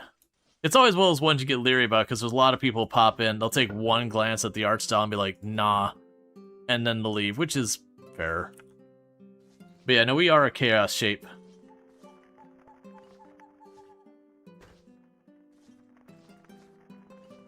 We haven't gotten any shoes or anything like that. I'm assuming the idea with the chaos shape is you start off with less limbs, but you can ultimately get more limbs. So you start out with it being a negative, but if you kind of hold out, it becomes an advantage. Have we grown any new limbs yet? Yeah, one. We got feet.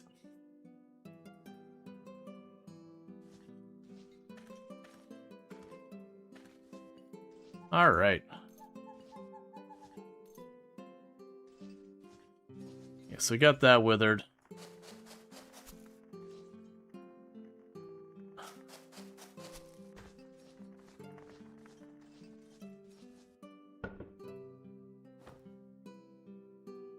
So we can try here real fast. We haven't done any fishing. You can see how that goes.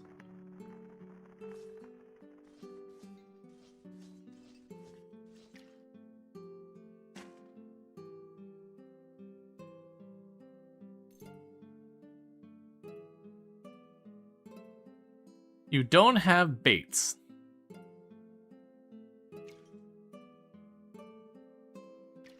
I don't know what qualifies as bait in this, so...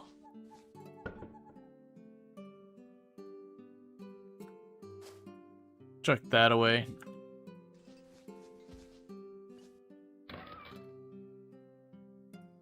Put the bottle in there. Meanwhile...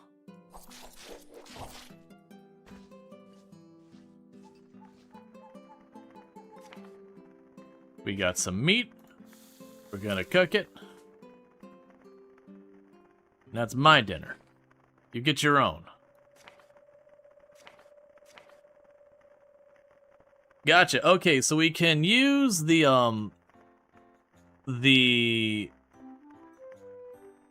silvergrass as a thing for the weed stew to make some better stuff there. Your next tax payment will be around 500 orens in 7 days. I also have no idea how many orens we have. Like, it tells me we got orens. Oh, is that it? That's our worth. But where's like the balance of money we have?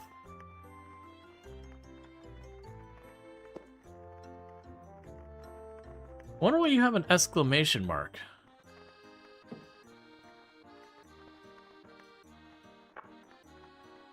Why do you... oh, never mind. Oh, it's just telling me it was new. That's fine.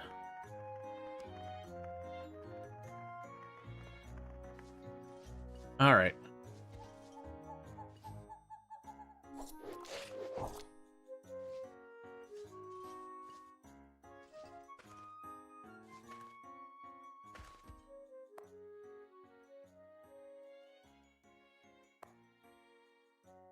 You were not sleepy. Oh, I guess 14 I have too much energy. That's fine. Right. So, you're still doing your thing down there. That's fine.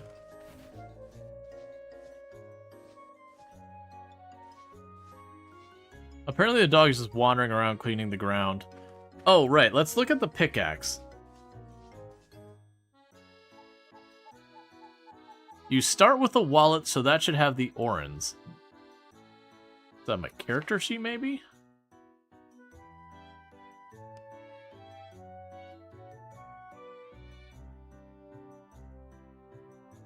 Oh, so I have 122 orens. That is not enough orens.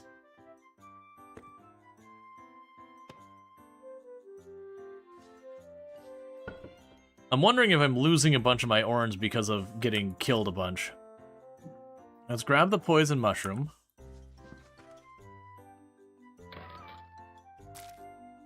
You think it's the thing above your abilities, how you have your UI set up? The thing above...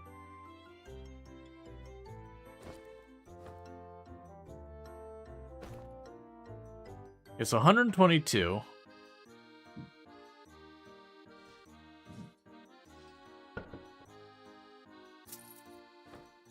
Yeah, I think when I'm dying with the money on me that I might be getting penalized with it or not. I'm not sure. Because I could have sworn we got way more orange than that. But, you know, it's fine. We'll figure it out. In the meantime, so the pickaxe, I just need one more stone and some string.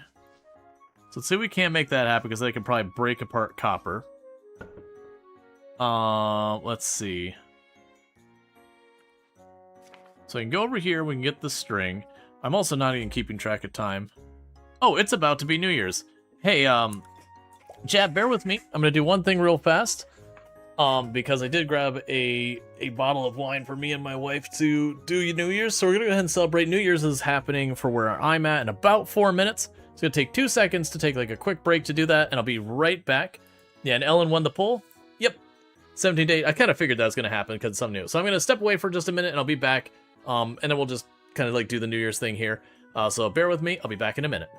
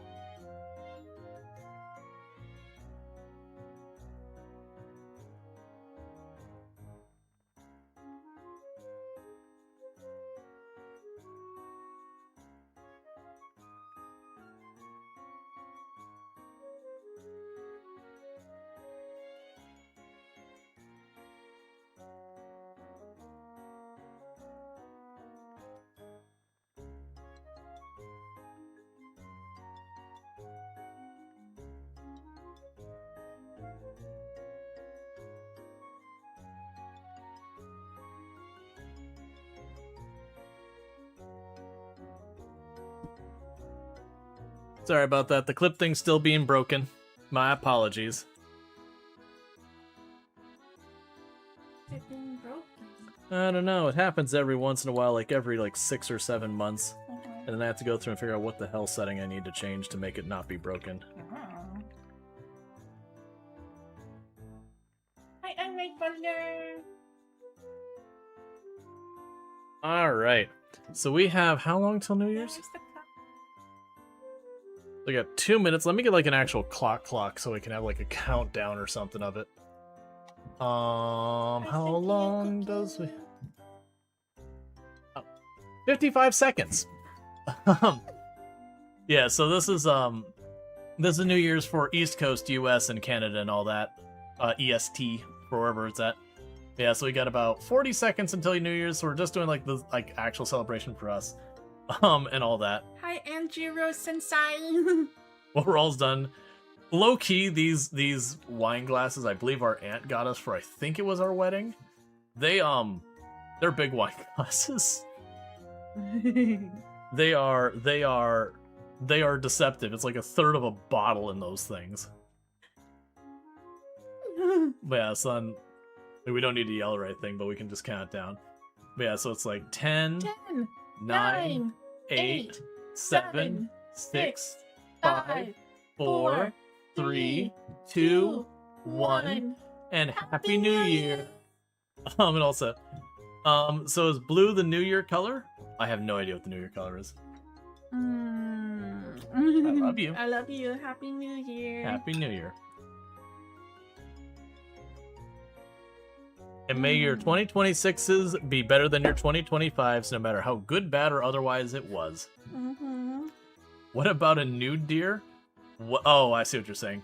And thank you for the 100 biddies. I do appreciate it. That's up. The fireworks outside. They're are going going crazy. ballistic. Yep. They're going. Boop, boop, boop, boop, boop, boop, boop. It is a cacophony happening outside. I like the word cacophony. It's a good word. It's a good word. Mm-hmm. Mm-hmm. Mm. But I love you. Mm-hmm. I love you. Are you gonna go fall back to sleep? Maybe. May 2026 be better than all your past years, but worse than all your future years. I can agree to that. Let's see. That's why you made a Coquito earlier to get knocked out. You can't stand the fireworks. Yeah, we've been fortunate. Like, in the past, we've had really bad fireworks, but the last couple years, it's not been too bad. This is probably the This is a lot. this is the most we've heard in a while. Because it used to be, like, the whole week of the 4th of July, the whole week of July 4th or whatever, would be, like, just fireworks every night. Sometimes at, like, 2 in the morning, and you're just like, It's like, come I'm on, kind of people. sleepy. It's like, come on, people. Like, it's the one year we had it where it dumped rain all day. I can't remember. I think it's 4th of July. Yeah. It dumped all year. And it's like, yeah, the next day people went ballistic with the fireworks. I'm like, all right, I get it. You basically had your 4th of July canceled because the weather just made it impossible to do fireworks. So, like, I could give that one a slide. But it is one of those things when it's, like, going off all week. You're like, come on, man. It was the same neighbor. Because it was the one neighbor over there. I think I told you the one time that, like, the cop showed up. I didn't see what happened. I just saw that there were the police over at the neighbor when they were setting off fireworks. I was like, well, and then they stopped doing it. Yeah. I don't know what the outcome, whether they got, like, fined or, like, Right. something, but Maybe they were just like, stop it. yeah, or the cop just gave him gave him a verbal thing being like, hey, if I come out here again, it's going to be a bad time for you. Yeah. And that wasn't, like, on the holiday. That was one of those ones. It was, like, a random day nearby a holiday.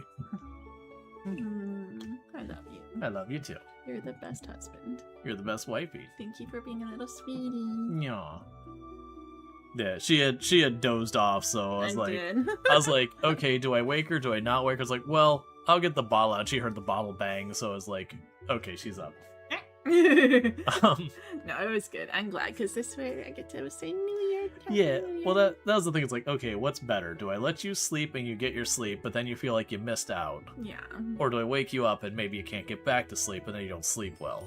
That's okay. It's my weekend. It is. So what else? Love. But yeah. Alright. Even though another hour, yeah, no, like, this is the East Coast US. We had it. I missed, like, the ones between, like, because we caught mentioning the New Year for, like, the UK and everything, and then we missed, like, Iceland, Greenland, and then we caught back up on East Coast, and all that kind of good stuff. And then we have, Central, Mountain Time, and then Pacific Time.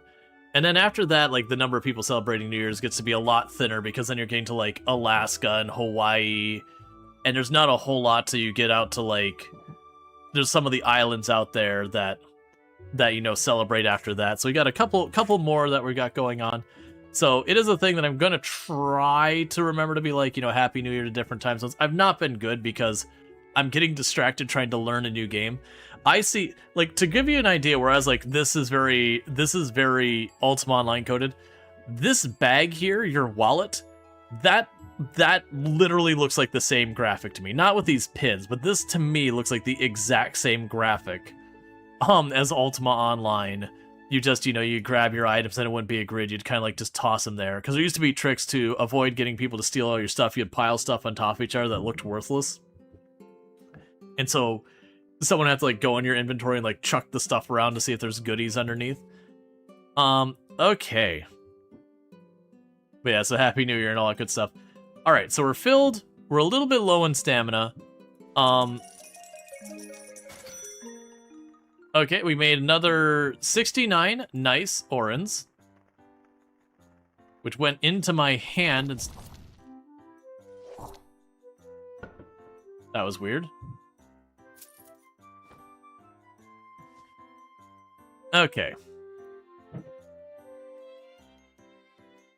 American's Happy 250. Well, the 250th wouldn't have been Would have been New Year's. It's based on Independence Day.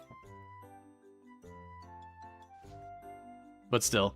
Right, I was going to make a pickaxe. That's what I was doing when I got distracted. And what was I missing for the pickaxe? We needed string and a piece of stone.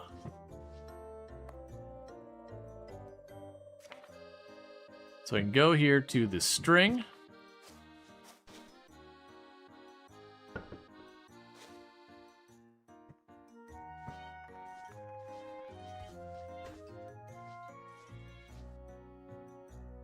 I think this will be a situation of going to the neighboring tile.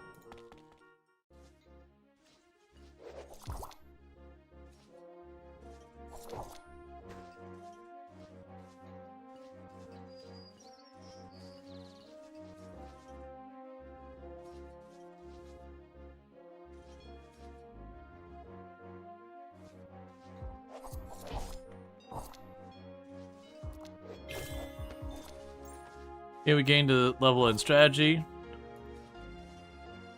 Unfortunately, it looks like I might actually remember if I've cleared areas nearby.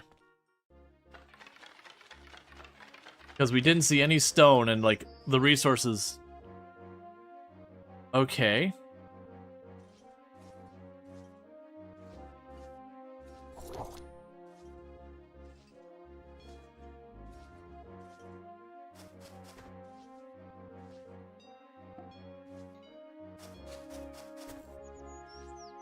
I'm down to fight, but I want to fight them.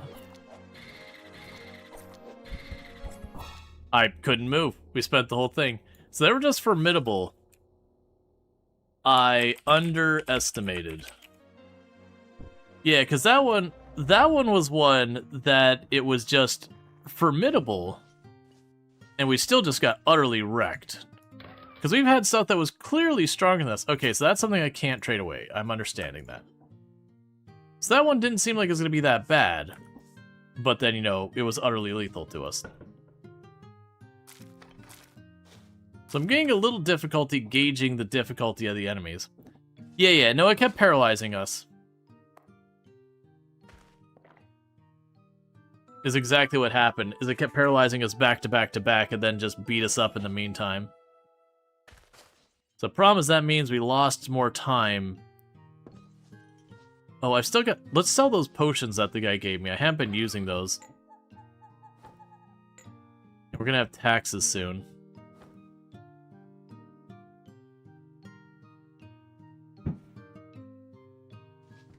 Meanwhile, let's go ahead and we'll chuck the axe in there for now. I haven't been needing to cut down wood of my own. We still never tank back? Oh, I could get her back. I've been having her work at doing the lumberjacking here.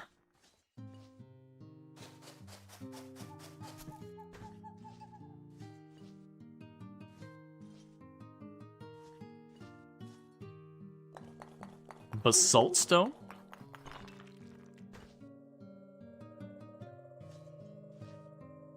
I need different stone.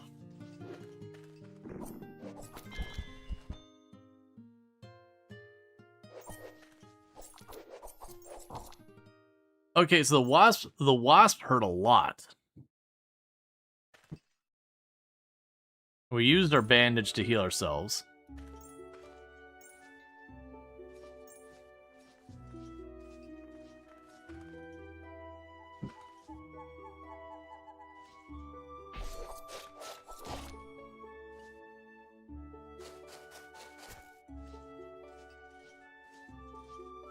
So I'm trying to just get a pickaxe so I can collect the stones so I can make more stone equipment.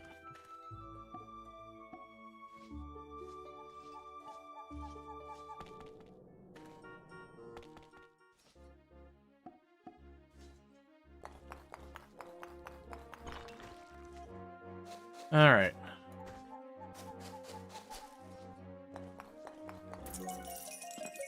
Okay, so we got ourselves another bit of orans. We're fast running out of time, though, before the taxes. You can back that up, Waspert? Yes.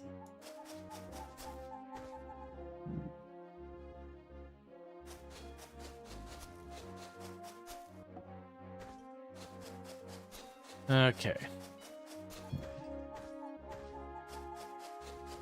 Just going ahead real fast and grabbing all the crop here. Just gonna use that for food, maybe sell it. Like, that's what I gotta figure out is... I had seen what we could do to, like, sustain the seeds. Like, if there's the idea that when we grab these crops, I can sacrifice a certain number of them to make seeds to grow more crops, that kind of thing, as we level up. But currently, we do gain some seeds. But, like, for all of this I'm clearing out, I'm getting, like, 1 unit of seeds. So that'll give us what we need for the pickaxes.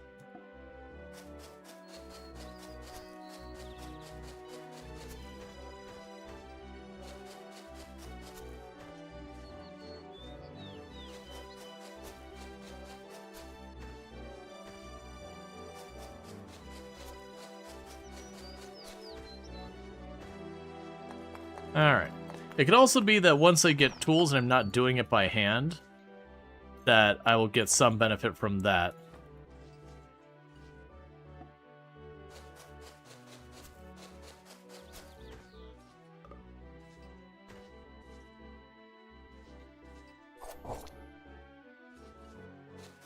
Okay.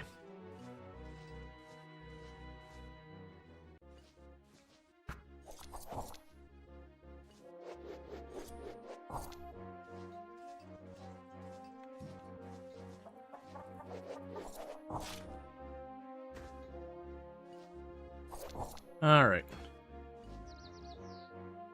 Marbled meat of chicken and a skin.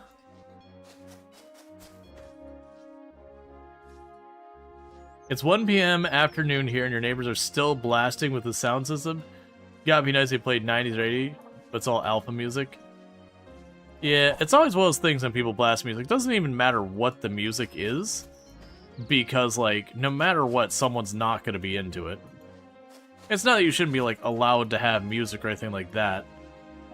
But, you know, there's a certain amount of being like, hey, let's, you know, be respectful of our neighbors and, you know, if you're going to blast it, keep it inside or whatever to where it's not too bad.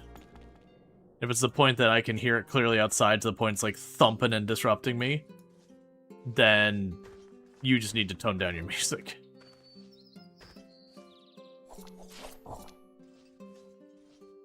Okay.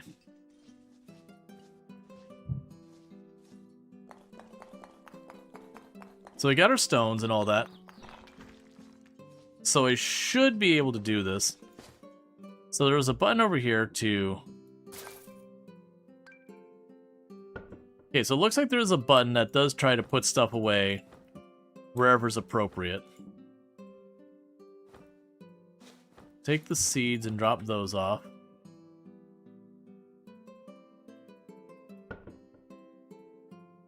It's looking like potentially I'm gonna need even more bags. Or boxes or whatever. Chuck that in the garbage. Let's run down here.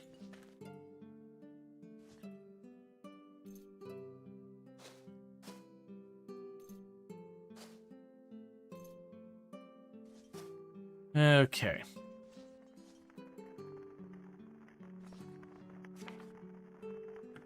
We can go here and make that pickaxe.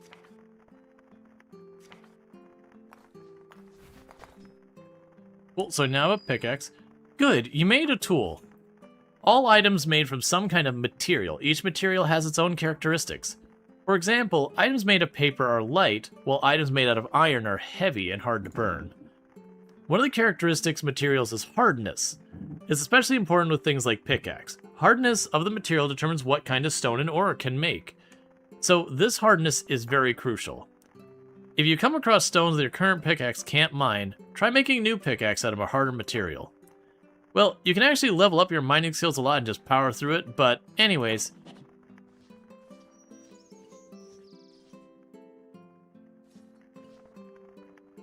Alright, so let's go over here.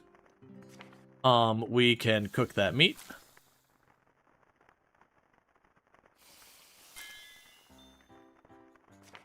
We got cooking 5. Cook some berries.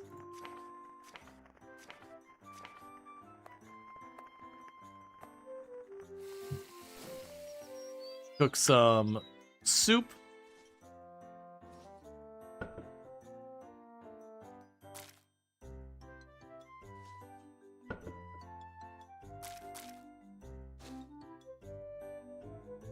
And then we need to sleep. But now I can mine. One thing I'll probably want to do is we need to make some more beds. Alright, we learned how to make cobweb on a loom. You gain knowledge of fire torch. I already know how to fire torch.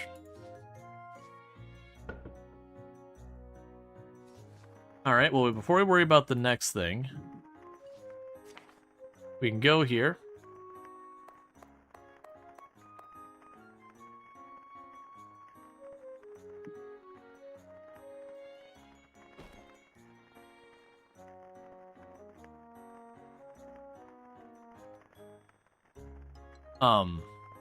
Oh, there we go.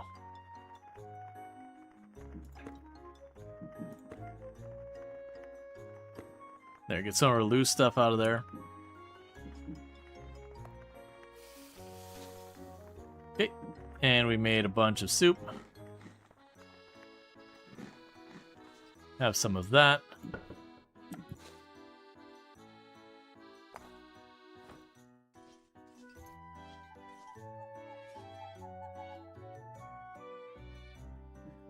Copper is too big, or copper rock is too big or difficult to harvest.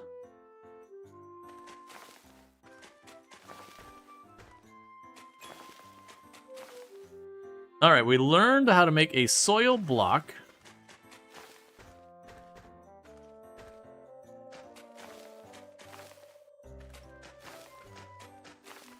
Now we're just mining up all this stuff.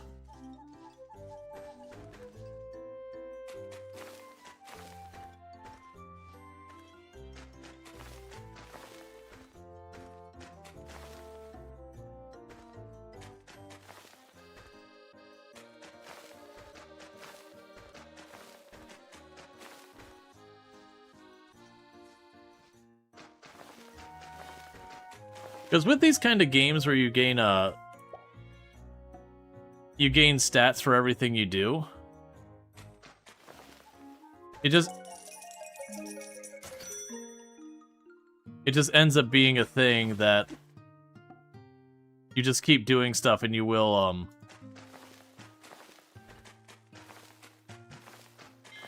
you'll keep leveling up and getting more abilities. So we hit mining 2 right there.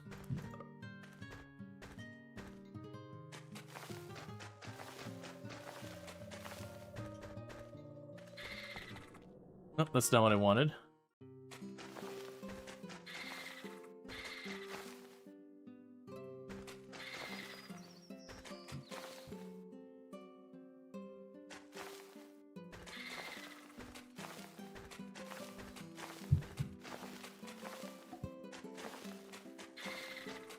Okay.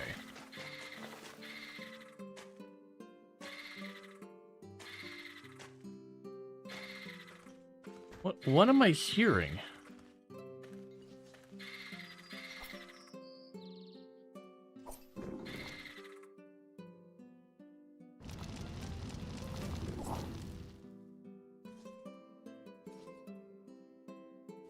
All right, that was a whole thing.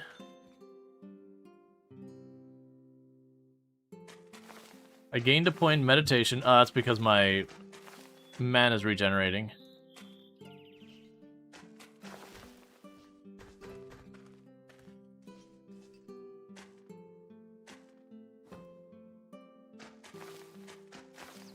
It's also a thing, if we do this, I might be able to get enough mining points to make the copper happen.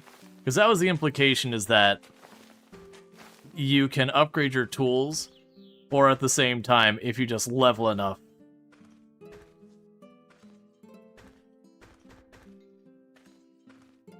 You can just make it work anyways.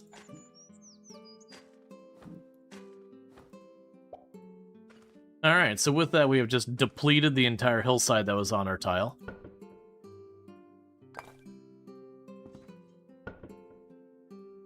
Drop the dirt off.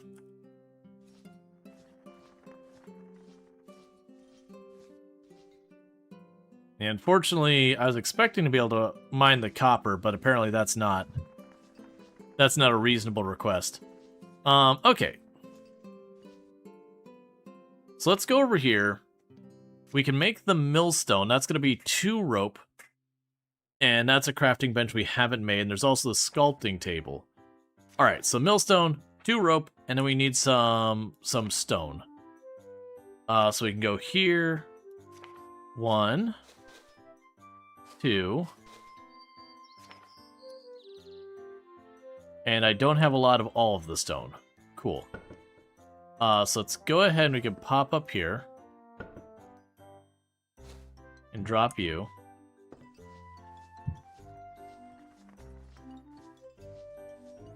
So let's go to the neighboring tile again.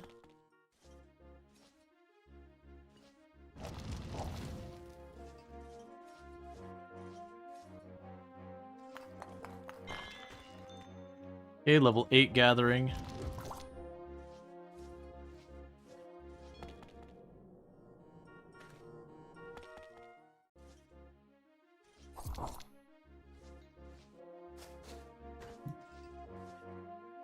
All right.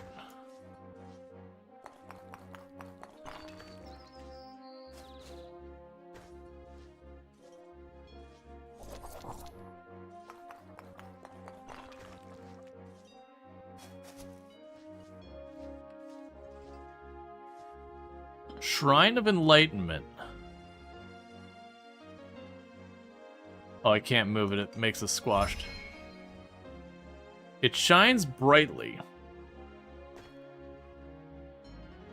A strange tome.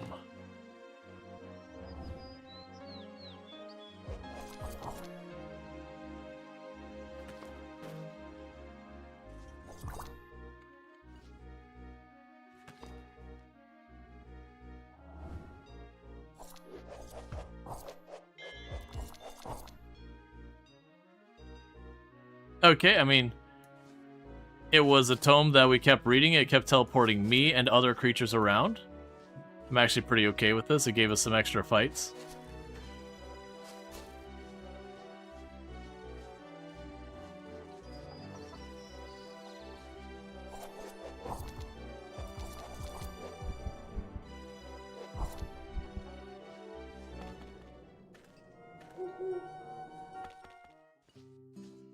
Alright, let's go to sleep because we just got pretty messed up.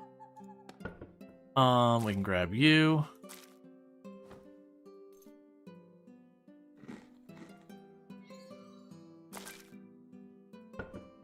Put the rest away.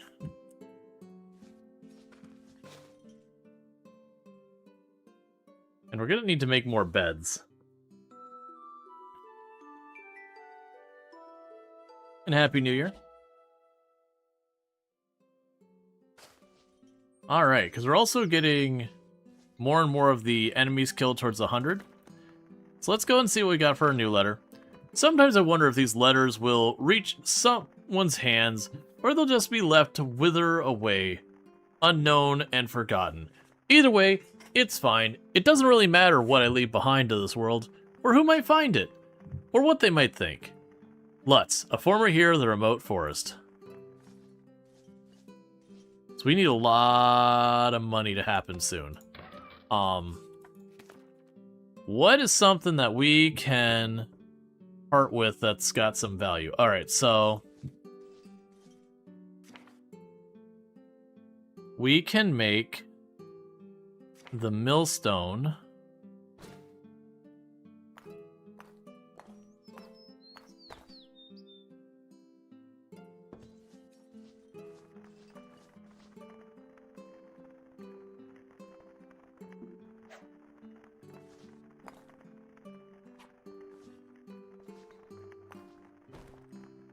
Okay, so that can grind soil chunks into drink.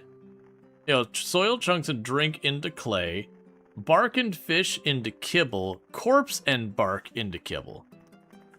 Alright. Not exactly what I was looking for, but okay.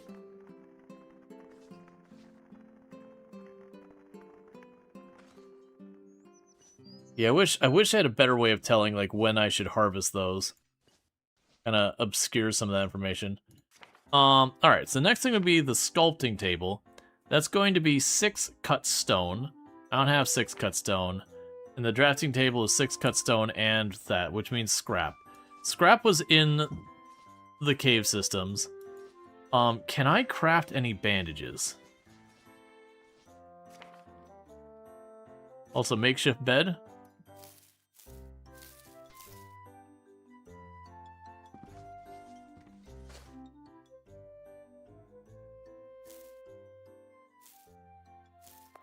Apparently need to sleep longer. I am not sleepy despite having low stamina. That's not ideal. Okay.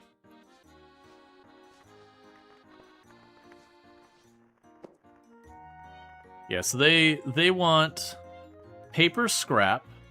You also want paper scrap. And you need a heart.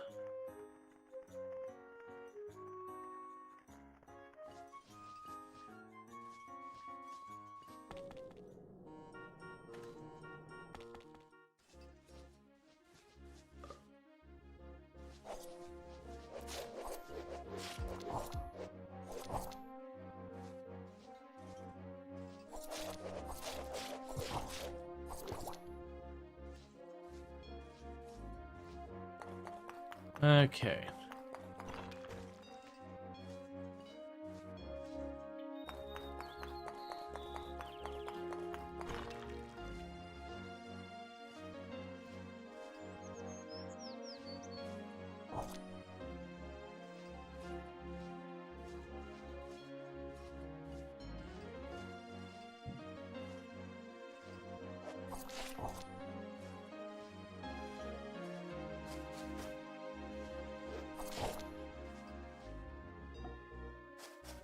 So we keep finding the silver grass all over the place, which is nice because we can make food with it.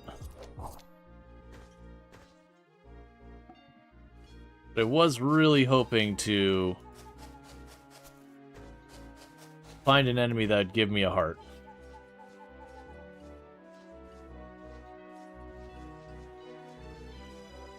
Because we can make that happen.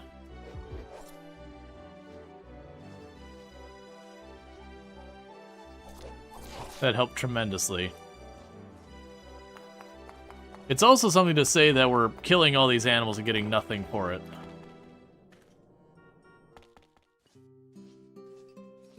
Alright.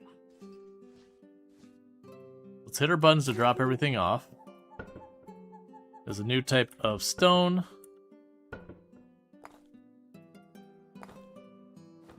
I guess really I should just have the tools on me. These boxes are always fairly full.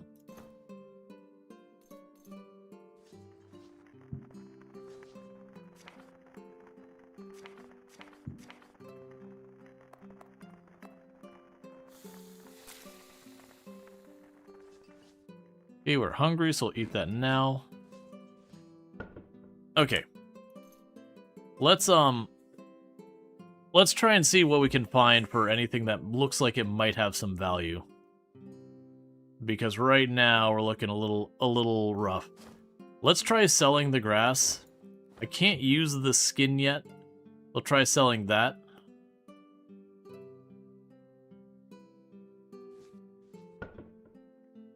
Oh, we also have the fishing pole we can put on our bar. Let's see here. Anything else that looks like it might be? So these flowers are rotten. We'll sell them. They don't have any value for me. Let's go ahead and sell the staff we made. Get an idea if that has any value. We'll hold on to that. We have junk stones. We could sell those.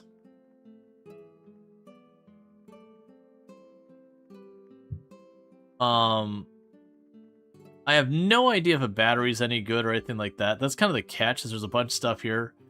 I don't know what's the thing. We'll try and sell the Onyx Gem. I was holding on to that, but it genuinely seems like right now we need to get just some more.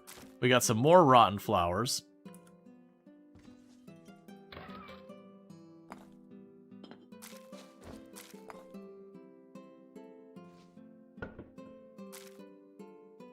Drop off some food.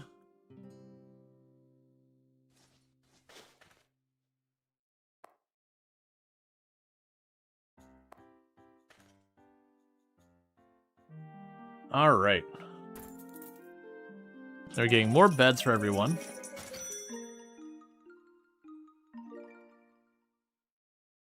So the flowers were worth a ton of money, despite being rotten, and the onyx was worth a bunch of money. The rest is pretty crap. We learned how to make a bar stool too. So what I'm learning is I should take the time to grab flowers for selling or consuming. That they actually hold a relatively decent value.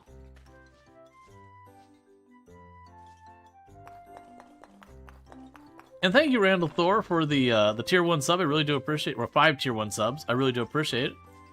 Means a heck of a lot, so thank you. Gifting 5 subs to channel, that's up, and Happy New Year to you as well. Let's go and grab the berries. Keep that moving along. Grab all the stone we see. There's just so many things I want that require stone.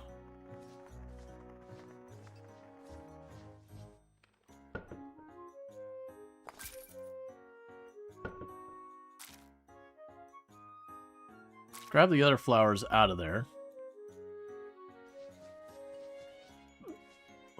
We can chuck all of this in here.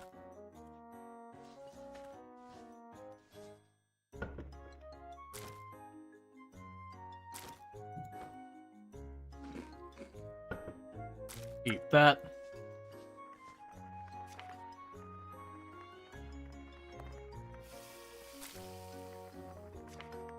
And we'll keep cooking stuff as able.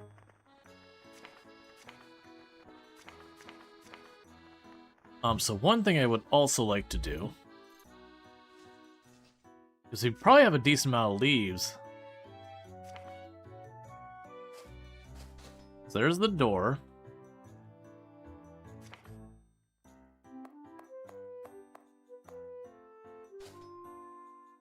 Let's see how that works.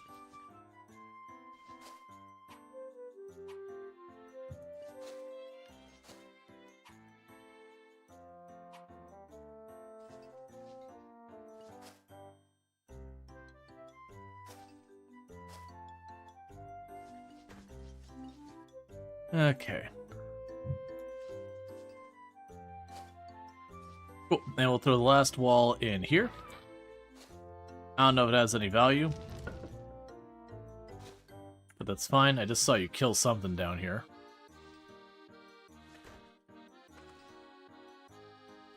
Okay, so we got a piece of meat. We'll quickly go and cook that.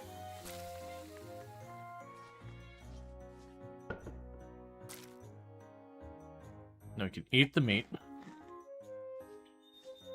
Alright, so let's go hit another tile.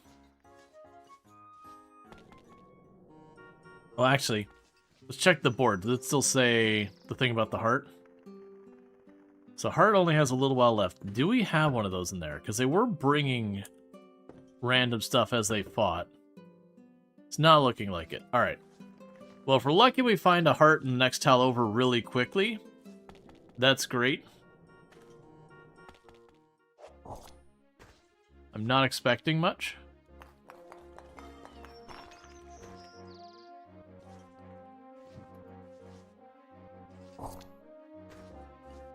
There's more meat.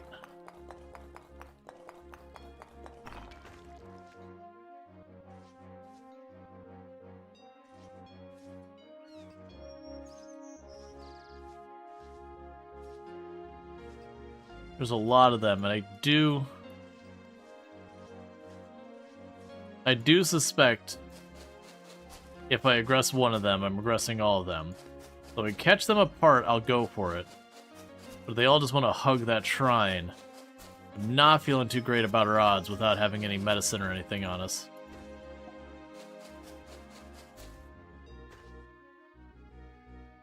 So the area around is very quiet, but you're not the least bit lonely.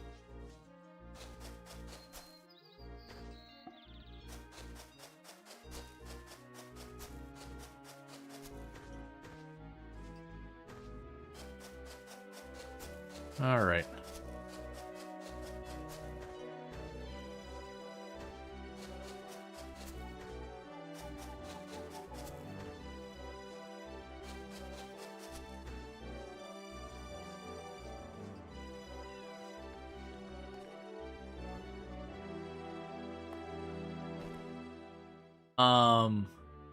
Here. You do not believe in this god.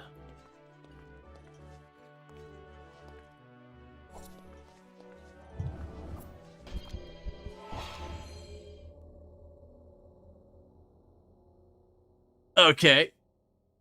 So I decided to pick a fight with it, and then immediately got responded to by a holy funnel of some kind. Maybe don't blaspheme.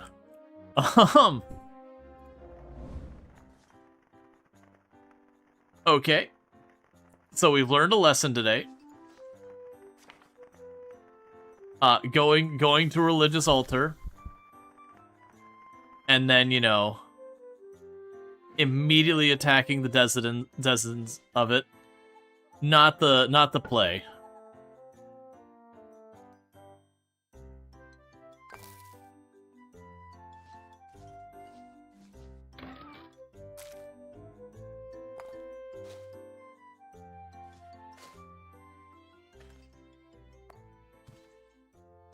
All right. But you had to try, because I had the one that was way off on the left. I'm like, this is my time to make a move. I'm going to try it. All right, so we do have our 500. And we learned how to make a poster with a writing utensil. So let's go ahead and we could take our money. We got a bunch of money just sitting there. Oh no, not this game.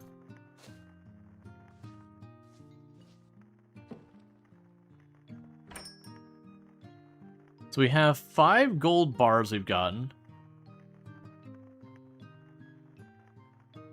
So grass fence, grass block. 2 more cooking recipes. So we learned assorted fruit and breadstick.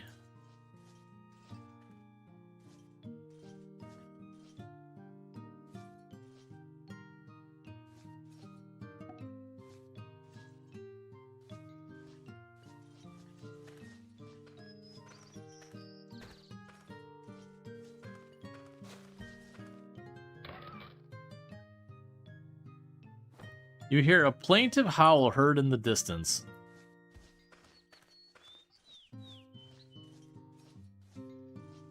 Okay.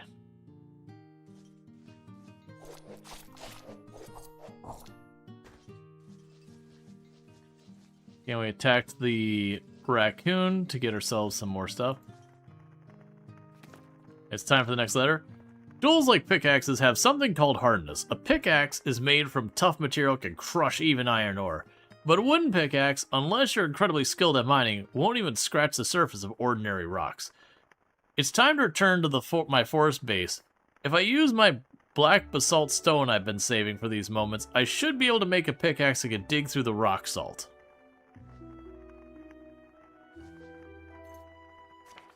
Okay, and we just got ourselves some raccoon meat, so let's go ahead and cook that. Make yourself some of that.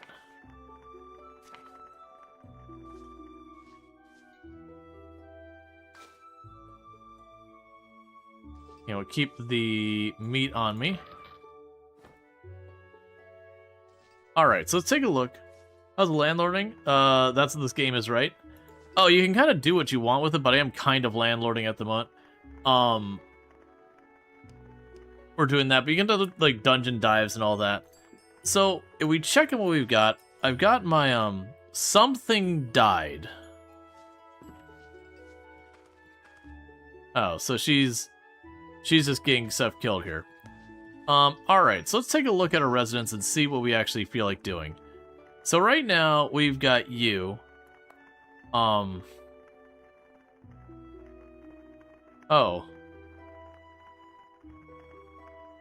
Make maid, make livestock?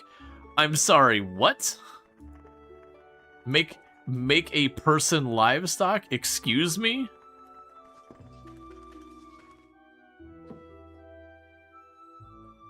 Let's talk. I hope everyone is happier than me perishes. Cool. Oh, that's not what I want. I was trying to see your information. Yeah, so you've got no resistance to anything. Oh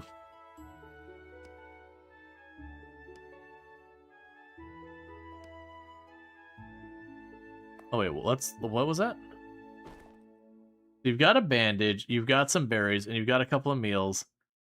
You got some gauntlets and a bunch of other stuff. Alright, what would it take me for me to give myself some equipment?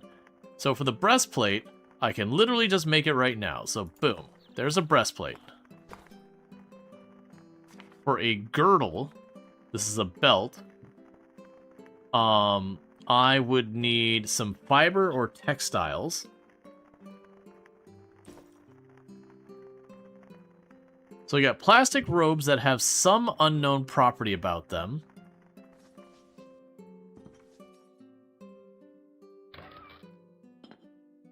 Gonna go ahead and do that. That's for cutting stone. We have cutting boards and all sorts of other tools. Hammer for dismantling stuff. We have all sorts of signs that don't... Well, actually... I saw... Where's the signposts? I saw the sign for... Yeah, so we got a room board.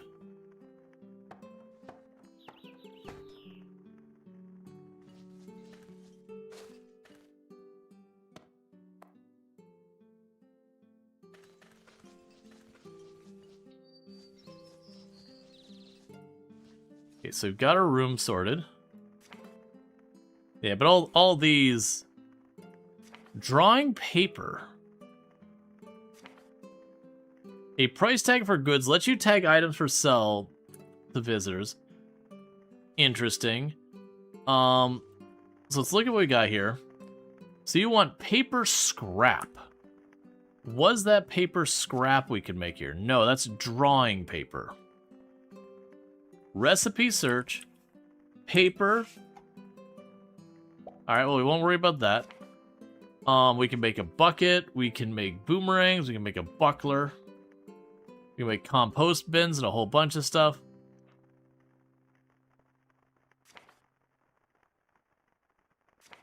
We can make a pair of shoes if I get myself 2 string. So let's do that. Let's see if we can't get ourselves some equipment to help ourselves out.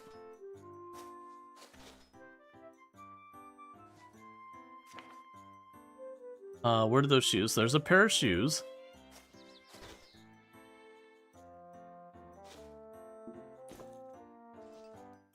Now, what about bandages? Can I make bandages or something of that style? For sculpting, I would need a bunch of stone. We'll worry about that later. So no bandages here. That's a saw. No bandages there. No bandages here. No bandages at that one. Alright, so we don't really have a means of making... Well, actually, let's check our quick crafting. We can make a flower crown. A bonfire. We can make bait with bones. We can make arrows, bandages. So bandages are just resin and bark. Oh, that takes a lot of energy.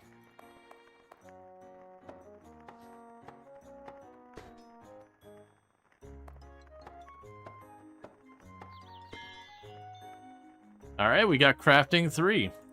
We can make a sleeping bag for out and about. That's fine. So that gives me bandages. Alright, so we are tired and we are full. We go sleep here. And I want to go back into those dungeons and start trying to work out. We keep dying in them because I keep overstaying is one problem. And then the other problem we run into is the dungeons don't seem to be particularly clear. Wait, where did the other dungeon go? Wait, what? Alright, well I guess we'll just deal with that.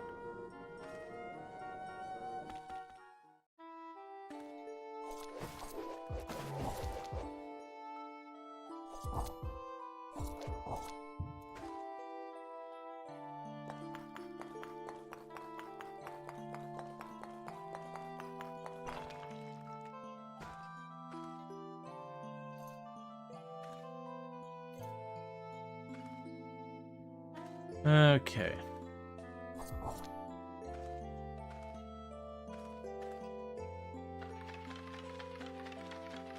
Something down below me is getting damaged.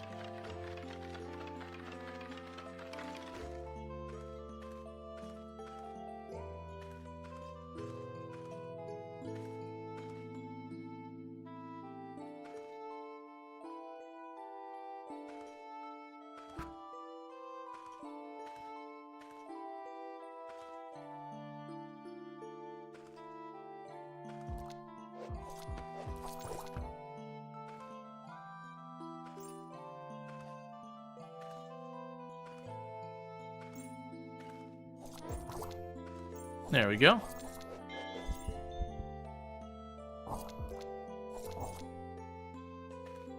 Okay. Hey, Lardine, Happy New Year to you. Let's see, yeah, but this is going pretty well. We've been diving these dungeons. What's happening? Okay, so that's just back home. We sold a couple things. That's fine. What's been happening is we've been going down in the dungeon, and we get through a lot of weak enemies, no problem. And then we'll run to an enemy that's just suddenly, like, super powerful.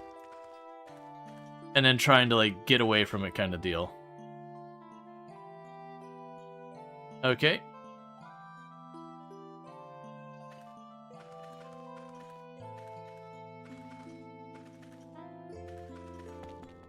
Alright, well, we found a scroll that summoned a monster. And then I immediately ran away from it. Because it was super way outside my means of handling. Okay, so we can go here, drop off everything. We got a thin rod. Identify to reveal more about this item. So then, unfortunately, it tells me that, but, like, it doesn't tell me how to do that. Let's see.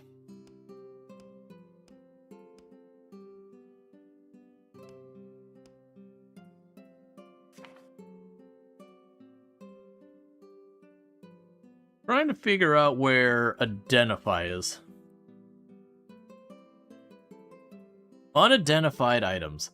Some items and potions are rare equipment may be unidentified state when acquired. Their performance does not change when used or equipped, but identifying them will reveal the name of the stats.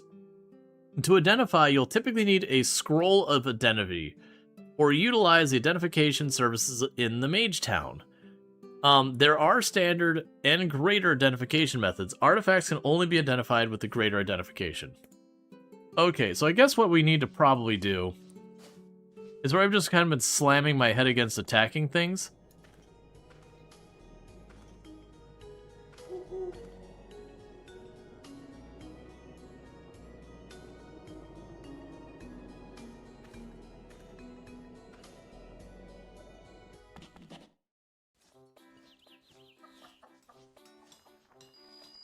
Wow, look at all the tinkers. They're selling all kinds of things. It's like a little corner of a town. Look, a notice board seems to have quests for adventurers post on it. Completing quests earns various rewards. Make sure to check the notice board regularly. Be careful, quests have many stars or are more difficult. Oh, this camp also has a healer. A healer can cure status ailments, and the mage here can appraise identified items, though it does cost money. that caravan leader. So cute. He's wearing a cat costume. Hey, let's go check him.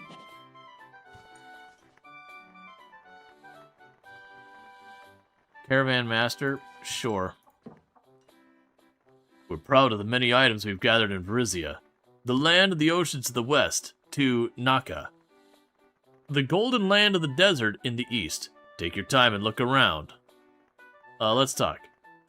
It is rare to find a beastman merchant. Perhaps you don't see many of us in Tyrus. Show me your wares. Here is my wares. Okay, so you can get big wagons, a gene machine that can be used to manipulate genes. Okay. A tent, a small wagon, a teleporter. Okay. We can get beehives, blacksmith, anvil, barrel processing, oven, sun lamp, cartographer's desk. It's a lot of stuff. A gramophone. A Star Weaver's Moongate, a gate that lets you choose a teleport to a map from a list of other adventures maps you have already visited. A Moongate. Yeah, so a teleport that lets you teleport you to a random maps published by other adventurers. Piggy bank, resident board, map board, home board. A board that lets you change the appearance of the settlement, such as its icon and sky color. A mailbox. A mailbox for receiving mail. When placed, parcels will be prioritized and delivered to it. Okay. I should have brought money with me. Oh, another adventure? What do you mean by that? Platinum coins are a lot rarer than gold. Use them wisely. Any good, Oh, this is an adventure rank B. Any good news to share? There's a place called Unknown Forest around here. If you're interested, it might be worth exploring. Goodbye. Burn the old forests. Show me your ware. Beer, beer, ale, ale, ale, wine, wine. Fair enough. The Eternal League? Never heard of it. Show me your wares. Take a look at my wares. A scroll of curse. A bunch of random potions. Some stuff to heal myself.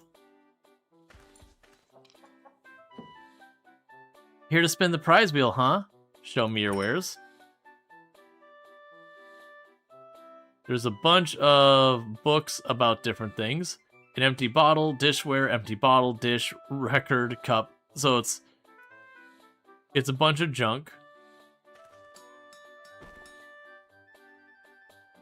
Okay. So, first prize, we get a boat. Second prize, canvas of Rachel, and a letter of indulgence.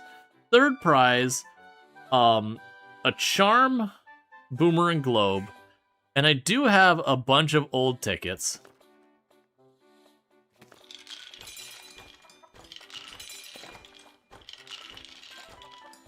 I feel like maybe this is a mistake.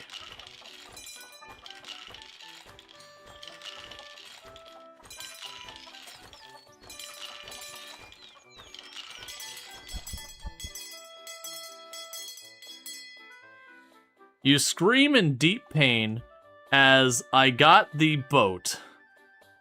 So I gambled super hard, and now I'm extremely overburdened and cannot move. Maybe I shouldn't have just let it run like that. Show me your wares? Will you buy stuff from me?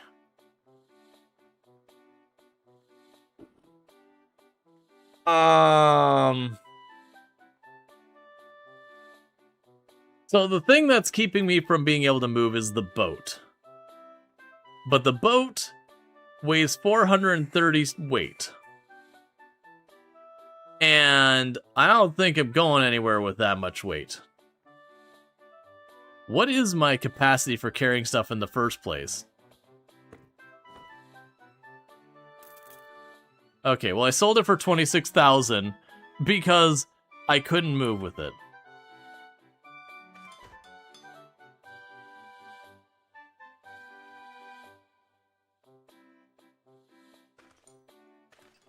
Bottom right, it's 53. Yeah, so there was no way I was going to be able to move the boat. So weirdly enough, I'm apparently doing good because I got 26,000.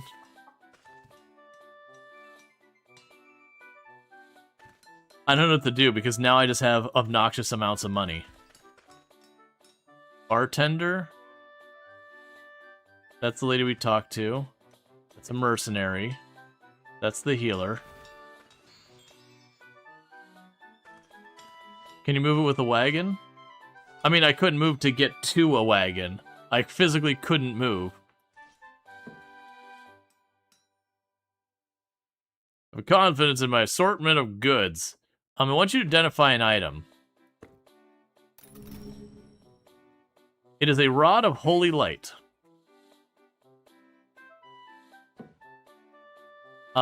Show me your wares. I'd like to sell the rod of holy light. Yeah, baby game for babies. All you have to do is win the lottery. Have you not heard? Tissues. It's junk, so sell the tissues.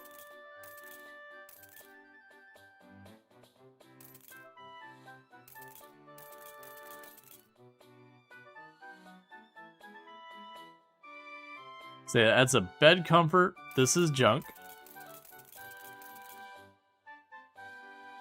A boomer, which is a boombox, made of aquamarine, categorized as a mech, is fireproof, consumes electricity. We have a canvas of Rachel, which is considered precious. We have junk stone. We have a globe that is a rare crafting ingredient. And we got a ton of platinum coins.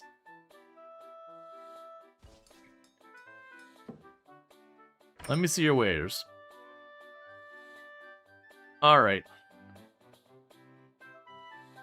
A dense scholarly book that examines administrative approaches. Reading it lets you acquire a base skill or policy. Okay, these cost gold bars. They do not want our disgusting normal currency. It's gold or bust. Yeah, we almost died from carrying that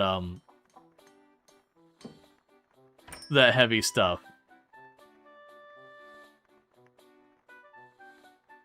A cursed grass mace.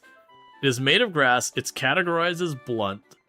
Enhances mining skill. It delivers a decisive blow to the target that evades an attack.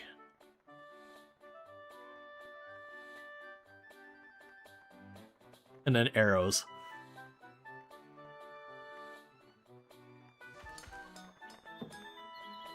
Train me. So we can weight train to carry more stuff. Oh, these take platinum coins. Okay, so this is big spend. So we have the choice of getting swimming, weightlifting, symbiosis. Allows an ally to parasitize you.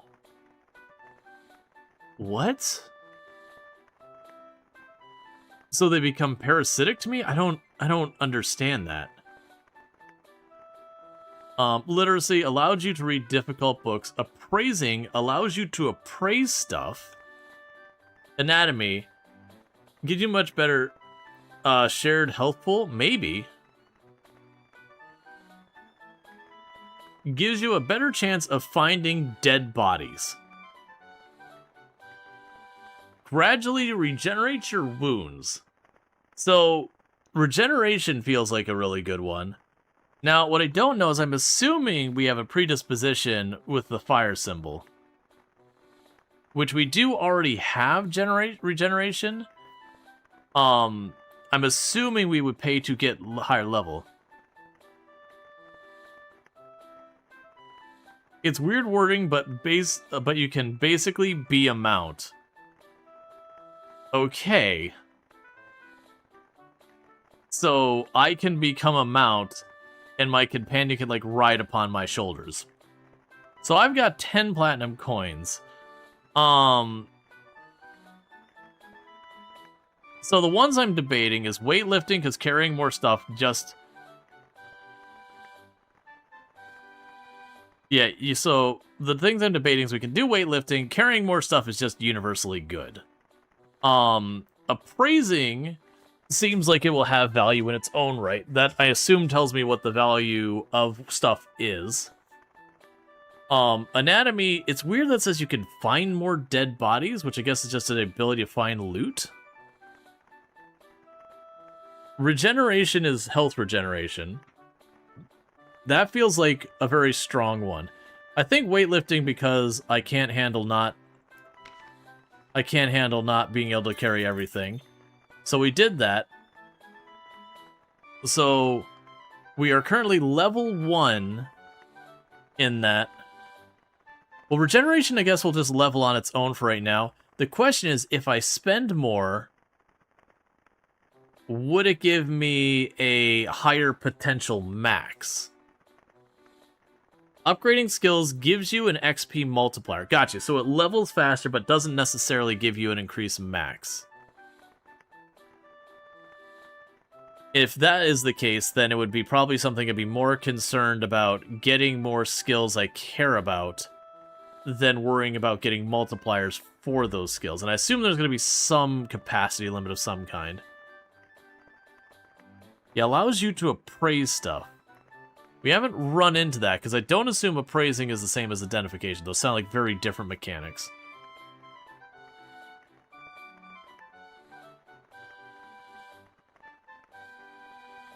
Show how good you are with that. Swimming I'm not as worried about. Stealth I don't care about. I'm leaning towards spending the platinum on appraising. It's done. Alright, so let's go and see if we can't look at our character sheet and see what we got now. So if we look at our skills, we got some stuff here. So appraising is here. And we got the multiplier of 1. We do have regeneration. That is gaining. It can go up to 160. So we'll see what happens there. And all that stuff. But yeah, so it looks like we've got a pretty long list here. Let's see, they're the same. Doing it to yourself is just random chance over time and is slow. Gotcha.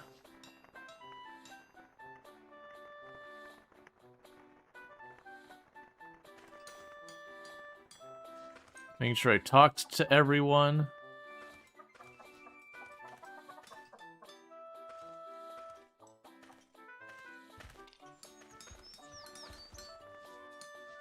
I would say we definitely heal relatively fast.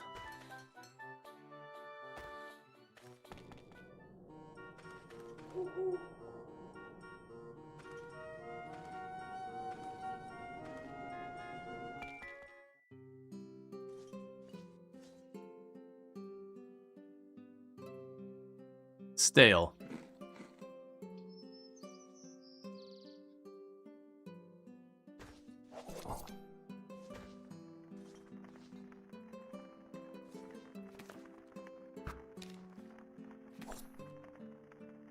All right.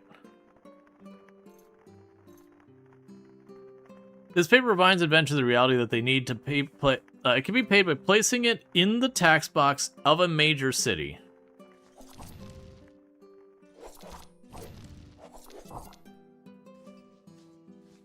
Okay, so I need to travel to a major city.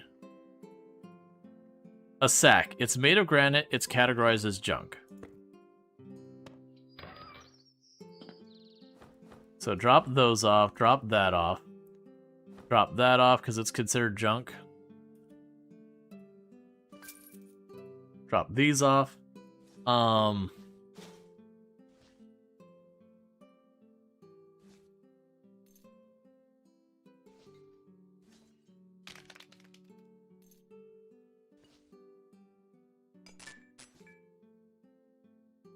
Okay. So we've got the charms. Is that 26,000? Yes, we won a boat. And then we had to just leave the boat because there was no way I was going to be able to move with the boat. It weighed like 400, so I just waited until someone got close enough I could sell it to, and I just sold it to him because I couldn't carry it. That's the crafting ingredient.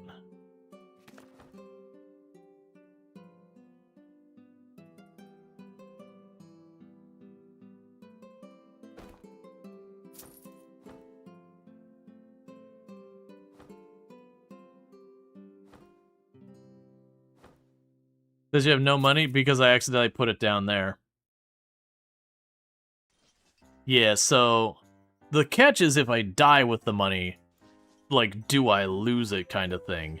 Like, is it a thing to, like, leave money behind to keep it safe?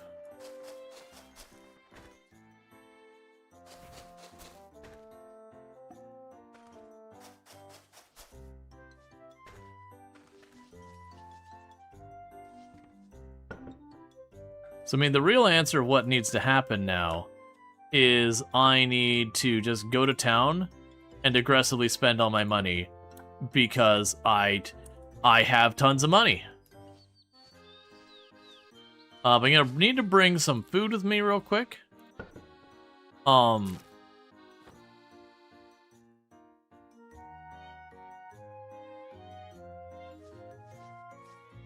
Because what I'm gonna need to do with that.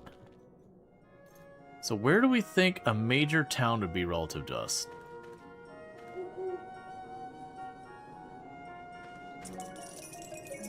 That's fine.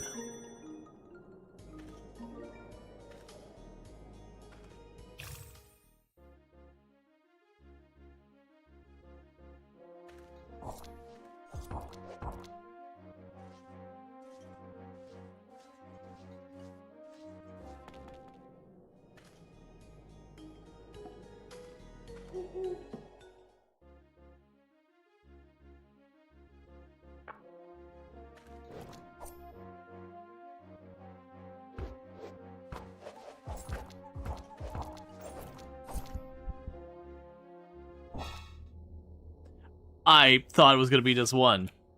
So many wasps. I'm going to be buried and reload because I'm a little concerned that it would take all my money back. Oh, we did this before we went into town. I was a little concerned if I did it that way, all that money would be gone, or at least a chunk of it would be gone. And I'm not interested in giving up all my money. I like my money. My money is lovely.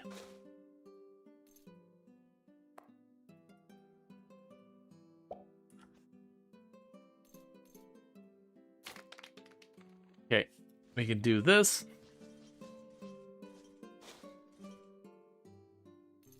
We can put you down here. I can put this down here. And drop you off again. Drop you off. So those are stale berries. Eat one right now because they're stale.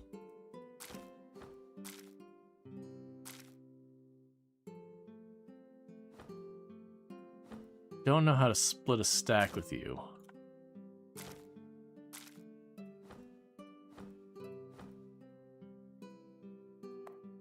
Ah, it's control left click.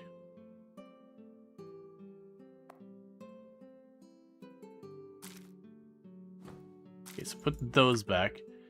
Alright, so same plan as last time.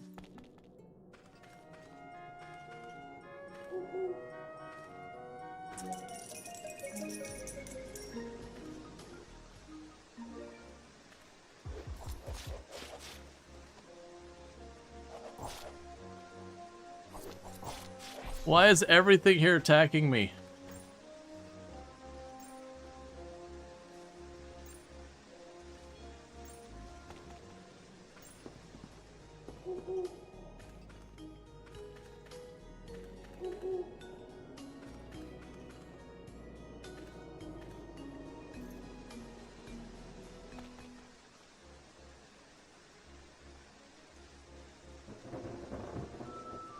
Alright.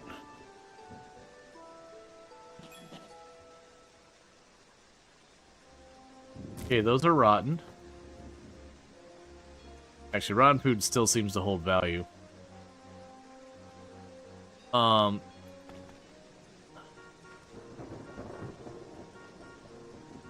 Fort of Chaos, Danger 1.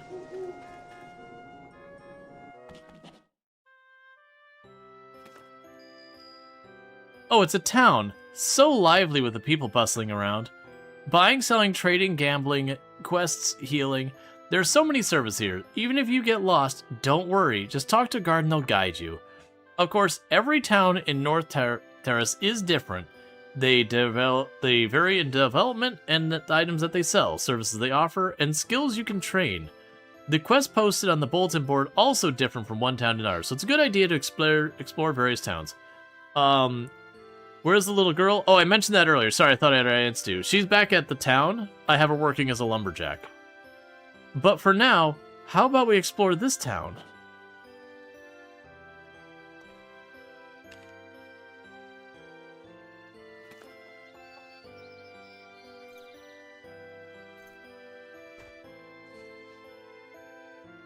That's the beggar, the child, magnate, innocent girl.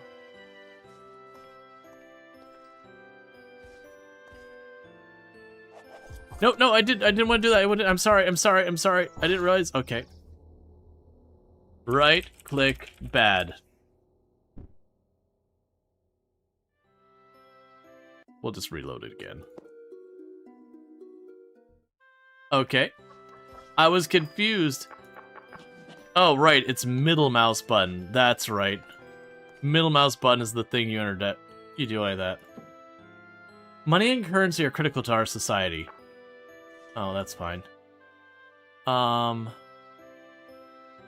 it's a signboard, but it doesn't really let me know what it means.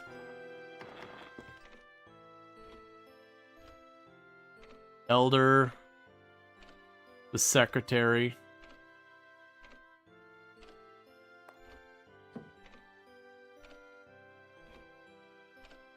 Show me your wares. You give me a bunch of weird-looking snails.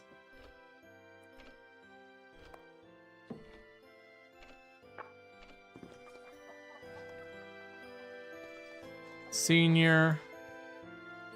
Delivery box. The bard, the farmer, the chicken, the oak tree.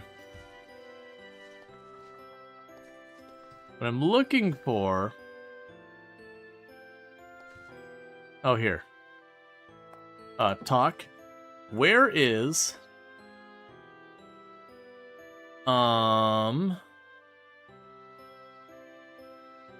So we have a bunch of trainers who I can't pay. So we have the trainer I can't pay. We have the healer I don't need. The informer, I'm not sure what that's about.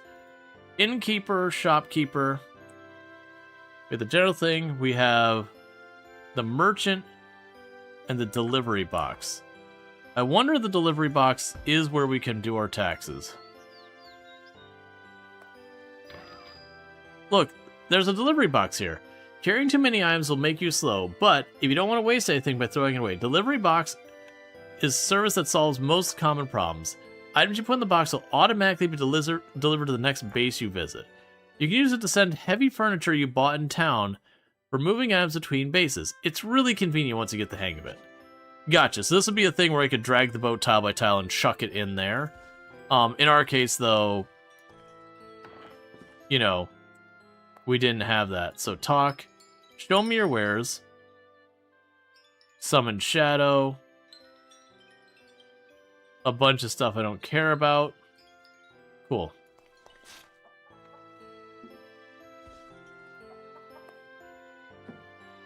Show me your wares. So you got a bunch of potions and all that. Small gamble chest +6. That's fine.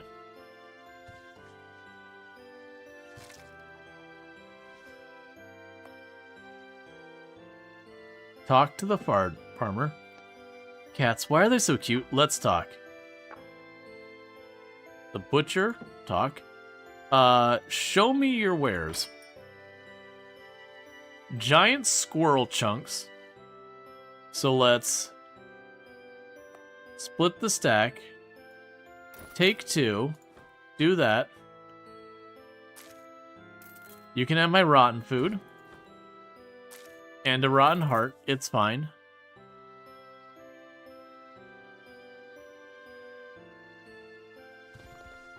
So I'm guessing this isn't considered a major town. Because what I'm trying to do is I'm trying to pay my taxes. I'm guessing that up there is a major town.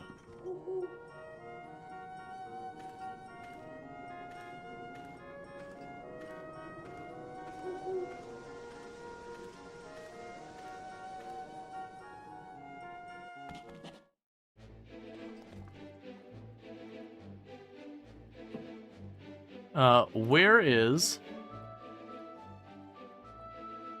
quest board, delivery box, baker, shopkeeper, merchant, the tax chest? The tax chest? Let me show you where he is.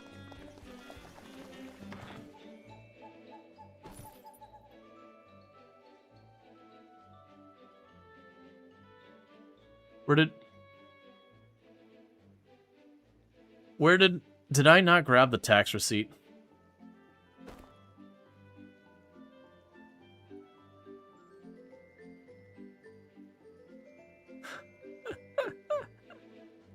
Alright, well, so we're leaving. I did not grab my tax receipt.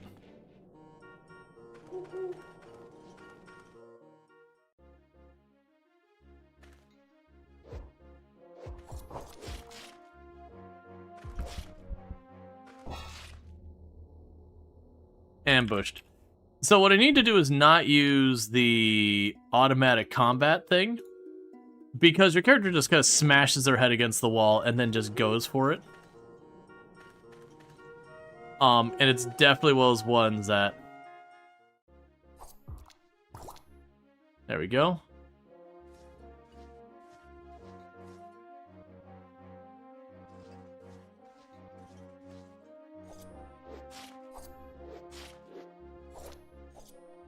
Alright.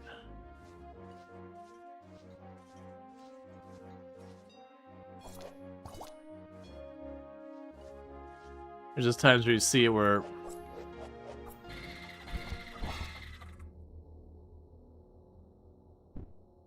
I spent the whole time paralyzed. I hit it once and it just didn't let me have another turn. Alright, so the eyes are terrible.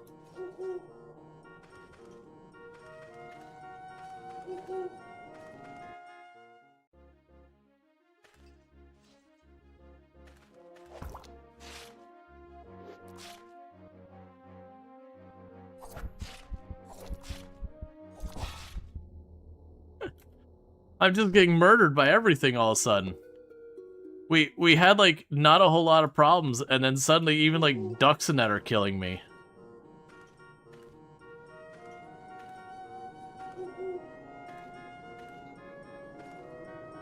It sucks they went all that way. Okay. It sucks they went all that way. And then just...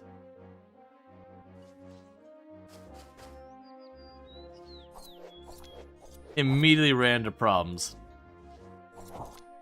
Okay, just want to make sure. Alright.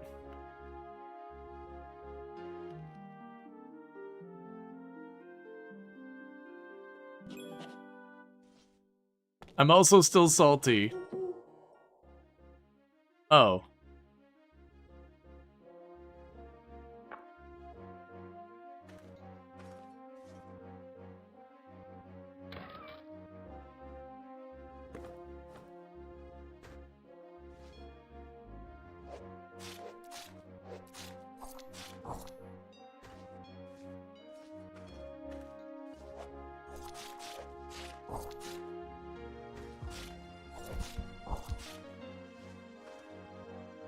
I didn't realize there was gonna be a gangster.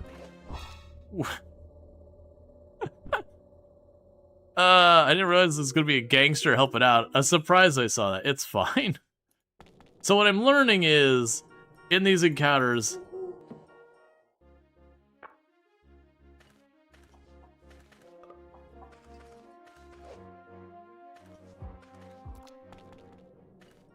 we gotta be very careful. Like, those ones they ambush you, it shows you that, like, oh, there's this enemy, but they'll have tons of them. So we're back home, and apparently everything's covered in trash because I dared to leave for more than a day. And my crops have wilted. So that's cool.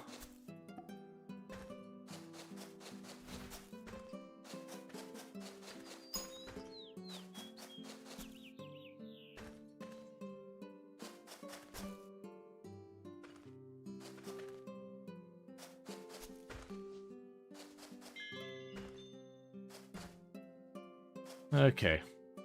I'm not mad, I'm just disappointed. It's basically we're learning that, I probably need to be bringing someone with me.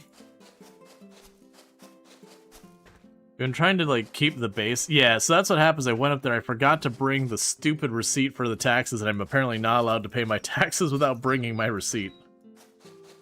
There may have been a way that I just didn't catch.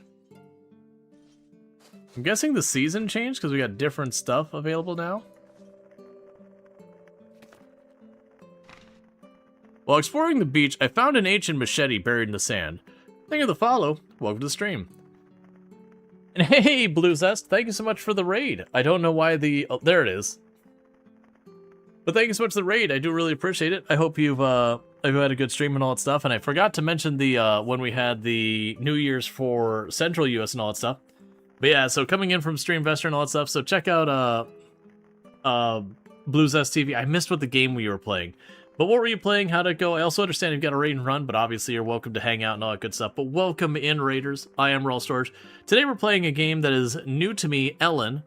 It's pretty unhinged, and we went from everything going to fine to just chain dying here for the last couple minutes, so that's the whole thing. My Winter Car, Mon Bonzo, and then Fireworks Mania game for New Year's. Nice. You blew up a city. As you do. As you do. But yeah, so if you're looking for that, you can definitely find that over there and all that good stuff. But thank you again so much for that raid and all that stuff. Does mean a whole heck of a lot.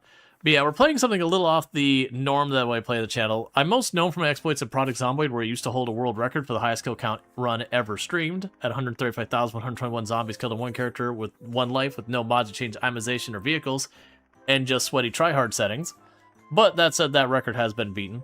But I do play a wide range of like games, a lot of indie games, that kind of stuff, settlement builder, city builder, simulation, survival crafters. Like we've done a lot of Vintage Story recently, and Project Zomboid and RimWorld and all that kind of stuff. But today we're checking out Elin for the first time. Yeah, no, Sal, who is the one who's organized Streamvestor, is absolutely fantastic, and it's been a wonderful thing, and I've been really enjoying participating this year. So it is absolutely fantastic. And let me go ahead and do something real fast as well. Because, yep. I always forget who I am and not following. So I can't follow you because I'm already following you. Haven't been able to catch you live because I think you stream during my stream times. But with all that said, again, check out Blue Zest. Absolutely fun and all that stuff. But yeah, so we're playing Elin, and so far, Elin has been a very tricky game to describe. Yeah, we streamed right on top of each other. Yeah, no, that's totally fair. Hey, Pelanova, it's good to see you. But it's been a difficult game to describe. It kind of has, like, the freedom to run around and do what you want, like Kenshi and all that, including how unhinged some of the things you can do are. It definitely also has some stuff that kind of reminds you of, like, Stardew Valley, the way you have, like, your little town and all that, but you kind of build it yourself. It's also got, like, the leveling system, like, wherever you do anything, you're going to be getting little bits of XP for whatever that thing is and all that kind of stuff. Hey, and happy Streamvestor as well. And then, you know, Happy New Year's for everyone doing that as well.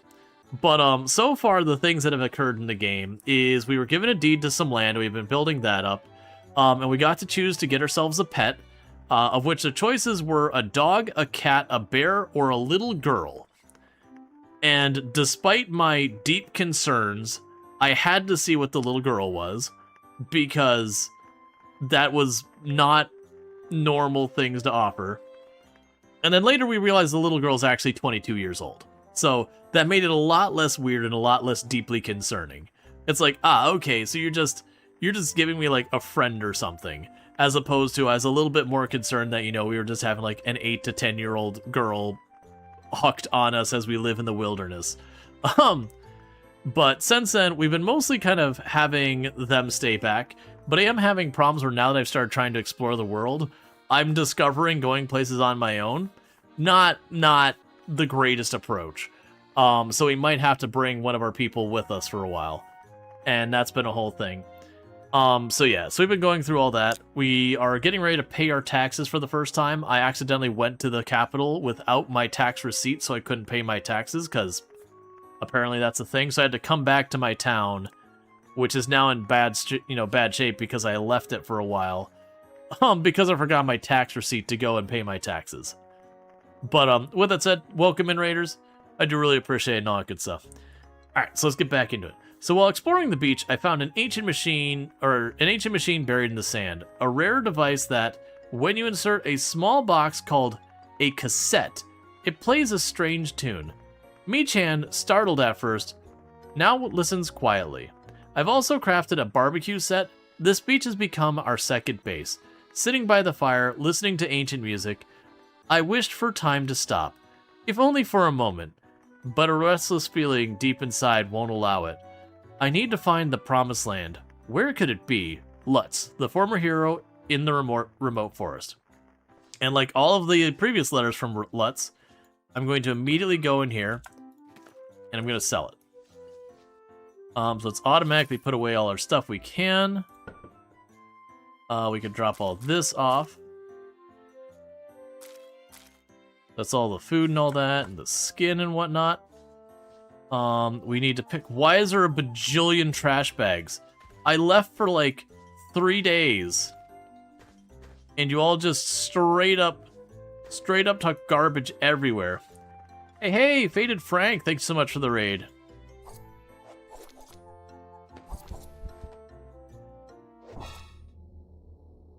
Why is everything killing me all of a sudden?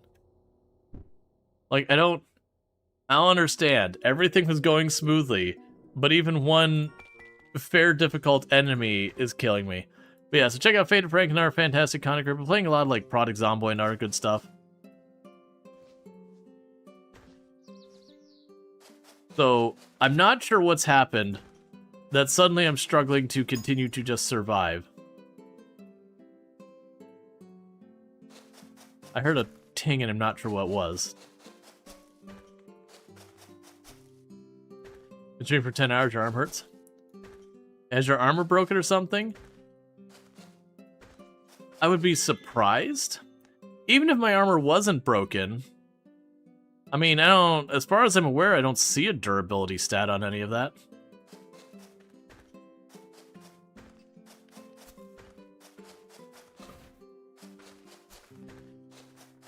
Yes, it's definitely, there's some kind of difficulty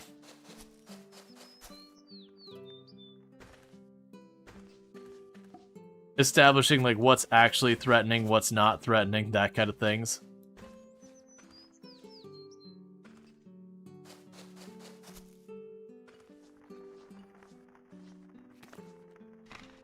Even though we already read it, I'll read it again just so far as like highlight it, just in case that matters. All right.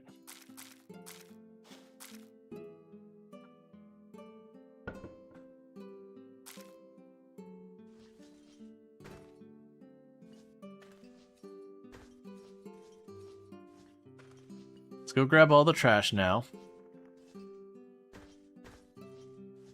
It could be I've hit some type of threshold where it's made the enemies a little bit harder.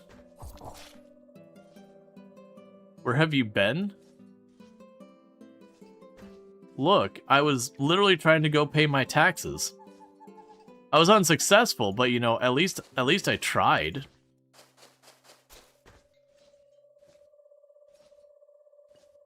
Is the enemy strength tied to then Rimworld? I know they have a setting that you can make the enemy scale with you kind of deal. I don't have that turned on.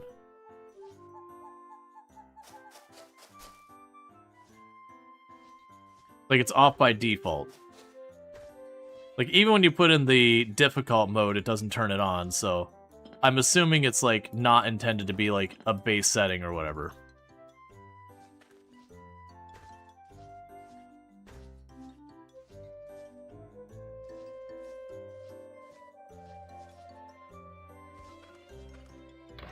Alright, so drop off the trash. An empty can. A grotesque offal.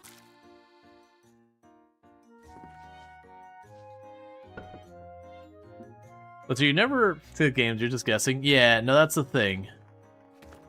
Okay, so there's my tax receipt. That's the thing I needed to pay my taxes.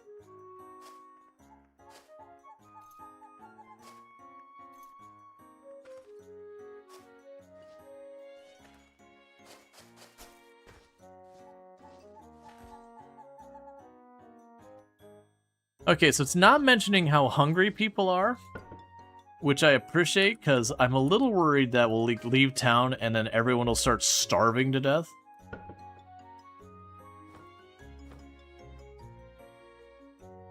Because I need to run this errand.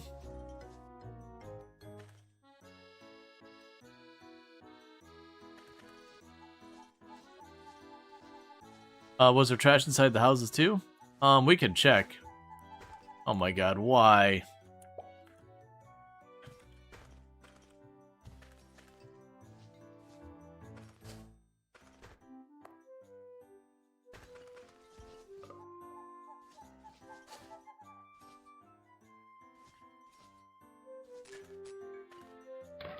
All right.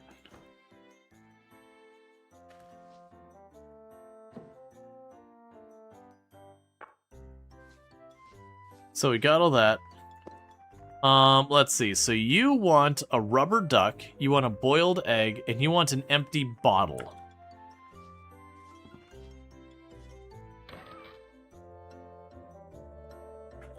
Well, that's too bad. You love the game? It's also bonkers. Yeah. The thing we're gonna do is where is the little girl?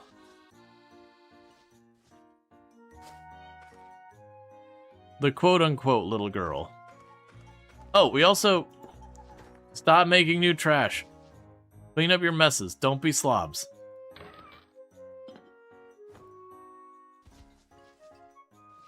Let's see. So where is Ashland?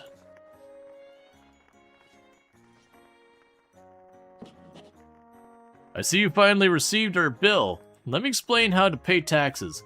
The payment method is simple, so don't worry about it. The important thing is whether you have the money available. Take the bill you received to the capital of Massalia. There is a tax box in Town Hall. There you can drop off the bill along with the money you have when billed. Let's see. It will be truly pleasant to have the weight lifted off your shoulder. Why don't you go to the market in Massalia and buy some souvenirs after you pay your taxes? You'll receive bills in the future under various names, not only taxes. The method of payment is the same for all of them, so don't worry. Just be mindful to pay the payment deadlines. You don't want overdue bills that damage your reputation. But the authorities are always willing to use force, you know? Oh yes, I forgot to tell you, the most important thing. You can get to Massalia by following the road southeast. It's a bit far, but you can't get lost. Ah, so I didn't go the correct direction for where they wanted me to go. That's fine.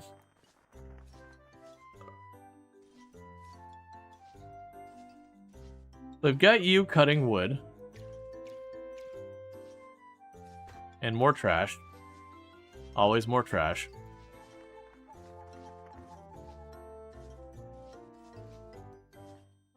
Okay.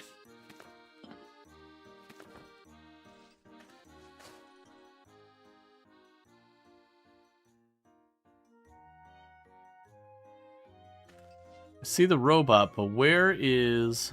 I forgot, I can use this board down here. Find. Alright. Join me. Alright, I'll try my best to not let you down. What do you have on your person right now before we go? Okay, so you do have some food on you. So that's good news.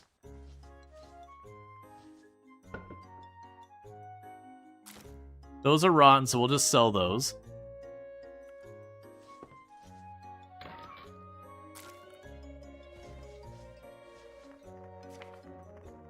Okay. I'm gonna quickly make myself some food. And eat some of that immediately.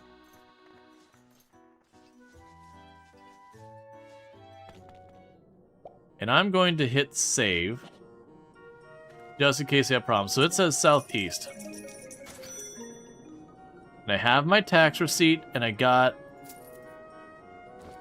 a bunch of money in... Where's my money?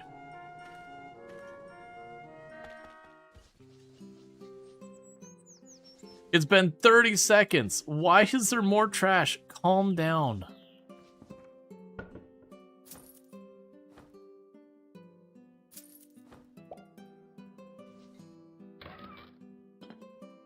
All right. So southeast.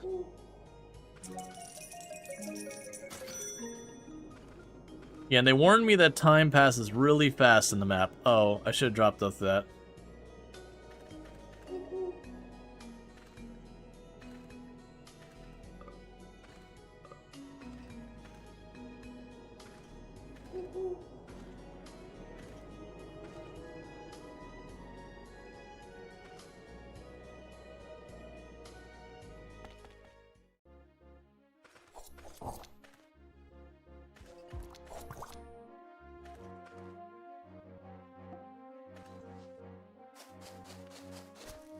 Alright, we need to rest, so I'm just going to quickly grab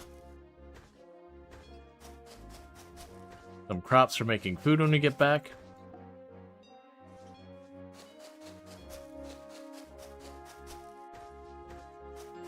Okay.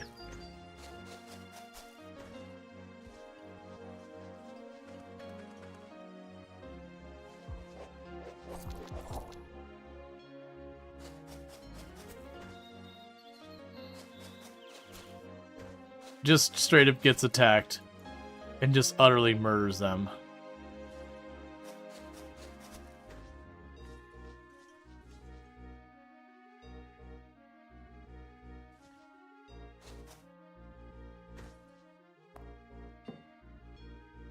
I've kept my emotions carefully away. Now, I forget where I left them.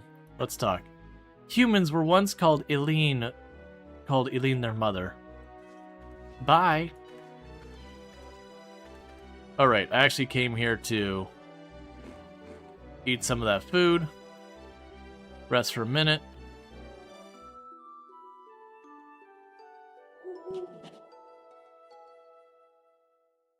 Eat the rest of that food. And go to town.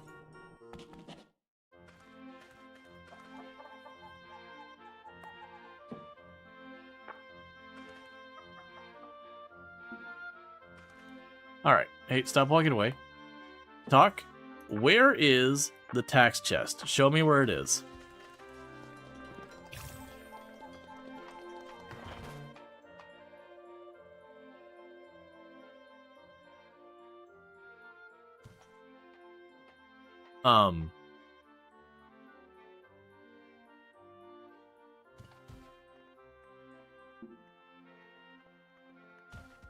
Oh, you're physically standing on it. Okay.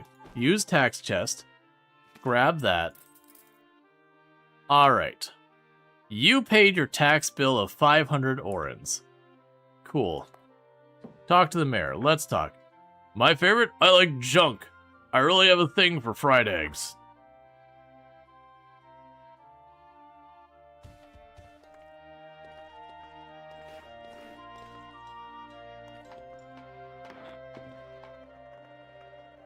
That's just a citizen. Okay, so there's the pub.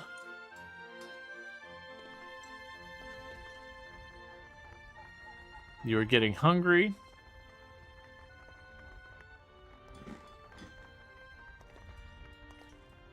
Where? You said look at my wares, but I don't see you, my man. Guard, there you are. Talk, show me your wares. Okay, so let's see what we got here. So we have a bunch of money. You are expensive. So you got a silver club, inflicts the most damage to undead, disrupts targets, grants you darkness resistance, enhances your mining skill. You can get a Mika helmet. It's made of Mika. It gives me luck, and then defense of 2. A paper composite ring. It gives me evasion.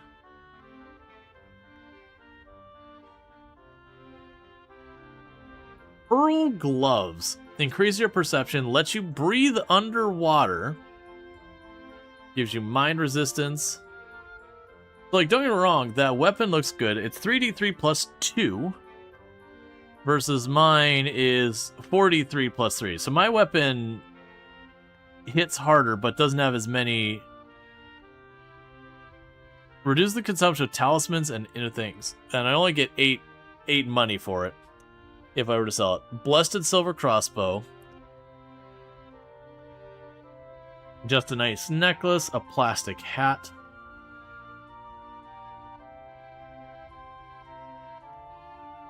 I don't think we grab any of this. You got the general store. Show me your wares. Alright. A scroll of enchant armor. I don't have armor worth enchanting. A fireproof blanket. Alright. Honeycomb. A scroll of curse, an amount of logs. Soft drinks. I'm gonna go ahead and buy the jerky. It's not too expensive. It gives me some food for travel.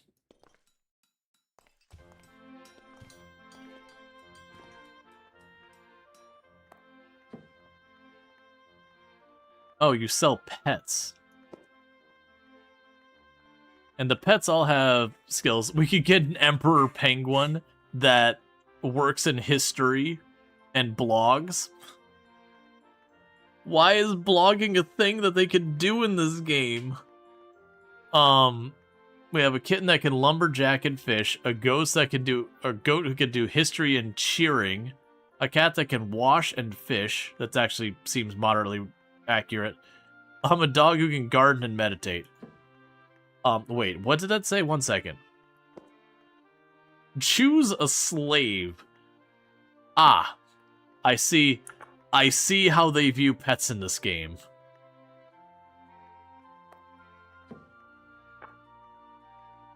Would you like to listen to my song? Let's talk. Oh, your affinity is going down when I try and talk to you. My bad. I'll never seek to talk to you again.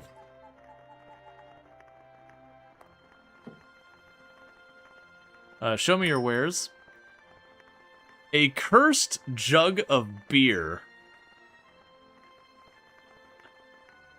Why are they selling cursed beverages? A blessed one. And everyone else here seems to just be random people.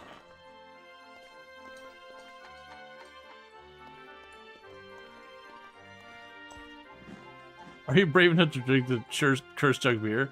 It's been a subject of bar bets for years.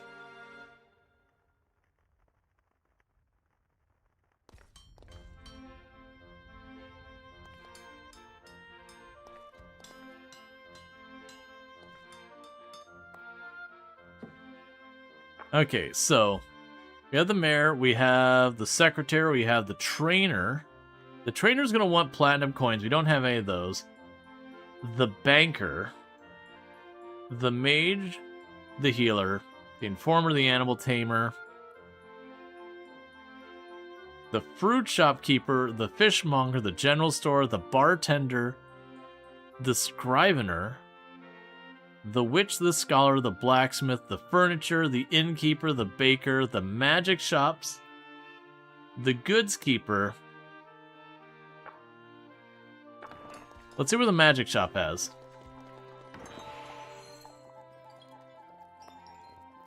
Gotcha.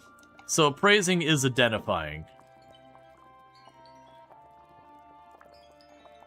Show me your wares.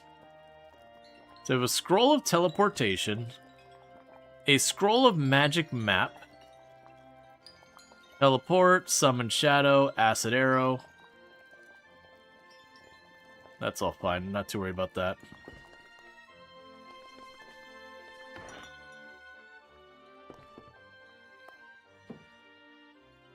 Let's see. The new king of Rual is founded by slaves who escaped from the Empire. Show me your wares. Hung meat, roasted pineapples. Okay, so we got a bunch of food here. Food and spells. I do have some jerky already on me, so I feel pretty okay with the food situation. This must be the baker. Yep, so it's all bakery stuff.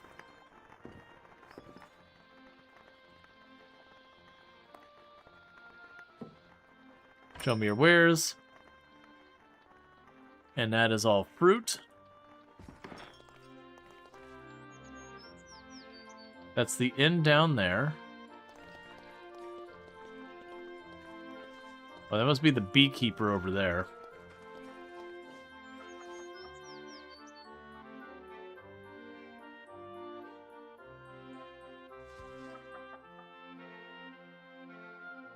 Who is the actual beekeeper, though?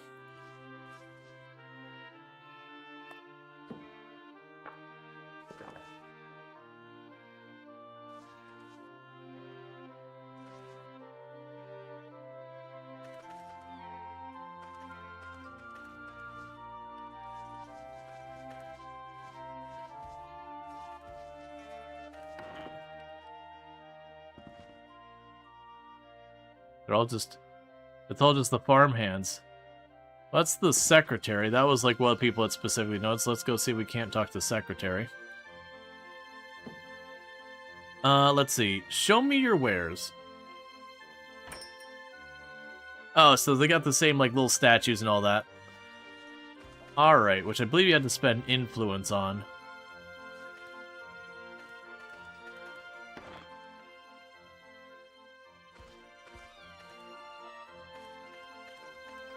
Alright. The illusion. There's a place called Boring Ruin around here. If you're interested, it might be worth exploring. Oh! Right. That's other adventurers.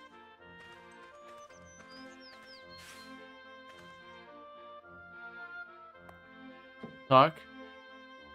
Ah, that's fine. That's the janitor. That's a tourist who's drunk. That's another adventurer.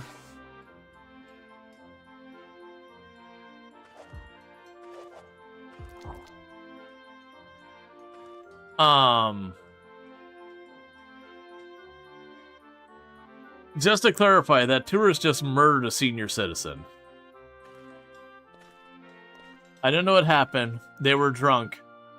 And then there was a battle between them and a senior citizen that resulted in the murder of the senior citizen.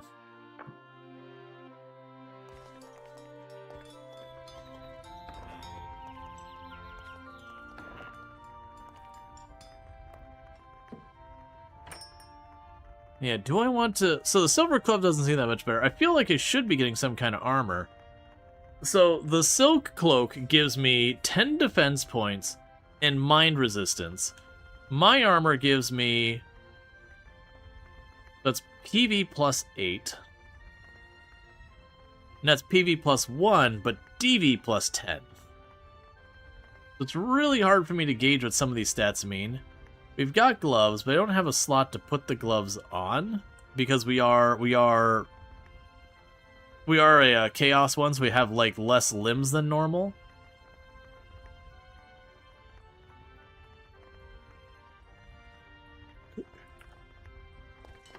Because I feel like there should be stuff for me to buy here worthwhile.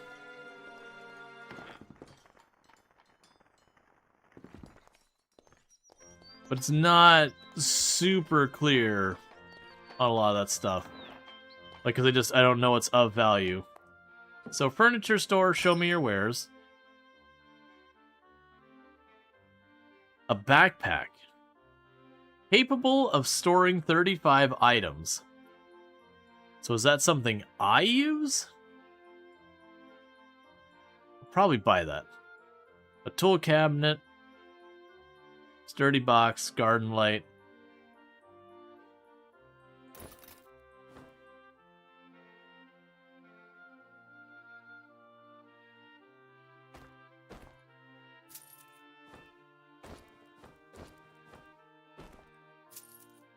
There we go.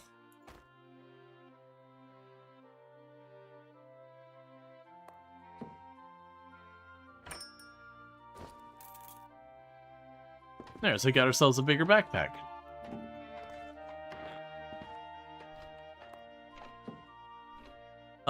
Show me your wares. A map. A piece of parchment marked with locations of ruins and caves. Sure. A spellbook of Uncursed, Telepathy, Crimeberry, Addiction, and You.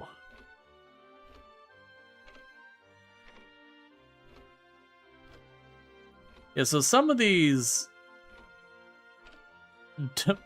two parchments titled Don't Read This. World Go Round.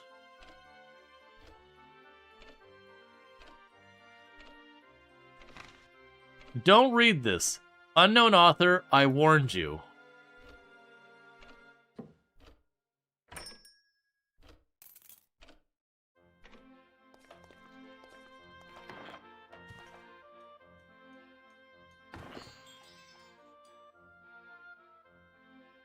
Okay, so this is just the church.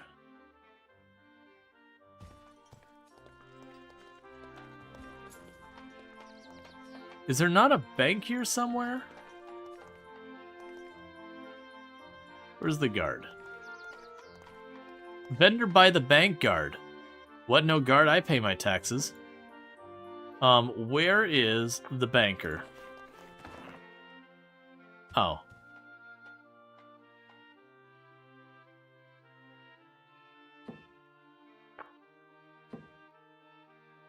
Show me your wares. Yes, you got that stuff. I want to invest. You've invested 0 orens. So far, Missaria is now seeking 7,700 orens investment. So I don't know what investing does. My assumption is that will help level up the town or something of that nature. I want to pay additional taxes. I guess that would strengthen them. So yes, I'm a little disappointed in that I don't see anything that I'm like, ah, that's the one. I want to buy stuff with money. Because we won that boat, which is a ridiculous amount of money. And so I'm just swimming in wealth. But I'm not seeing a lot of stuff that really excites me. And part of it could just be like some of these spells and all that. You know, they're good money. Want to invest. Do you want to invest in your shop? Yes. You made my day. Your influence in Missalia increases. I want to invest. 1,400? We're going to leave that alone. Show me your wares. So I don't know if that happened. So I think what we're going to do is I'm going to invest in the blacksmith. Hey, have you heard of influence? When you complete quests, invest, or contribute to town, your own influence in that town increases. As influence goes up, you'll be able to refresh the lists of available quests, have stars restock their inventory on the spot, and even ask some pretty impossible favors. And that's not all. You can even use influence as currency. For example, one of the popular exchange items is furniture ticket, sold by the town secretary. You can use that ticket to forcibly confiscate furniture placed in town. It's handy when you're trying to collect furniture that's only available in certain towns. Oh, so I can use my influence to basically eminent domain someone's furniture. Good to know. I would like to invest. Yes. Show me your wares. Alright. So do I get the... So the thing that's making me go with the silk cloak is I'm assuming that is intended for like a caster setup, because it is a silk cloak. So my assumption is the DV value probably has to do with my defense against magic. Whereas the PV is probably defense against other stuff. I'm going to see if we can't find that out here somewhere.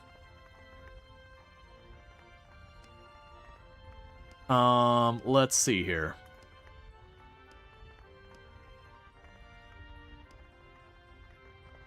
Let's see.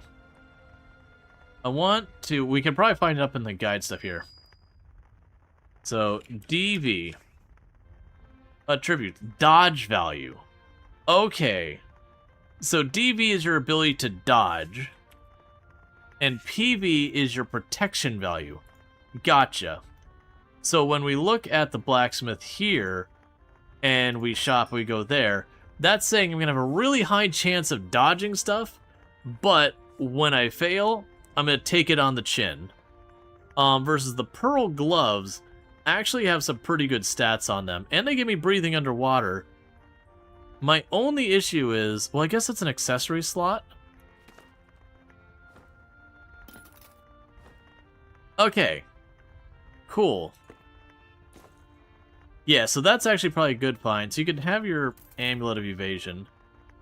Unfortunately, I don't have the body parts to put more on, but I think that at least makes me feel like I got something worthwhile. So we can now breathe underwater, we have increased perception, and we exchange what gave me just an easier time to evade that is unquantified, and instead got ourselves plus 6 DV, plus 8 health, plus 5 PV. So we got better armor, better dodge, and more chance of, oh, I guess that's hit plus, so I have a better chance of hitting my targets. None of the other stuff was particularly exciting, and I'm also dealing with, again, limited slots. I don't think this armor's worth it for me. It would give me a lot of dodge. Now, the Silver Club is interesting, because I've got the katana, and broadly speaking, it does have a bonus to both martial arts and weapons 1, but it is one of those things that most of the other stuff is not particularly useful for me, whereas the Silver Club, what has a slightly lower base damage, it does come with the benefits of it improves my mining skill, it does extra damage to undead, it disrupts the target's actions, and it's got protection against darkness. So I do think that's probably an upgrade versus my stone katana plus 1. It's damage 3, penetration 35%.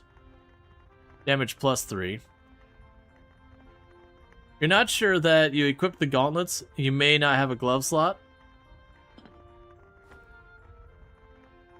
Oh, that's an inventory slot. I see. I'm going to leave them there, and we'll just have to wait for a glove slot. Yeah, so the silver club, because that's 4d3 plus 3.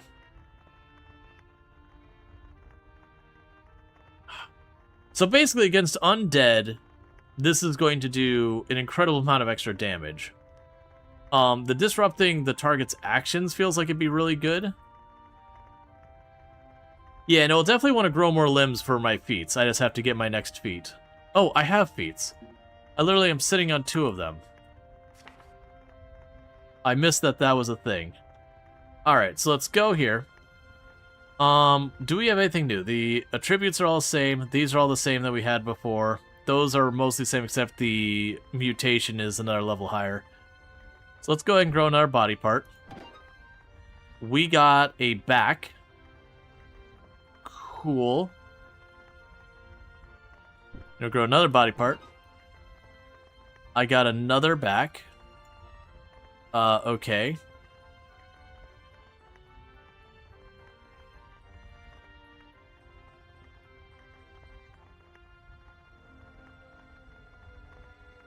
That's certainly a thing. Now is both my feats. Alright. We read the map, so we could find another cave.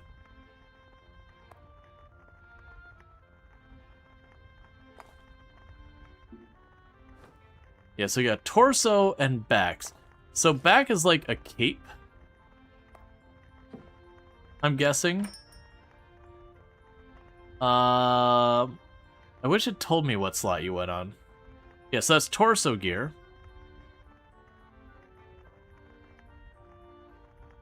Waist gear. I don't have a waist. That's a ring for a finger. Yeah, so it's looking like none. I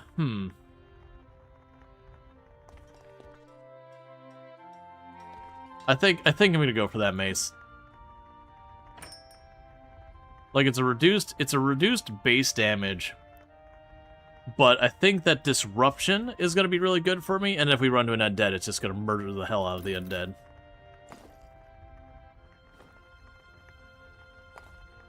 And the game seems to agree that that sword is worth, you know, crap all versus the mace is worth something. Alright. Oh, and that levels up the shop when I do that. Okay. So let's get the heck out of here.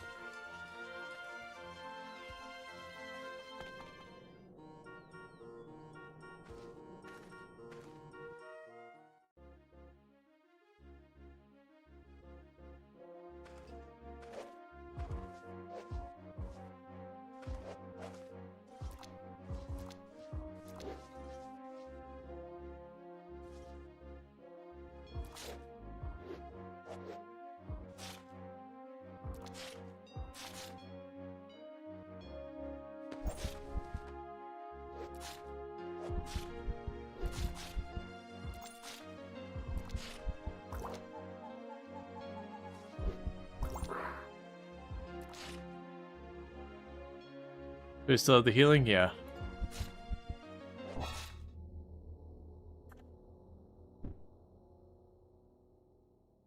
I tried.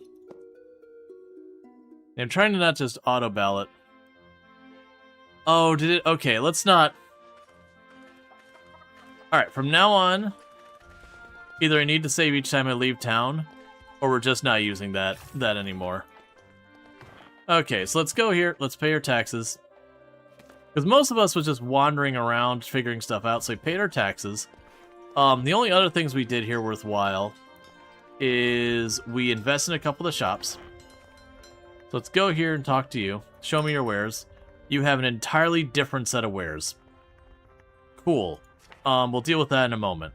Mutate body part, yep. Mutate body part, yep. Okay. Slide you up here.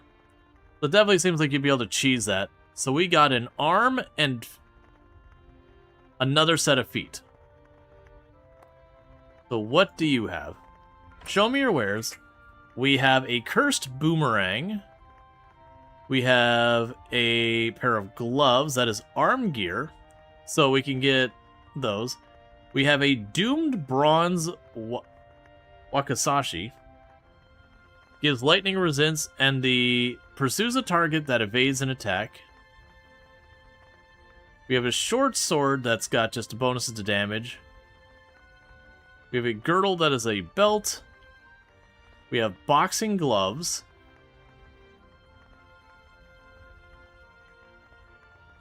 That is a martial arts weapon. It disrupts attacks. It grants you mind resistance.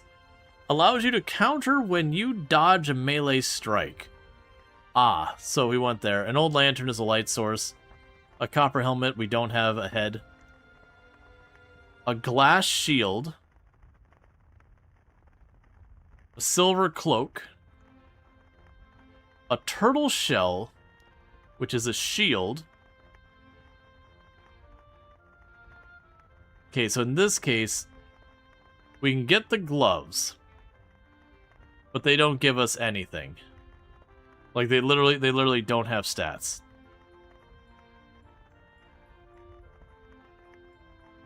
A short sword usually worn together with a katana. Interesting. And that's 42 plus 0. Well, this time, all of your stuff is junk. I don't like any of it. So we will talk to you. I'm gonna go ahead and invest. Yep.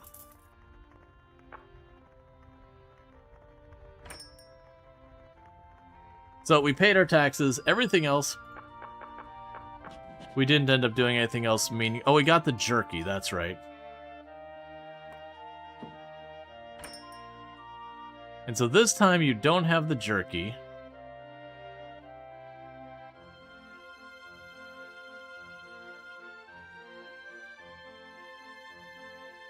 Alright, we have ale. We've got the scroll of evacuation. That's the one that lets us just nope out. Summon shadow, gamble chests, yada yada. Festive flags. So unfortunately, I don't think we're going to find much we care about this time. Let's not go through all the shops. We don't care about most of them. Oh, right. We had the, with the furniture one, they gave us a really good backpack the last time that we bought.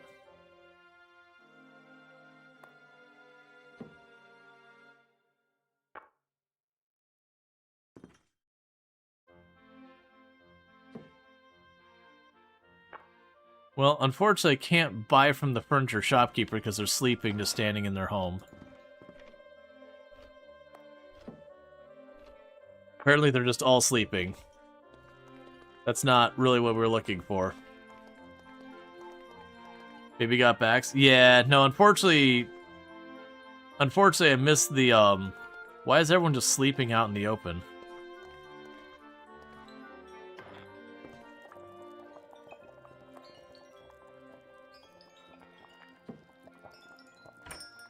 Yeah, so you just have your spells. Curse, teleport, lightning, magic map.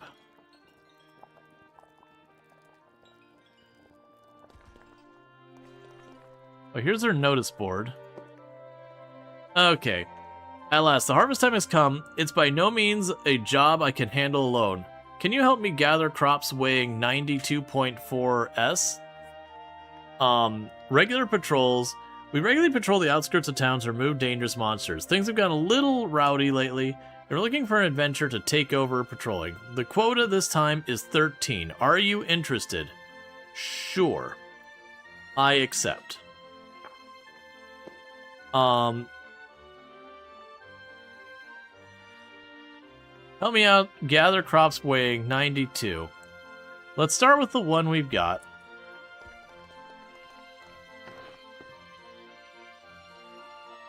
And how much do these weigh?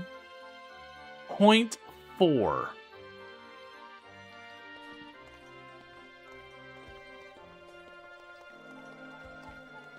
So, if I wanted to actually try and get all that stuff, it's going to be a whole big thing.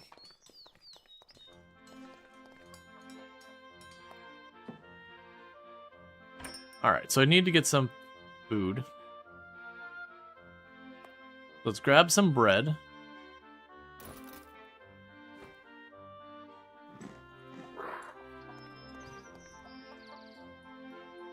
Bane General Shopkeeper vomits.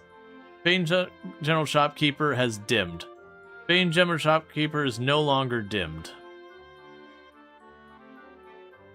Buddy? You doing okay? Just walking around here vomiting on the floor?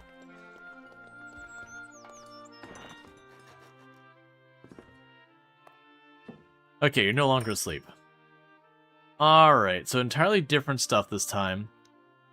We can get a hammock, a display case, a stupid boomer, just a boombox. So unfortunately, this time, they did not... At least they get exploded in a chunk by a tourist. Yeah.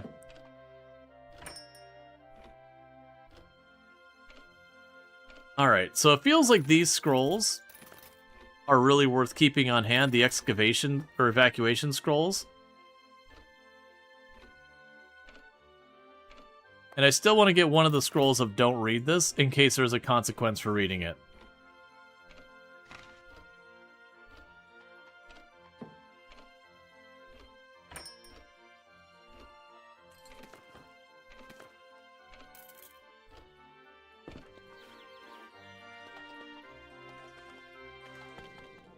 Okay, so we need to hunt hostile creatures nearby. Let's go right outside the front door.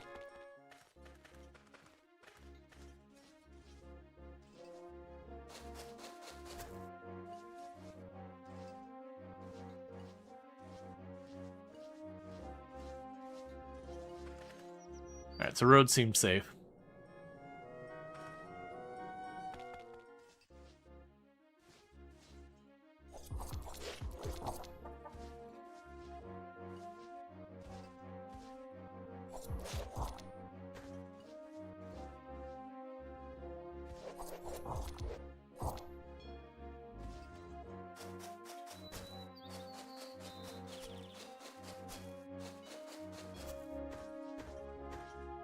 And just pulling up all this.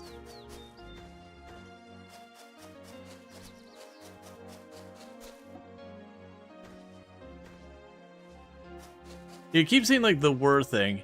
Yeah, so I think one thing I would like them to do with this game is I feel like when you get your feats and all that, it feels like it'd be better to have a little bit more notification. You have the text on the bottom, which is fine. It kind of gives a mud experience where you kind of just have to read that. But because so much of it is just, like, it's not, like, it's kind of just all this, like, side-by-side thing, it's a little easy to just lose track of.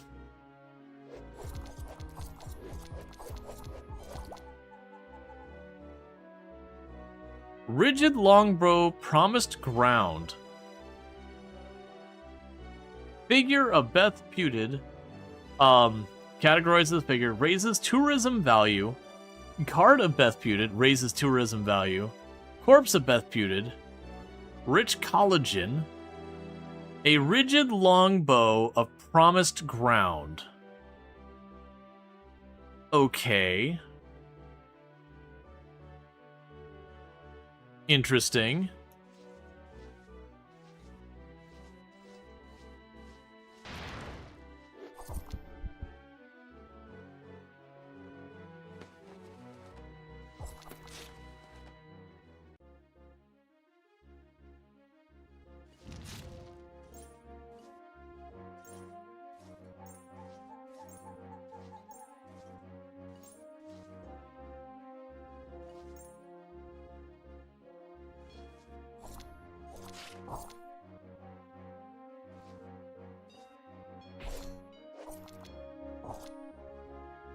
Poisoned bad.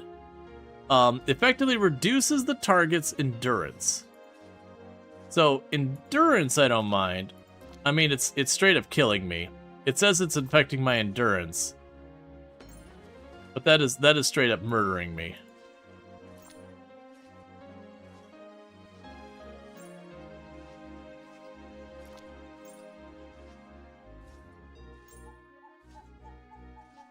You know, it said endurance that I was gonna lose. Okay, so the poison's left my body.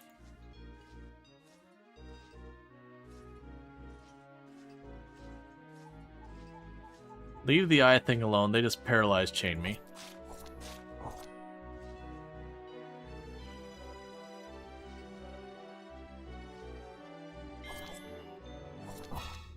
Oh.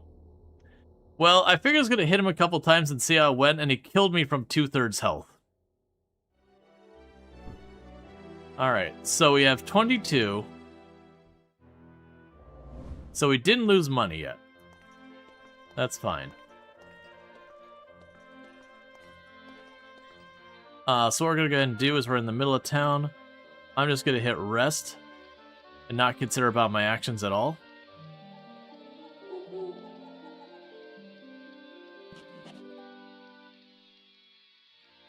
No, she comes back. They did tell you that all your companions, they will ultimately come back.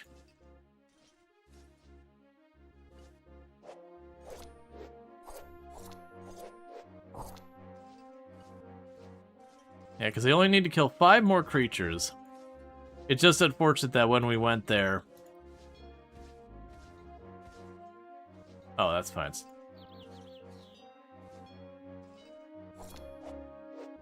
That we went there as, like, the formidable. So I'm trying to gauge, like, what is actually dangerous and all that. And it's weird that I have a lot of enemies that aren't actually marked as being that dangerous end up being Okay.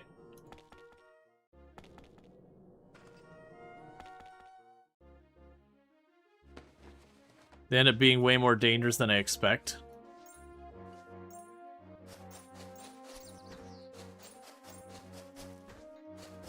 Alright. But yeah, no, your companions, what happens is they get sent home. The companions that you get from the starting character, those ones you can just get back from that lady for free. Whereas it implies other companions you get later, you have to go to a healer to get them back. Alright, so we're at gathering 10.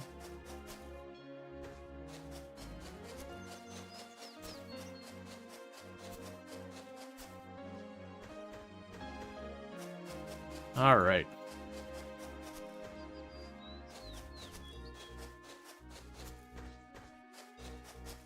And so it's just kind of one of those things that it's not too punishing, which is probably a good thing. Because it's one of these games that you don't get control of your companion, and sometimes they will just throw themselves into getting into murdered. We had the girl, we went into a cave earlier, and she ended up touching a teleporter trap and getting teleported away, and she managed to survive it. She came back with, like, no life left. She fought 2 enemies on her own that I couldn't figure out because I didn't know where she got teleported to. But you can imagine if, like, you put a lot of time and investment in a character, and they just wandered onto a trap because pathing be pathing, you'd be pretty upset. That it would be a very frustrating thing to do. Okay, we'll rest again.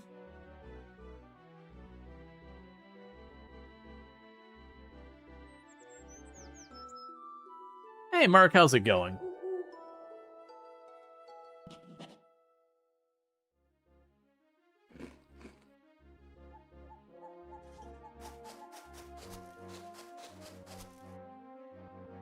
You're eating a pile of bread and it tastes awful. You make a bitter face. And here I was about to say that bread looked like poutine and it'd probably be delicious. But, you know, pixel graphics is really hard to tell. And it does look like, as of just a moment ago, I believe we just hit New Year's Mountain Time in the last, like, 10 minutes. So for those who are in the US Mountain Time, Happy New Year's.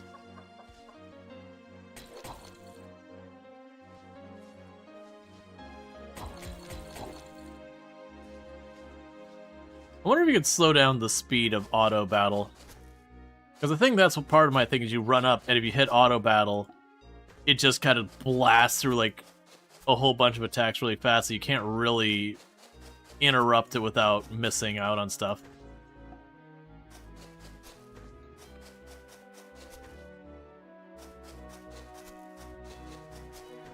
I'm curious with that farming quest, if I do grab a whole bunch of stuff like this. I mean, still, he wanted 93. Unless there was, like, he had a field specifically for you to go into it, that would be an obnoxious amounts of stuff. Okay, we gotta rest again, because that's how much we're farming. Let's check real fast and see if we have the ability to configure the attack, the speed of stuff. Game wait time. So wait on melee attack. Wait on buff.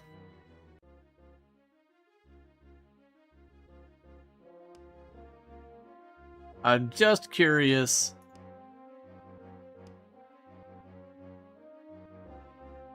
Anti-miss click. Oh, okay. Yeah, I was just curious if there was a thing to... Oh, that's, camera speed, I think. Yeah, that's edge scroll speed. Alright, well, I was just curious if there's a way to, like, make the auto combat go, like, you know, a bit slower.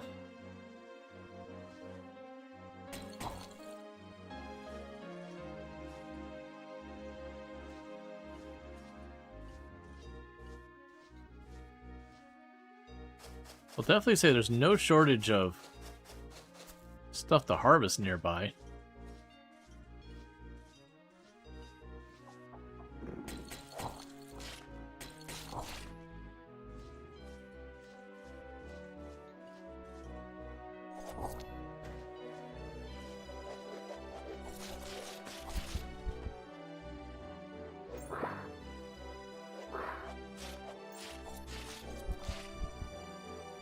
You're just a fair fight.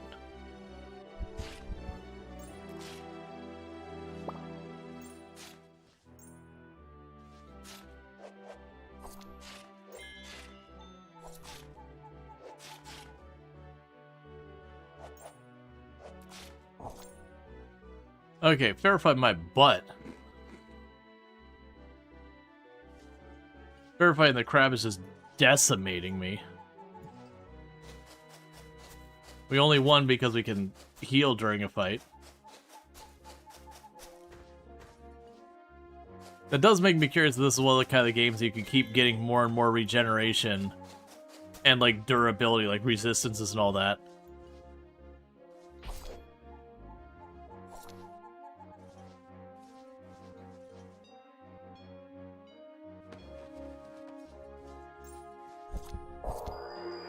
Congratulations, you've gained fame!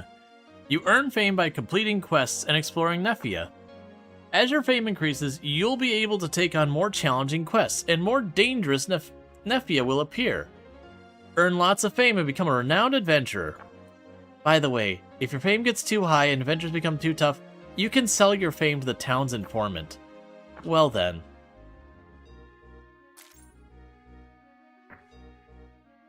Ah, crap.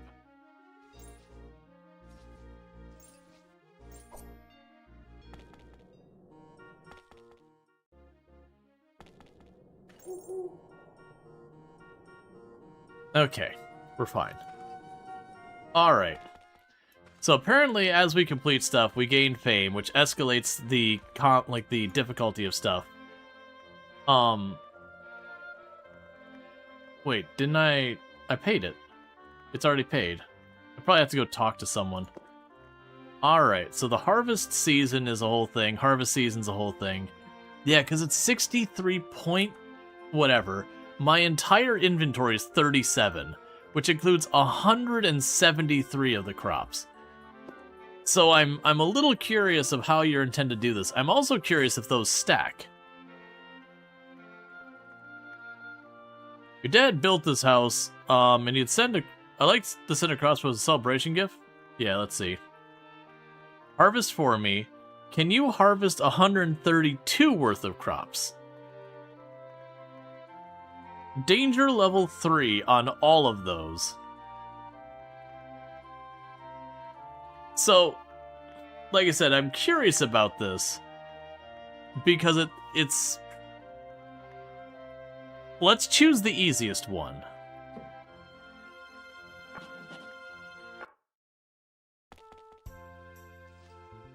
Ah. Okay.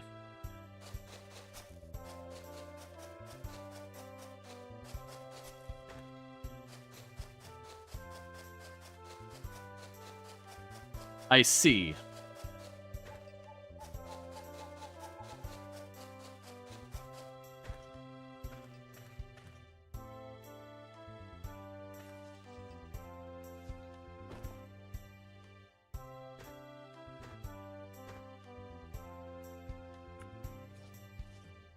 So it teleports you to a place, and then you have to harvest it.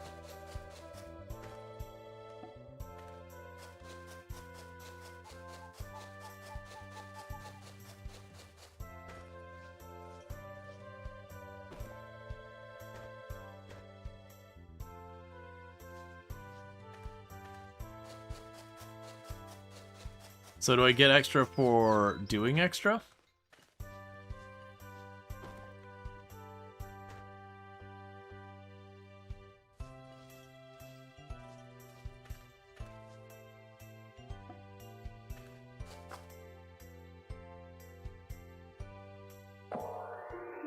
I didn't expect you to return alive. Go ahead, claim the promised reward. Alright, I mean, that seemed pretty easy. Sure. Why not? That seems...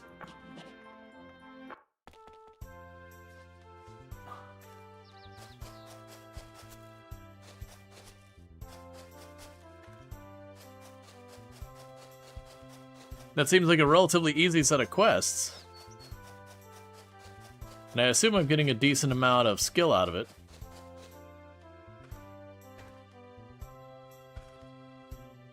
And the one down thing is where my mic is. It was blocking off the weight.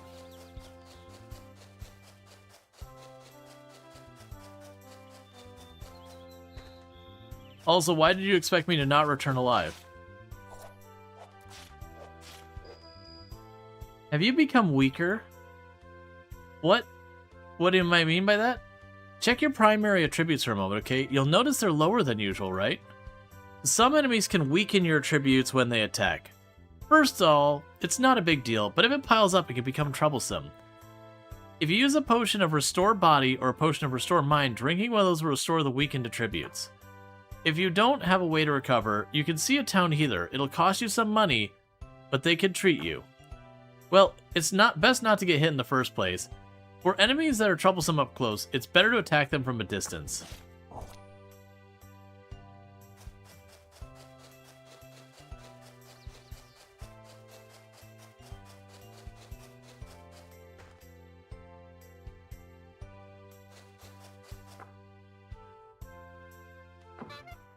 I knew the job was too much for you. How disappointing.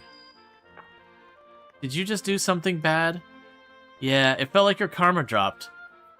In this world, karma decreases if you do bad things. If it falls below 0, you're a criminal. Becoming a criminal makes life very difficult. Complete quests, return lost items, and always strive to do good deeds to increase your karma. By the way, the most serious crime in this world is tax evasion. If you don't pay your taxes for 4 months, you'll be immediately wanted and your life will be in danger. So, be careful, okay? I lost 10 fame. Alright. Interesting.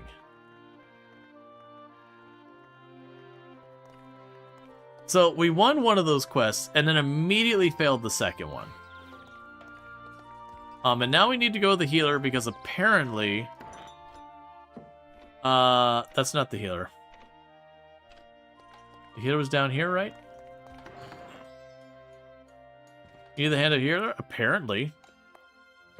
I need some healing. 100 orans. Yep. Cool. So let's double check on her stats. And see if we still see whatever it was. I should have checked this before. Yeah, I'm not seeing any penalties. Oh, we're afflicted by too much carrying stuff? Wait. Do I still have the tomatoes? Okay, that's an interesting consideration. So I failed the quest, but I got to keep the stuff I got from while I was on the quest.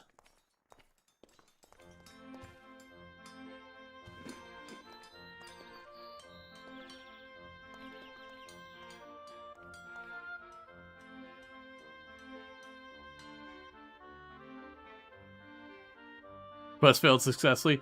I mean, I still think it hurt us way more than we benefited from it.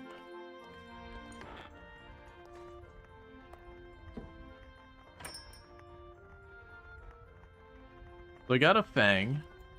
Let's get rid of that. Get rid of the white flower. All of that is worth 1. Yeah, we got the rigid bow. I'll probably chuck that in a box and see if we want to keep it for anything.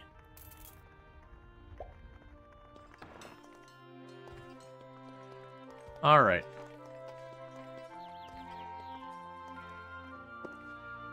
Yeah, so we've got all that. Yes, those aren't going to happen. So I guess we're on our way home. We paid our taxes. Let's save.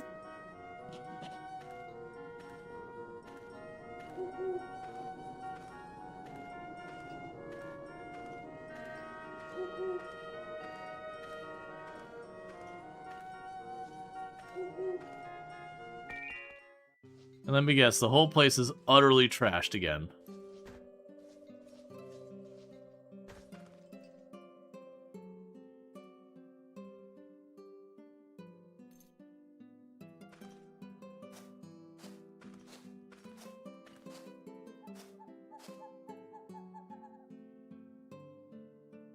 And the rest is all fine.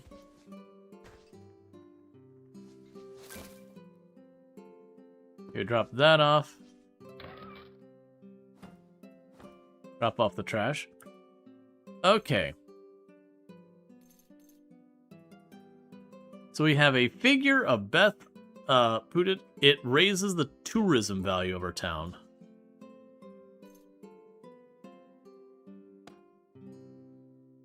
A card of Beth.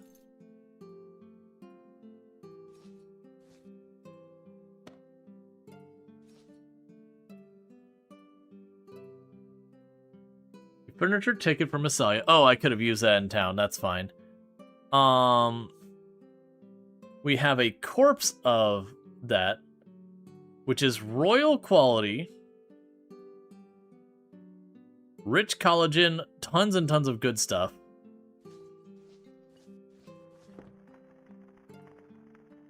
What's this? Paper. Is made of paper. It's categorized as junk.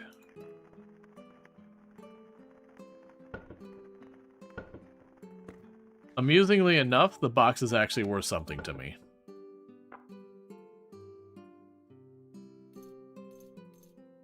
Whereas the paper is literally junk. Alright. So we got a UPS delivery, and we're excited for the box, because the box holds the real value. Let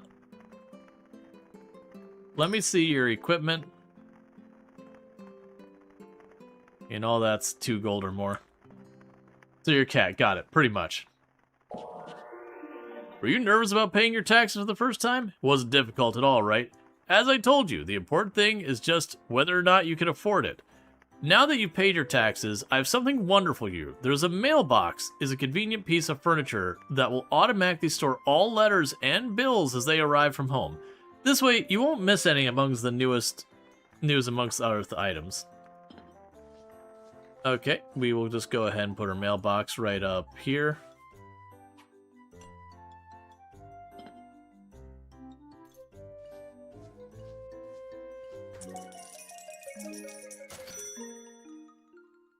All right.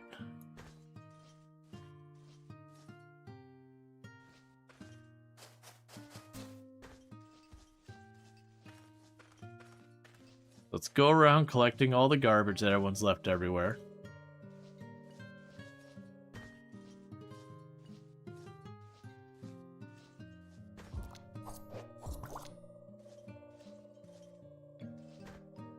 All right.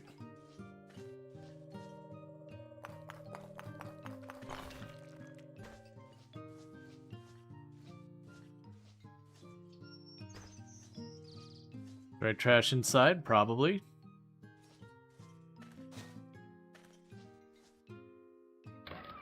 Alright, so you drop that off. So we could drop that off for money. Money is not a big thing. We got that boat that we won. And that's basically made it so money is kind of like, you know, no object for us. We can also use this. Let's use the fancy meat.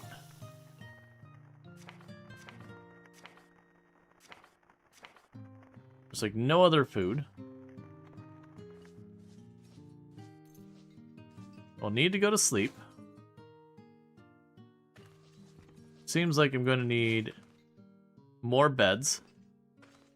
What do I need to make for another bed?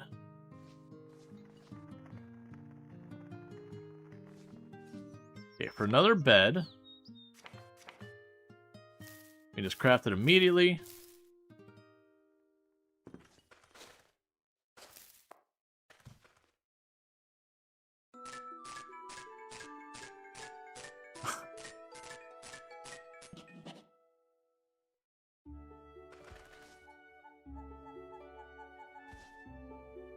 All right, what do you have to say?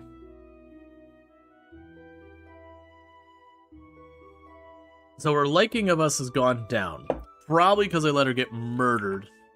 And could do little about it. We will drop the bow off for if anyone wants to use that. I'm going to eat the ridiculously fancy meat. So we've skilled up charisma. So that meat was so good we gained charisma. That's a hell of a meal.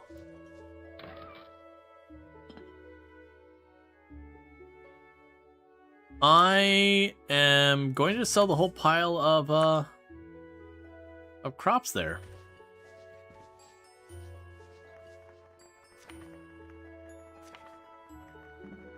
Huh. Oh, the tomatoes are going stale already. We'll drop off the tomatoes too. We're definitely gonna have to secure food better. Meanwhile, we got more seeds here.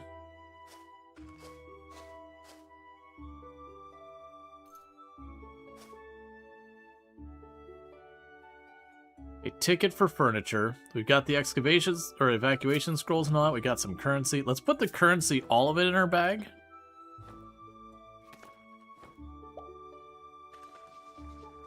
Alright, so where are you again? Well done. Now you can at least protect yourself. There's still much to learn, but for now, try to gain more real-world experience. Here's some platinum coins as a reward. You can pay them to skill trainers to learn new skills in town. Oh, okay. You gave me a lot of those. I wonder if she... Well... I don't... Maybe... The other thing was I had just eaten the, I had just eaten the... Words are hard. I had just eaten the thing that gave me a permanent boost to stats. Wait. Your favorite things are food and live sashimi. So she doesn't want to just eat raw fish. She wants to eat raw fish that's still wriggling.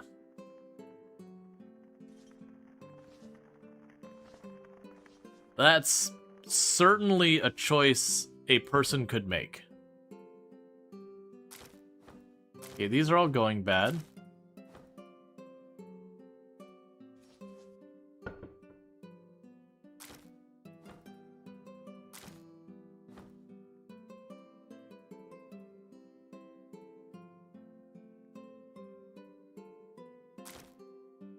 We can grab the somewhat stale berries to bring with me.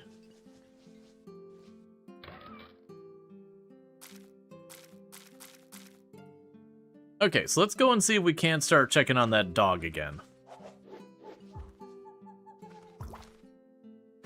Cool.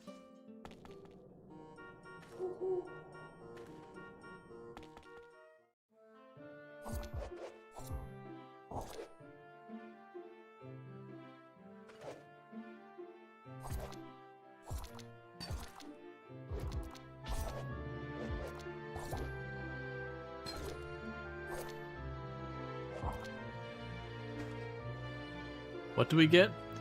A card of Yeek.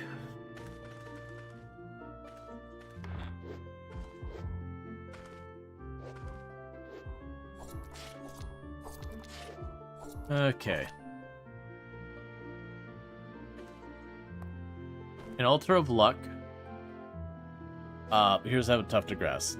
We can't. Who... Can I check who we actually believe in gods-wise? I'm assuming it'd be in here. Faith. Ith of Void. Okay.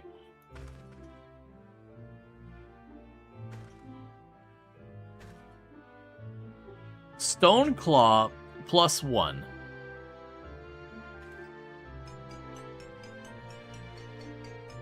You can choose at the altar. You are moved towards the altar, reviving the Lord of the Gods' thoughts. Faith, Echo of Luck. Goddess of, Luck was born of the king of the cat god as the 7th child, who was said to bring good fortune. Overcoming many disasters brought by her sister, she was ascended to goddess with the aid of the Kumiromi. Because of her all-around benefits, she has many followers, young and old, male and female. At present, her mental is turning back to cats due to certain incidents. Those faithful to a cattle are really lucky.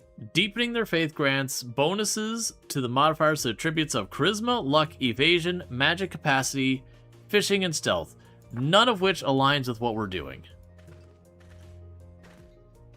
We have an old tome. We're gonna read it and make bad choices. Spellbook, Poison Arrow.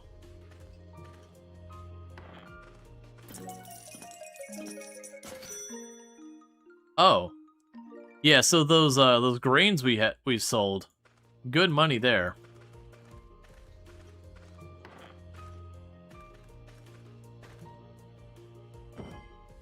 Levitate. Got bones. I should also check to see if I can appraise. We did get the appraisal skill.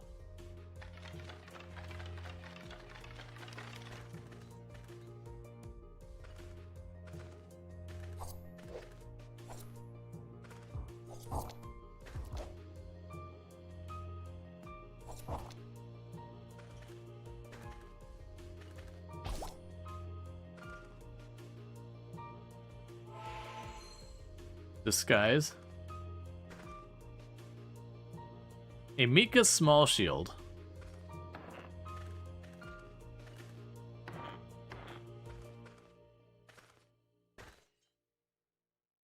Okay.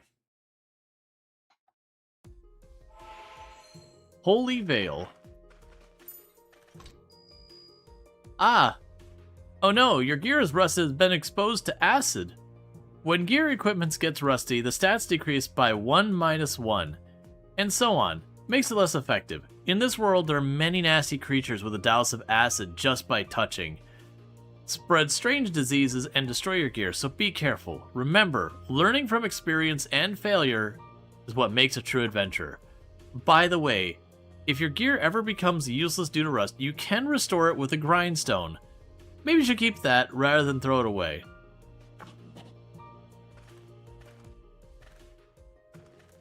Gotcha. So basically, gear gets damaged over time, and eventually you need to deal with that. Alright, so...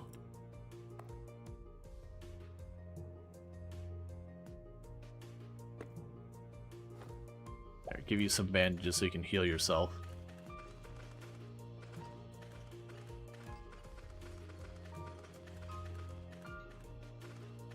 So for the moment, we're just clearing the enemies out of here as best we can.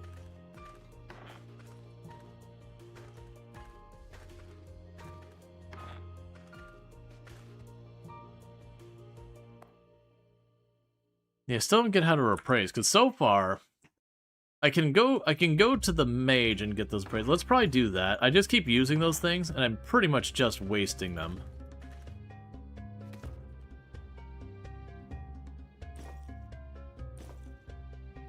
A paper long staff of 2D dash or 2d3 minus 2. So it does disrupt targets, but like it's got a severe damage penalty to it.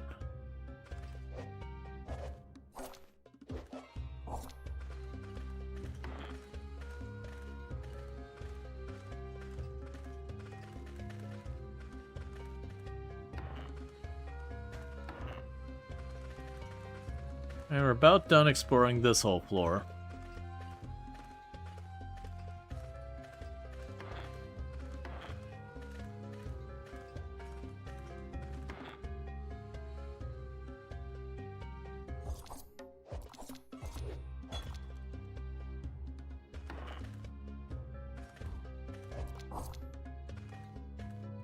Okay. Stupid Ultra of the Machine.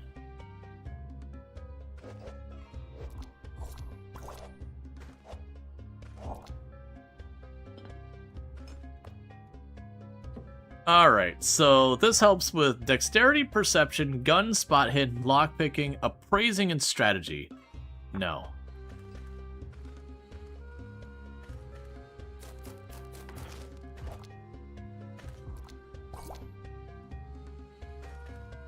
A jelly breastplate. A jelly breastplate. 2 dodge, 5 physical. Grants fire resistance. So it's not quite as strong from the physical resistance as my stone one, but it does give dodge. I do think, though, I'm going to keep the physical one. And we'll not go with the dodge setup. Okay, lower.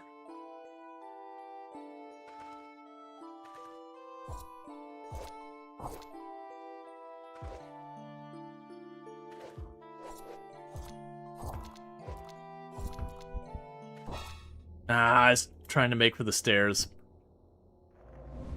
Okay. We always overstay our welcome. It's just hard to gauge how fast things can turn on you, but that's fine.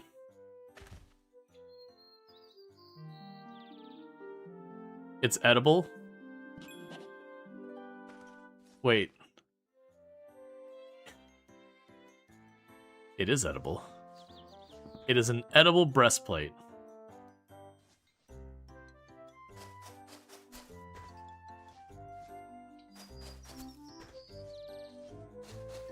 Yeah, it's definitely one of those things. I'm also noticing, I was kind of expecting the character's paper doll, or like this, to change as we got equipment.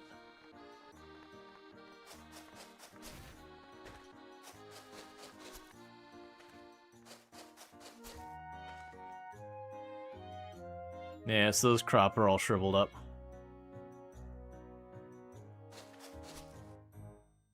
You know, it definitely feels like one of the pain points of the game I'm having is access of information on a lot of things. Like that, there is a lot of important details that it's kind of hard to find. Oh, that's interesting. All the items I died with got appraised or reviewed or whatever you want to go with.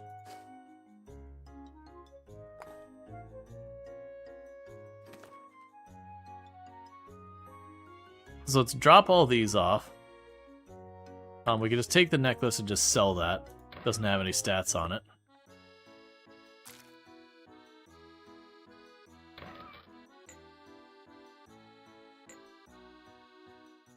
Bottle of ale. Cure minor wounds. Onyx. Alright, Luxray, you take it easy.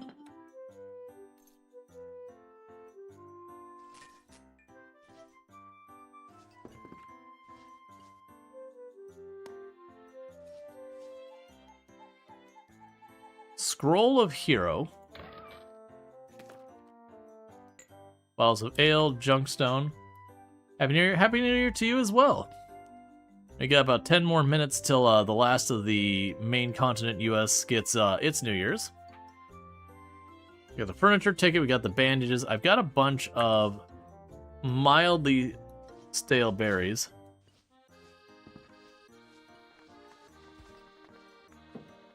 The pet I gave you came back to me hurt. Do you remember I asked you to take good care of it? No. No, I did not. And so she's getting a little madder at me. She's not as happy about me because she keeps getting knocked out. Talk, go back home. You're useful in a fight, but right now you're just getting yourself clobbered. A raw food robe.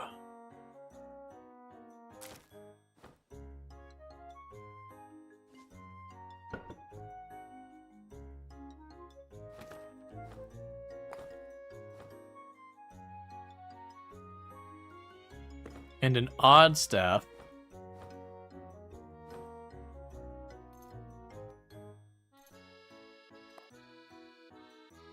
So let's check our skills. Poison arrow, prayer, ride, self-harm, quick craft and all that. We can make more bandages once we get some bark. Where are all my...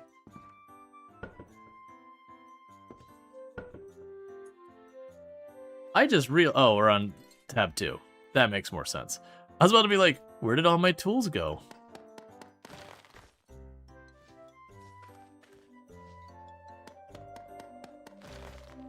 Okay, so need the bark to make more bandages.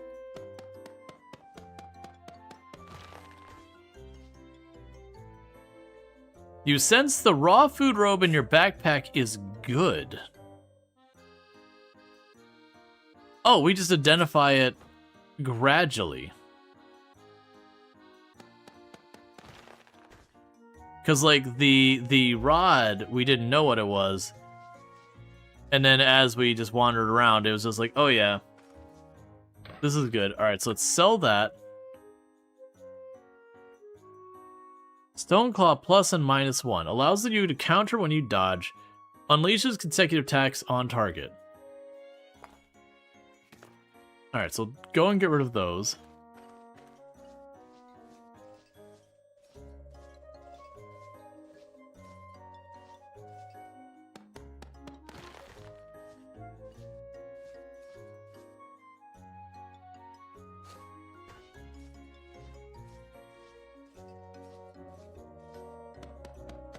Okay.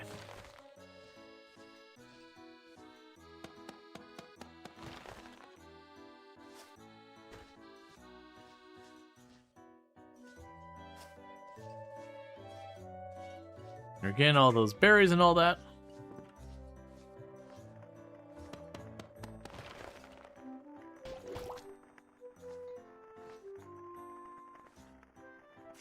All right. So we have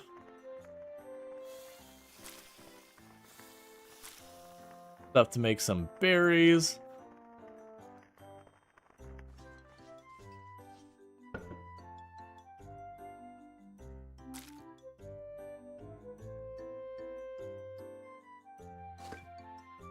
Can we drop all that off? So then with that, I can go to Quick Craft, bandages, making more bandages real quick, because I've been using those.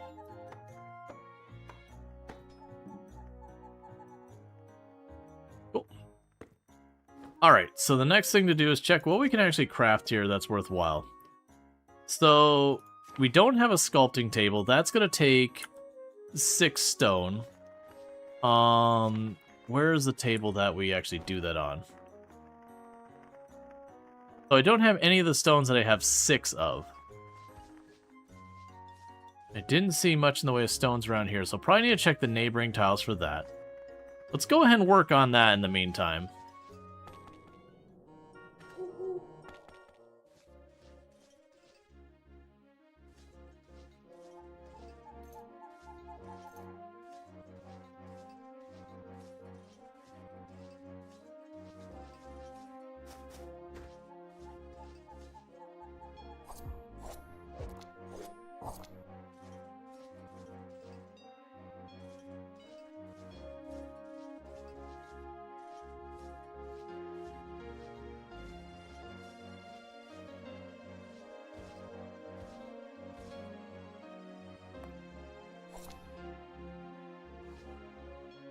It's fine.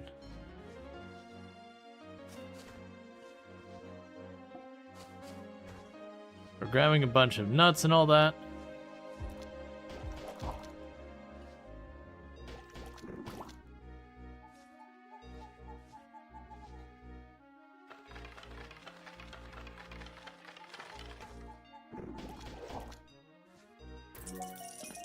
Okay.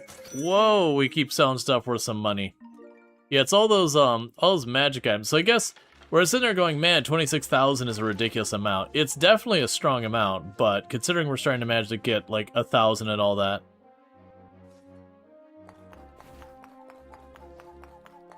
Without doing that.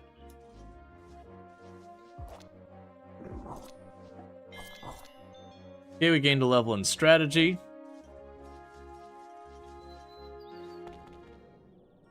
Okay.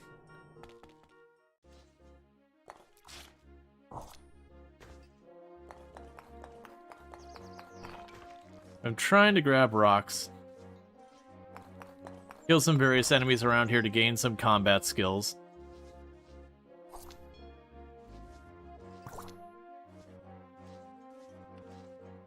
Because imagine the same thing, like when you play a lot of these kind of games, that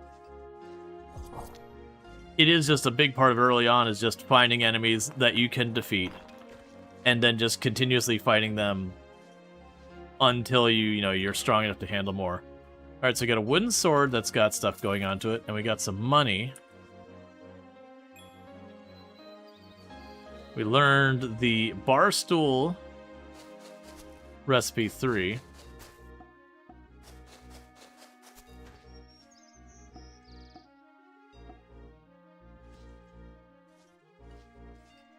Perhaps a little bit of grain there. Alright. It's kind of a wiki game, and the beginning is really tough. Yeah, no, absolutely. It's the same thing that happened with, like, I used to play Ultima Online way back in the day. And when you made a new character, it was like 100% you'd walk up, and you would struggle against a basic rat. And there was ways you could cheese it to get things going well, like, if you had bard skills, you could provoke 2 really strong enemies to fight each other.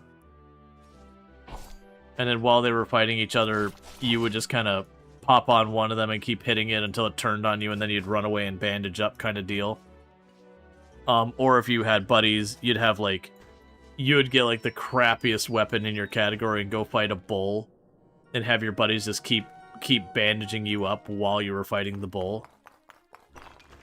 So that they could work on their first aid and you could work on getting, you know, your very basic combat skills going.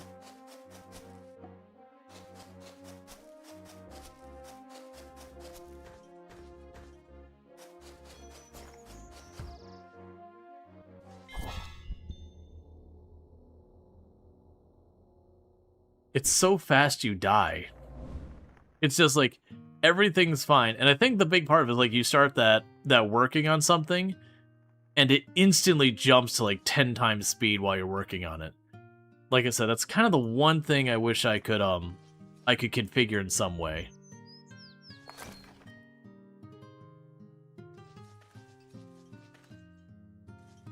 Because the speed of it is just really high.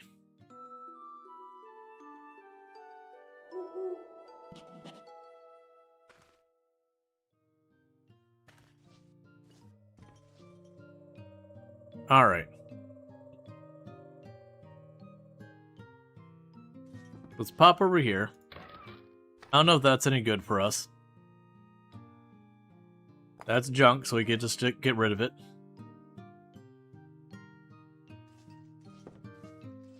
Then we can go down here. Start cooking the meat. Cook the fruit.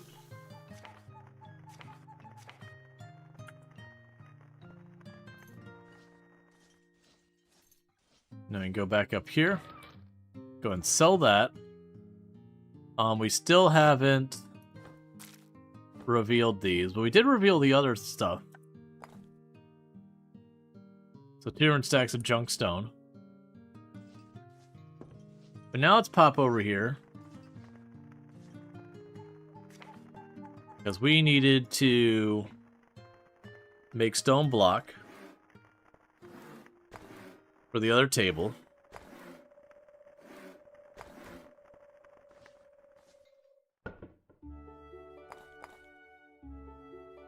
Alright, so that's for the sculpting table. Let's get that crafted.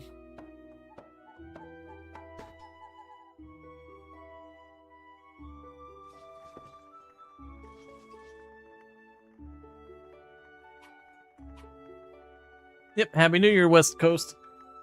That would be like every part of the continental United States has got it. All of like Europe is sorted out. So we've at this point we just got kind of like I think far west part of Canada, Alaska, and then basically everything in the Pacific Ocean. And there goes the fireworks, and here comes the dog to hide under the desk. Yep. So for the sculpting, use stocked ingredients. Known productions, cut stone can become statue. Interesting. You've been hearing fireworks at 5 p.m.? Yeah, we had ours go like full cacophony when we hit that hour, like the end of the day kind of thing. But otherwise it's not been too bad.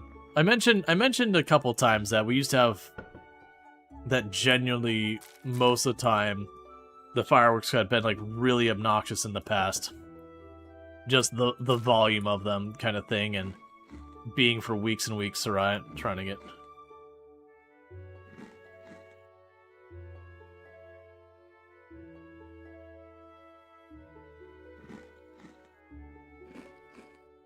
So these are going to rot soon, so I'm going to actually eat those till we are bloating. Because that's a responsible thing to do.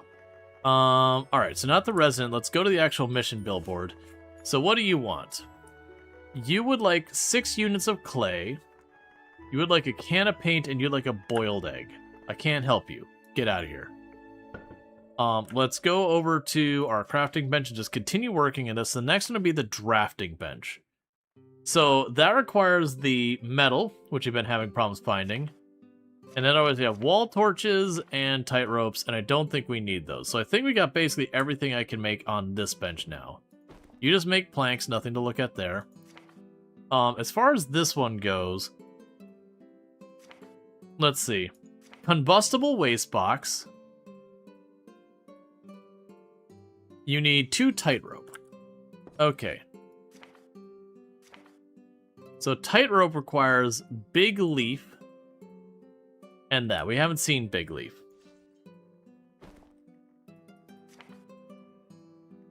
Non-combustible waste box also requires big roasting compost box.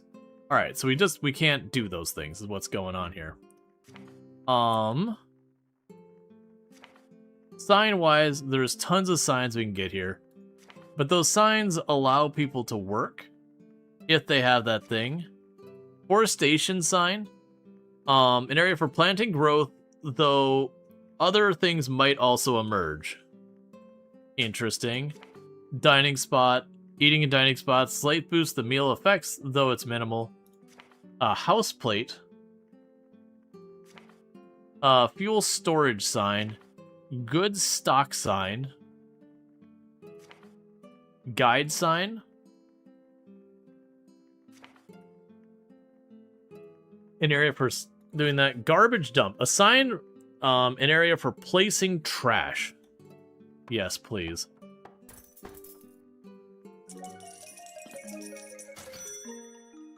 Cool.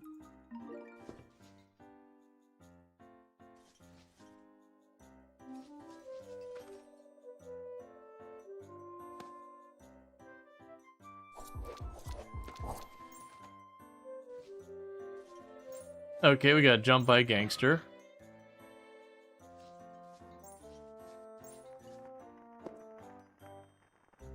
And a new day started, so nothing new to do there. So checking our signs again. The ranch side is for gathering livestock and fishing sign. Yeah, those won't matter until I have people to work them. Oh, we have the tinker's table. Leaf dish, so we can cook a big, or we can make a leaf into a dish. We can create a lute, so we can play that probably horrifically. Alchemy tool, sickle, watering can. Oh. I need to water my plants. Arrows, butchers, bottomless pot, and a pair of shears. So we don't need that dismantling stuff. Oh, I can also make nails out of bones. I didn't expect that. Okay, so what was the one that I said I couldn't do because I didn't have the metal? It was the drafting table, right? So I can make four sets of nails. So let's go here. 1, 2, 3, 4.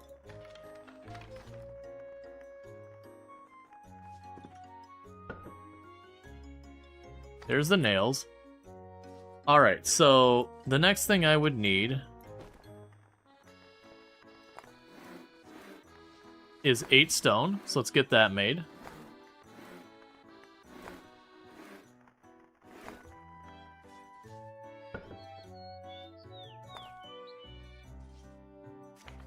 And then there's the drafting table.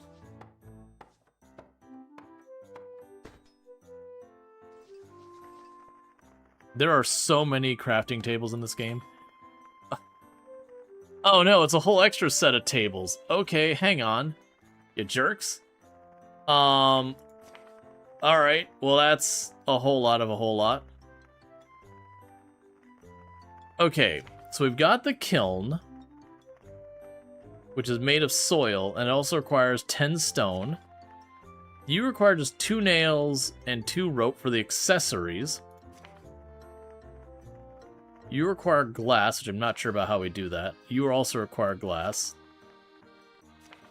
Okay, so the kiln probably makes the glass, but we can make the accessory table, so let's make her 2 rope.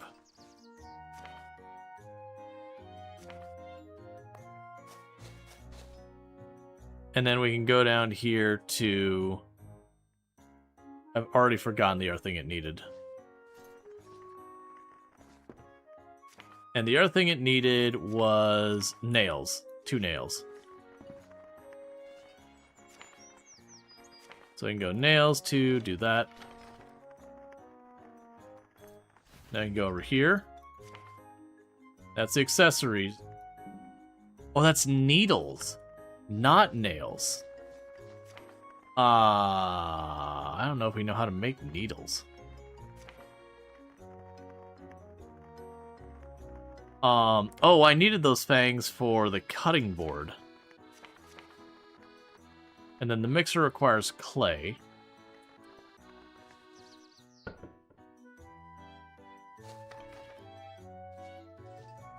Okay. Well, regardless, what is that? Bamboo.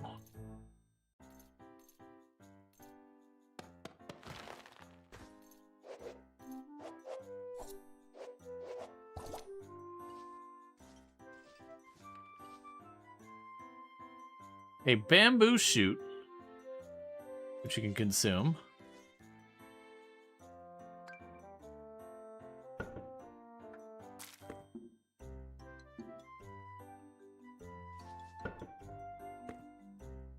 All right. So we're tired, so let's go to sleep.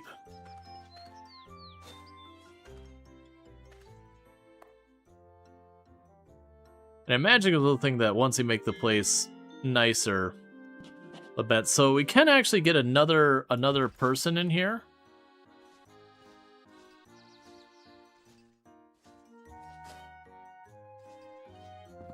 Yeah, so let's go here. We've got our voucher for getting another resident. Let's see what we could do about that.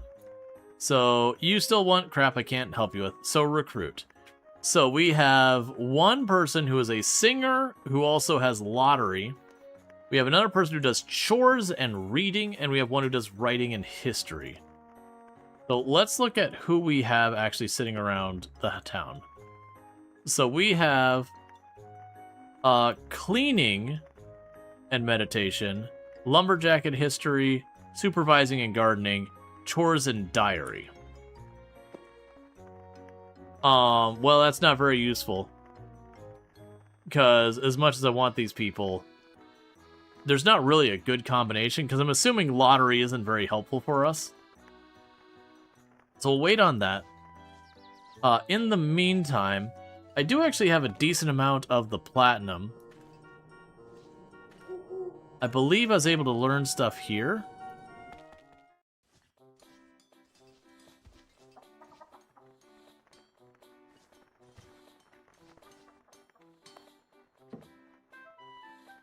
Train me.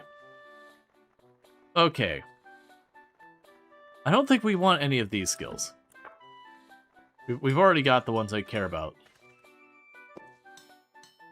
Okay, my hobby. You want a vase. You want me to kill 21 monsters.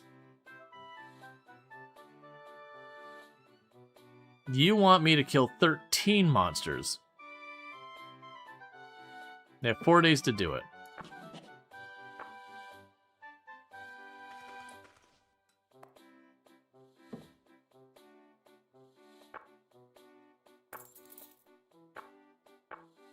Okay, so you have a short sword that does 2d5, and it gives me charisma, and it prevents enemies from getting away.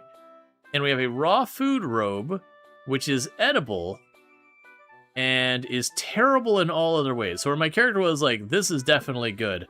My character is what's referred to as an absolute liar.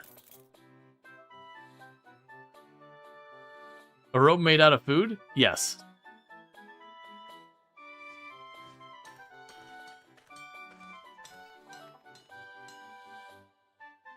There's the blacksmith. Show me your wares. Okay, they've got a cursed pair of grass boots that give me nothing. A wooden breastplate. A wooden breastplate. A paper longsword. A doomed rigid short sword that gets 2d8 plus 2. It weakens your cold resistance, and it decreases your skill in casting. You have a copper helmet, and you've got a bone claw minus. This is all terrible. You should be ashamed of yourself, blacksmith. I'm frankly insulted, and I'm going to be walking out of here and saving, and then immediately entering an area to hopefully find...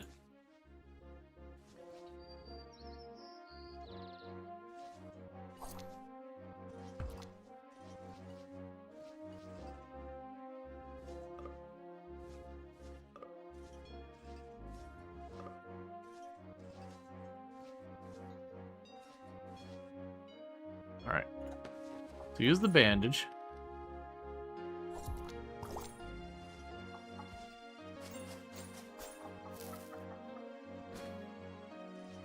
I gave the stuff to the...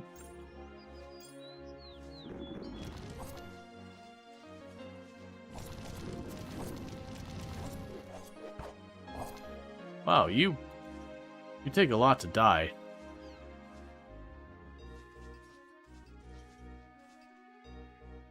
Altar of the Harvest.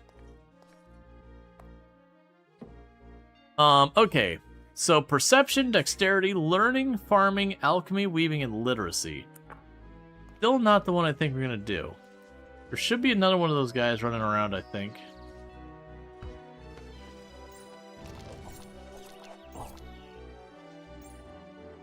Okay.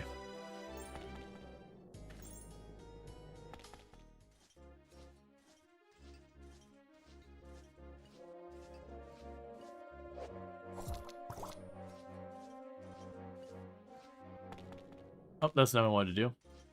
So 4 out of 13.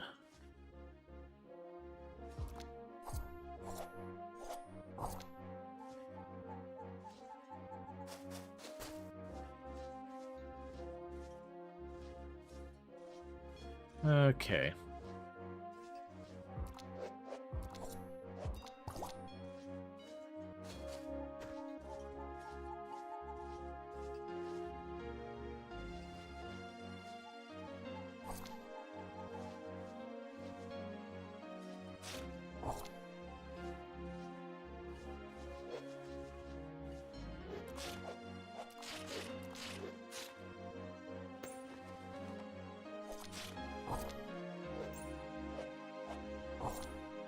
Okay. So 9 out of 13 done already.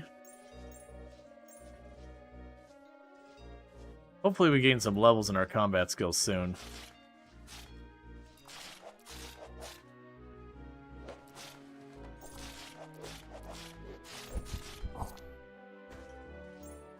Alright. So we survived another fight. We're gonna save again because... You hear a loud roar.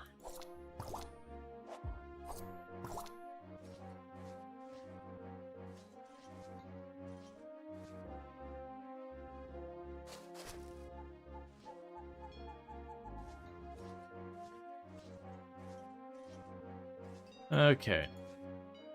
There we go. Chest, which has a paper claw, a cache, and drawing paper blueprint.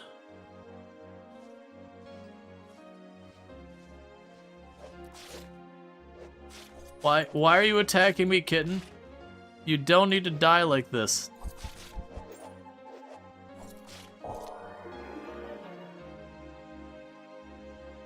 I gained 4 fame plus 1 karma.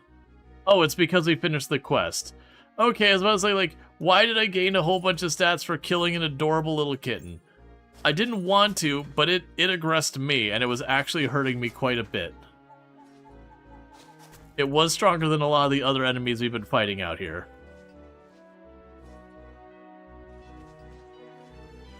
The other kid seems to be chill. Big Daddy, overmatched. To hell with you.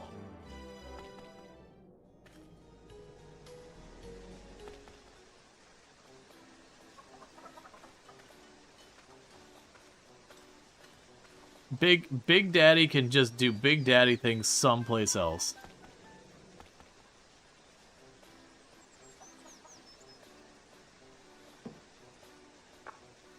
Sure. Give me my healing. Let's see. You're reviewing your VOD and you don't see the bar at the bottom to navigate through. Is that normal? I think the bar on the bottom.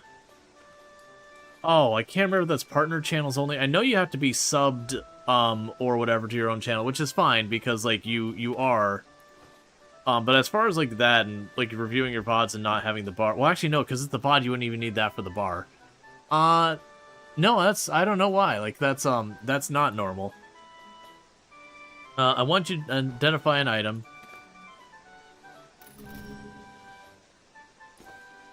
Okay. And it is a paper claw that is hot garbo.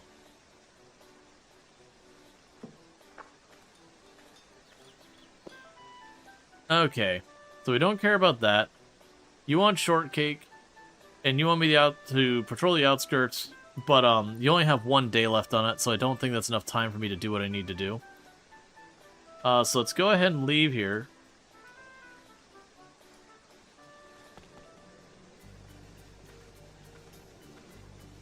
Let's pop back into town.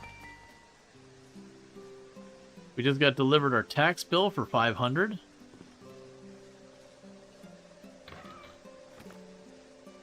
Which I think is the minimum it can be. So drop you off. We've learned that the hearts are relatively valuable.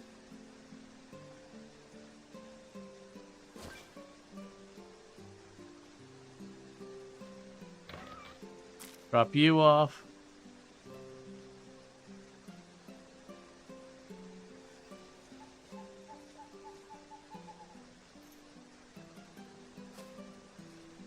Cool.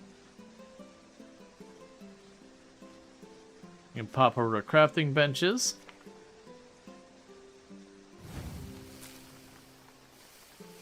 Cook the meat. Cook the other meat. Cook the berries.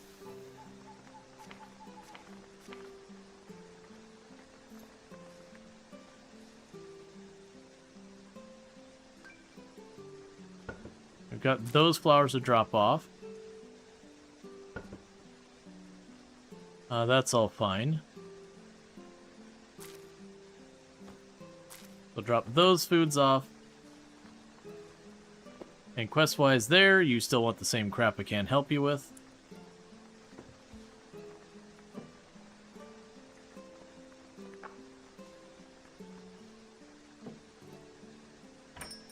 Alright, so I have 9 gold bars.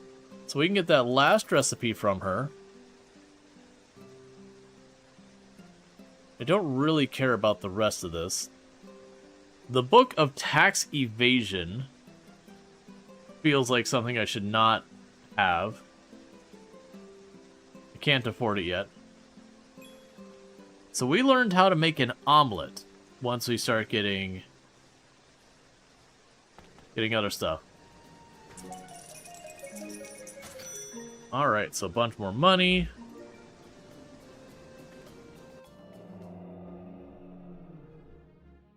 Okay, you hear a loud roar. It's an ambush.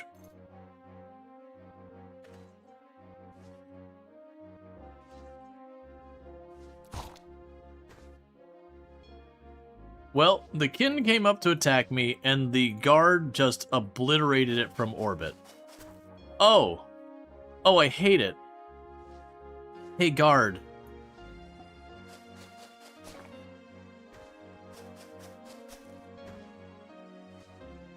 Oh, good. The guard's drunk now.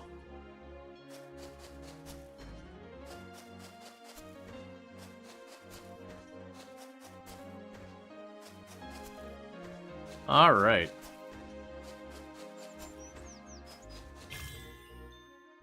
I gained a skill in gathering.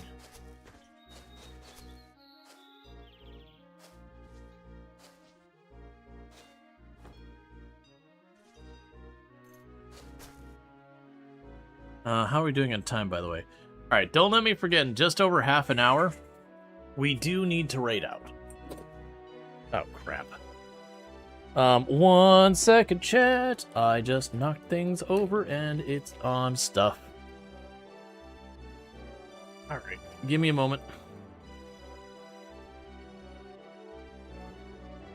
I went to adjust things, and I smacked things over.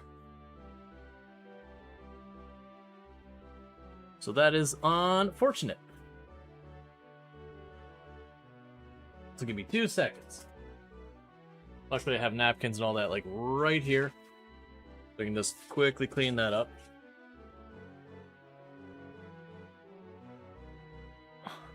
That is a mess. Those are all gonna be gross. Luckily, I've got all of that already scanned and saved. Get off my desk. There we go.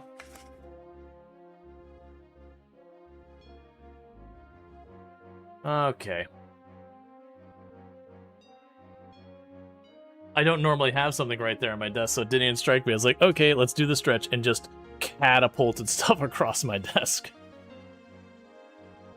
I'll deal with that later. It's gonna have to be washed off. So bear with me. It's not too much of a mess, but it is a mess.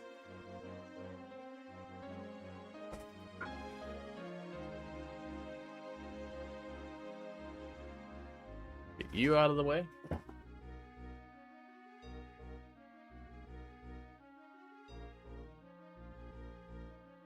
Did you do a wasted? Oh, did wasted do that?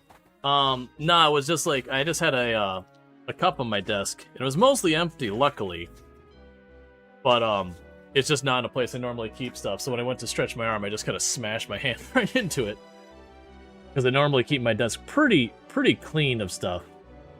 Like, it's got a lot of junk on it. But as far as stuff like that, like food, drinks, that kind of thing, I usually have like one designated spot I kind of keep any drinks I'm having. And I have like one designated spot I kind of keep my food. Luckily, it's like not near anything electronic. It's just splashed on the desk.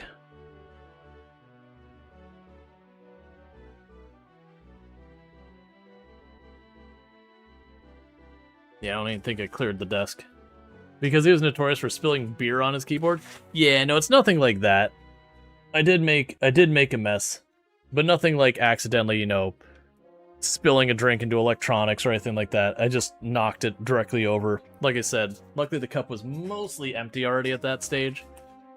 So I did just kind of make more of a mess than anything. Let me just check to make sure it's not spilled behind the desk, because that could be really gross if that doesn't get handled.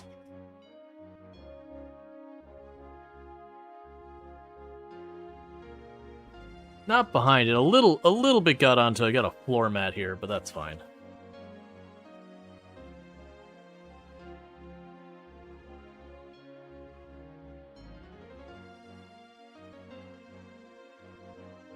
I'll probably have to clean that properly here in a minute.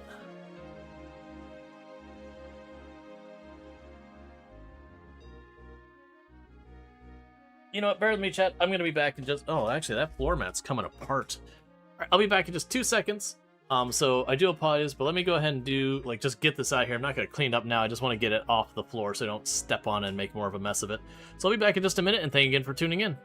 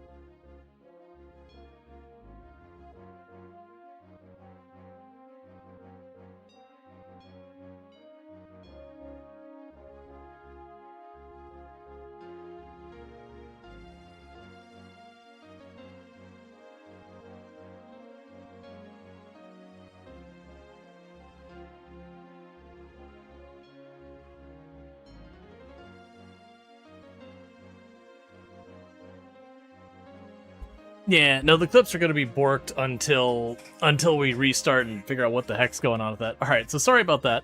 Just like I said, I went through the stretch, and I normally don't have some right here, and I just went bam and just knocked stuff over.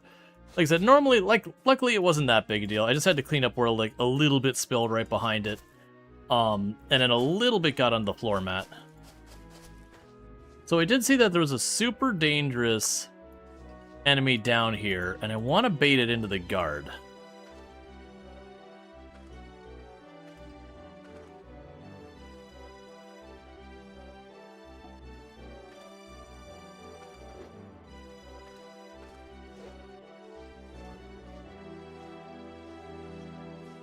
Come on, guard.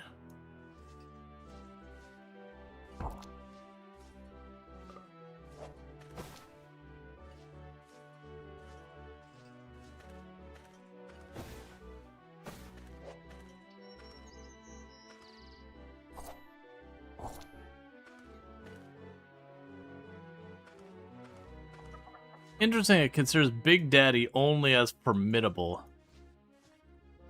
Alright, I think we leave it alone, because Big Daddy had shown as higher than formidable before. Right, so we were leaving to pay our taxes.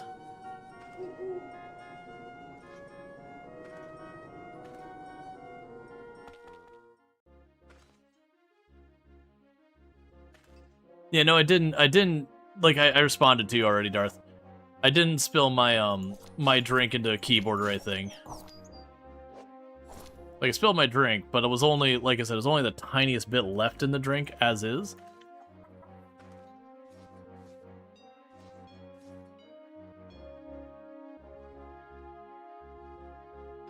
So it wasn't too big of a deal.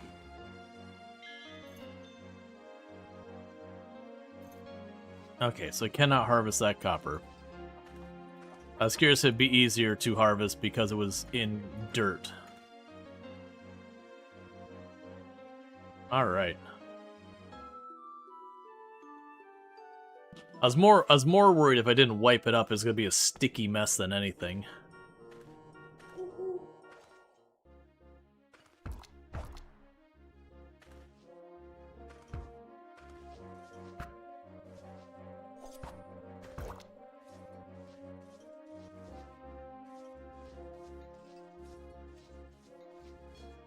Okay.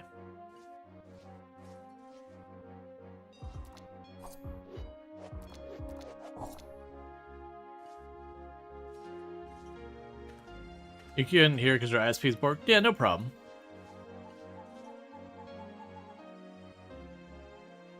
Pop that bandage.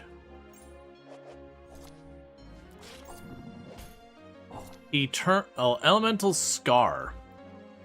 Elemental Scar. Hex that weakens resistance to elements. -5 for cold, fire, and lightning resistance. Okay. I mean, that's fine.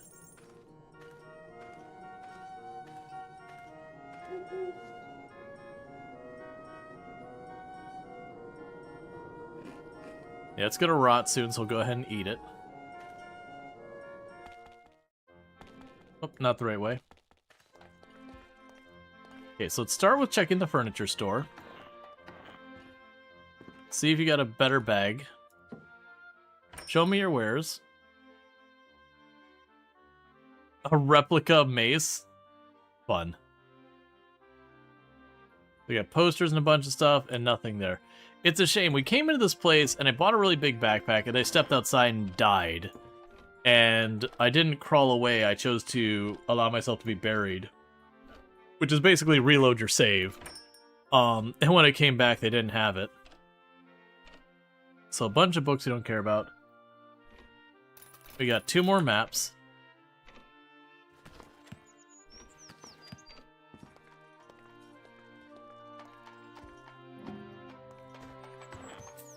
Let's go pay our taxes.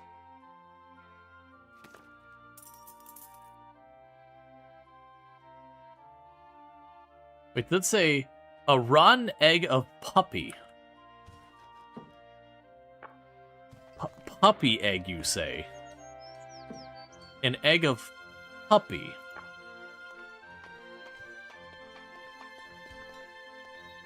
I'm not going to explain anatomy to you, but I can assure you it's not a puppy egg. Here, you want my rotten puppy egg? There you go. Also, have a heart. So, glass sling, a ring of grass. So, we don't have those. A pair of grass composite gauntlets. It negates the effect of blindness. It sustains your will. A pair of silk gloves gives you mind resistance.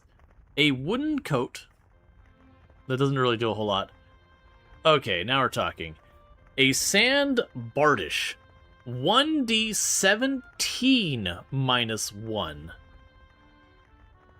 A single bladed axe resembling a polearm. Enhances your lumberjacking skills. It delivers a decisive blow to a target that evades an attack. Interesting that that's worth so little.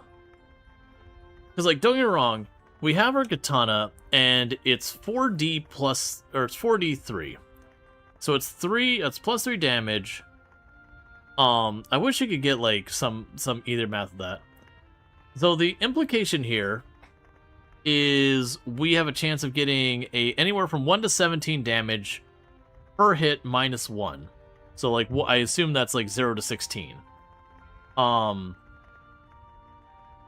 they have about the same multiplier, versus this is, I get 4 attacks, but they're only up to 3 damage. Like 1 to 3 damage. But it's plus 3. So I assume that means 3. It's either 3 is the minimum, or it's plus 3 as in the maximum goes up only, which would be 6. I mean, that's just going to be better. That's just going to be better. As much as I wanted to make myself an argument to get basically a polearm. The math ain't mathing on that one. So we have a scale shirt, gives us a little bit of fire resistance. Yeah, so that's basically arm stuff. It does give me a little dodge and a little extra hit. And some mind resistance, but not a whole lot else. That's the same thing as dodge and mind resistance. They're cheap. We'll go ahead and put them on.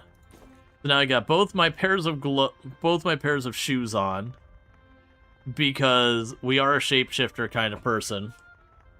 And so we have more limbs than the average person. So I got 2 sets of legs and 1 arm. It is what it is. Okay, I think that's not bad. Let's talk to you. Show me your wares.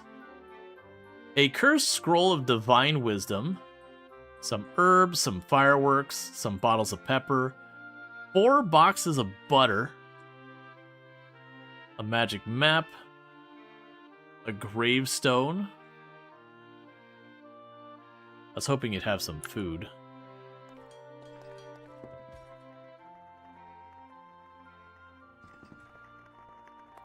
You're the bartender. Right, you serve literally only alcohol. The informer.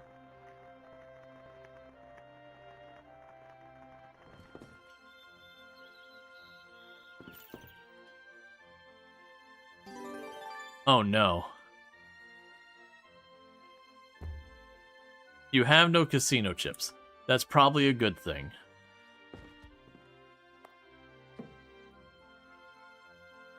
Got any news to share? There's a place called the Crumbling Ruin around here. If you're interested, it might be worth exploring. And then we could sell our fame. Which basically, the fame kind of escalates the difficulty of the game. As you're doing stuff, you gain fame, which makes the game harder. There's the fishmonger. Sauteed tilefish. I will take 2, thank you. Yeah, the puppy meat from the puppy that attacked me.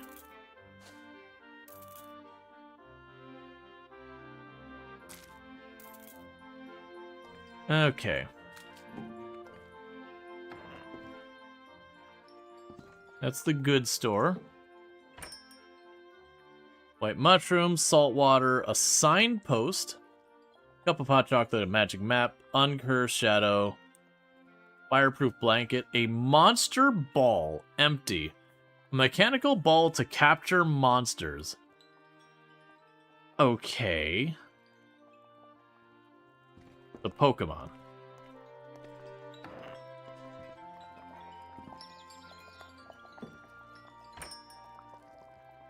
Fire sword, weakness, icy touch, levitation. Yeah, so it seems like what happens is the way you do this is you get these spells, and then when you have the spells, you only get so many uses of them, and then you gotta get more. So that feels like it's going to make doing, like, mage stuff really, really kind of hard because of the amount of consumables.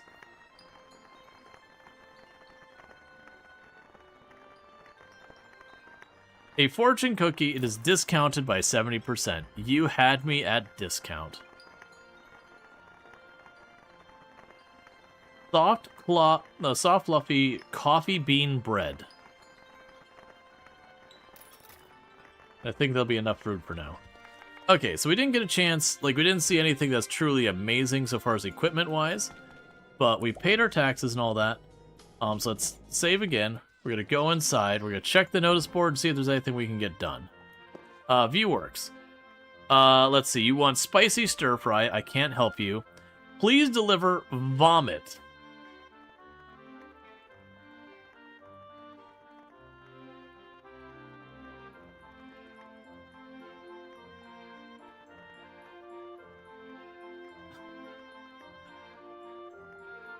Uh... 6-star quest to deliver vomit. I'm assuming I'll just fail this one, because I don't know where this person is. And it's a 6-star quest, so I do think we'll fail that one. You cannot stand any more of this insolence. The disgusting race of dog. I beg you to kill 7 of them for me. No deadline. So we have a guard who is very much anti-dog. Really does not like dogs. Yeah, kill dogs, deliver vomit.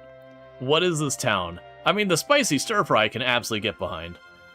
Please deliver a sax to Palmia. If you manage to deliver it safely, I shall receive payment. It's a healer as a client. It's clearly for medical reasons. Kill the dogs because they're taking all his vomit. Let's see, at last the harvest time has come. So danger level 3, and they're not going to pay me or love it. Foul race. You cannot stand the disgusting rate of Uldurna. I don't know what you are. So I do want to take some of these quests. I think what we're going to do is we're going to take the saxophone delivery for 7 days to Palmia.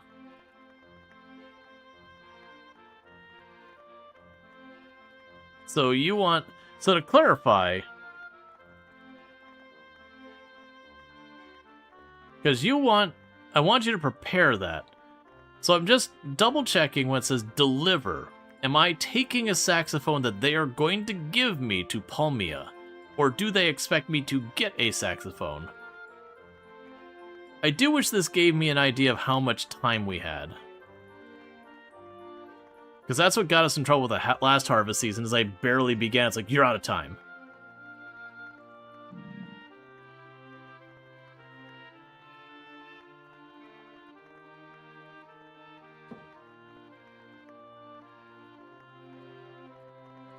It says, please deliver stacks to Palmia. Okay, they do give me that.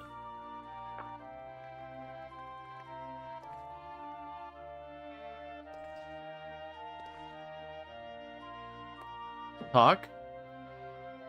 Do you know where the losing fishmonger is? Daily quest.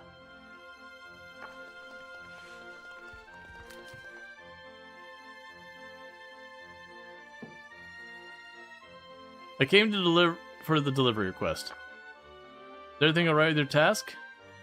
Oh. My bad. So we need to leave. Palmia, I'm assuming, is the next town. Alright. So let's do a search here. Okay, not there. Fast travel, journal. Almia.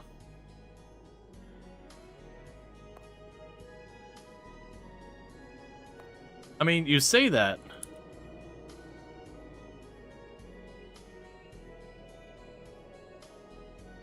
Almia is the big town you visited? Oh, the one to the north?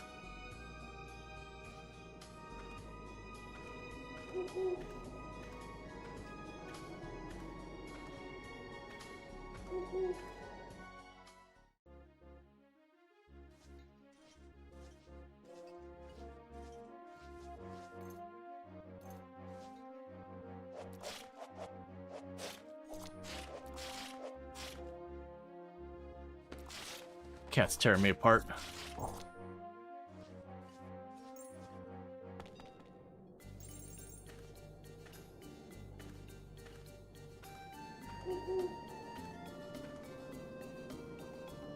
Clop, clop in the water.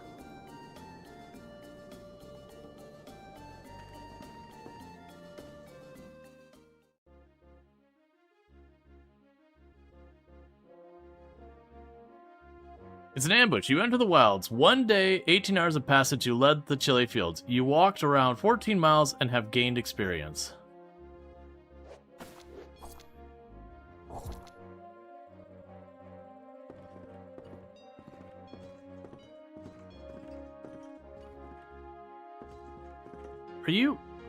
Are you attacking me? I guess you are.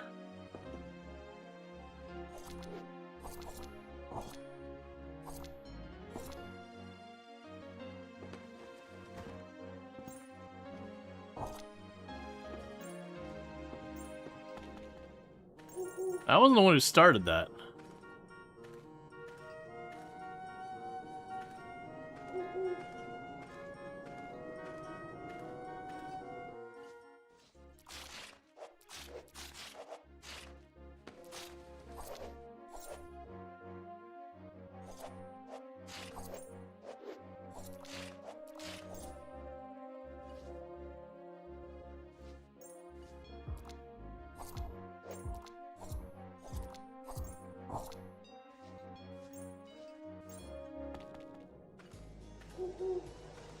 We're very sleepy, so we're getting to the point where we're confused.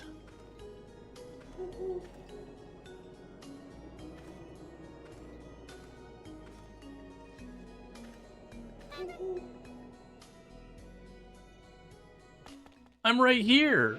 I literally didn't stop the whole time. Well, that's another 10 fame. On the other hand, I have a golden saxophone. So, you know, if I learn to play it, at least that, what's my fame at? Because that's 2 penalties to my fame I've taken. So I'm having a feeling my fame is probably pretty garbo. Let's see where our fame is. Our fame is at 0. That's fine. Apparently you can't bottom out.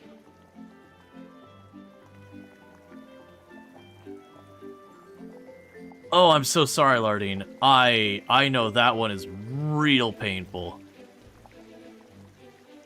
That is not a good time.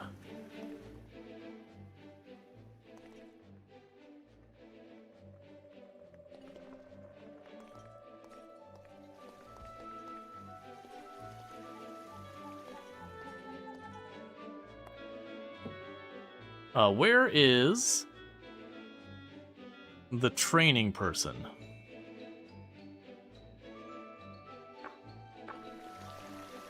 Okay.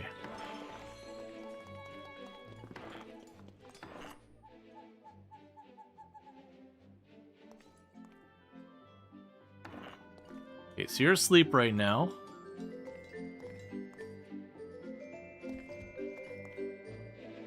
Let me just go ahead and rest right here. Lowly men? Wow. That's the thing. Can we get a shout out for Treacle? Another fantastic content creator on the platform. What did you get? Lightning Bolt. Cool. Let us eat our sauteed fish. For those that don't know, Treacle, another fantastic content creator, plays a lot of things like Rimmel and all that, but playing some Enshrouded recently. So if you like that, you can find it over there. Okay. All these are like crafting skills. It's not really what I was hoping for.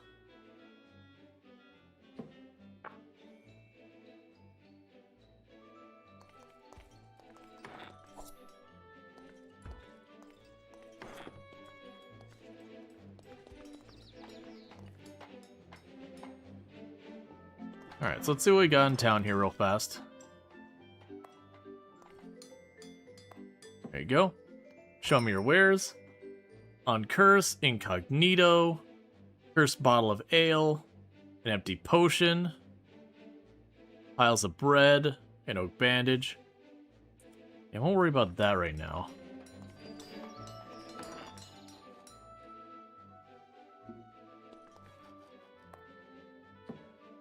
Okay, show me your wares. Alright, so you got energy cells, you have a coral necklace of lightning resistance, a cursed plastic bejeweled necklace, an iron wakizashi, which is 4d4 plus 1, and gives us fire resistant. What's ours? Ours is 4d3 plus 3. Probably better off with what we got right now. A glass armored ring I can't use, a heavy helmet I can't use, the amulet I can't use, a small shield I can't use. Right, because that necklace isn't actually on my equipment stuff. That's like a slot to use for whatever. Take the necklace. A scale decorated thing, so that's 3 DV or 5 DV. Probably better than what I'm using. Granted, mind resist is probably nice. Plastic talisman. A Chocum. Inflicts massive damage to gods. So we have learned that gods are a thing in this game, that apparently we can fight them. Because, sure, why not be able to fight the gods? We have the talisman, we got a round shield, I've got a neck guard, a gold mallet, which is 2d20 plus 5 minus 3, which increases my strength by 3, generates a shockwave at the target's location. Thank you to follow. Welcome to stream. I'm feeling like this is an upgrade from our current sword. So our current sword does 4d3 plus 3, which is pretty nice. That is 4 rolls of 3 damage and all that, and it reduces the amount of stuff we do with certain spells. But otherwise, it really doesn't do a whole lot. This one, on the other hand, if we use it, gives plus 3 strength, it gives mining skill, but it generates a shockwave at the target's location, and it's 2d20 plus 5. So I have a slightly lower chance of hitting my target, but I have a considerably higher amount of damage if I do. And then we have a shockwave. Yeah, it's 7-15 versus 7-45. Right, but the catch of this one is, because of the hit chance, I have a higher chance of just straight up missing. I do think, though, I want Big Bonky. Big Bonky has me convinced. And you've convinced me so much, I'm going to go ahead and invest in your business.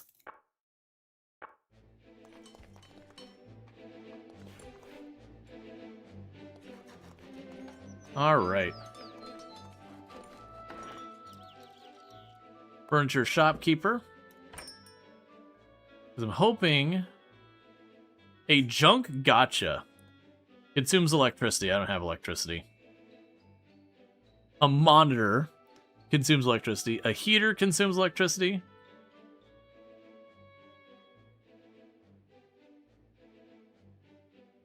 Alright, that's fine.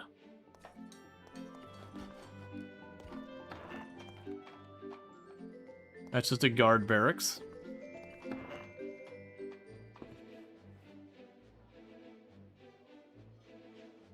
Oh, my apologies. That's place for dancers, I guess.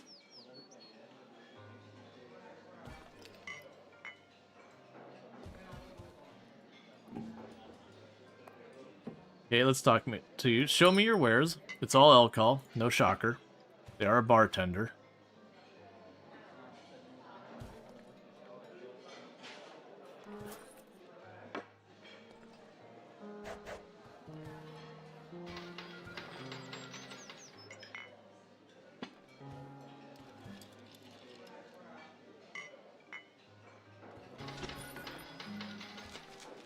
Everyone seems to be booing.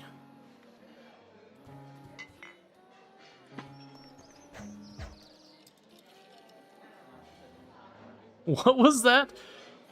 The informer throws a junk stone. The informer smashes you and severely wounds you. The song gets better. Almost everyone ignores you. The audience gives you 3 orans. I got a rock thrown at me by an official in the city and injured by them because my piano playing was apparently just not up to their standard. Show me your wares. Undead younger sisters. No, that's fine. I don't need that one. A notation of death. Mass teleport. I have a feeling those are all well beyond my capabilities, as I have literally 0 magic because my character is quite literally a farmer.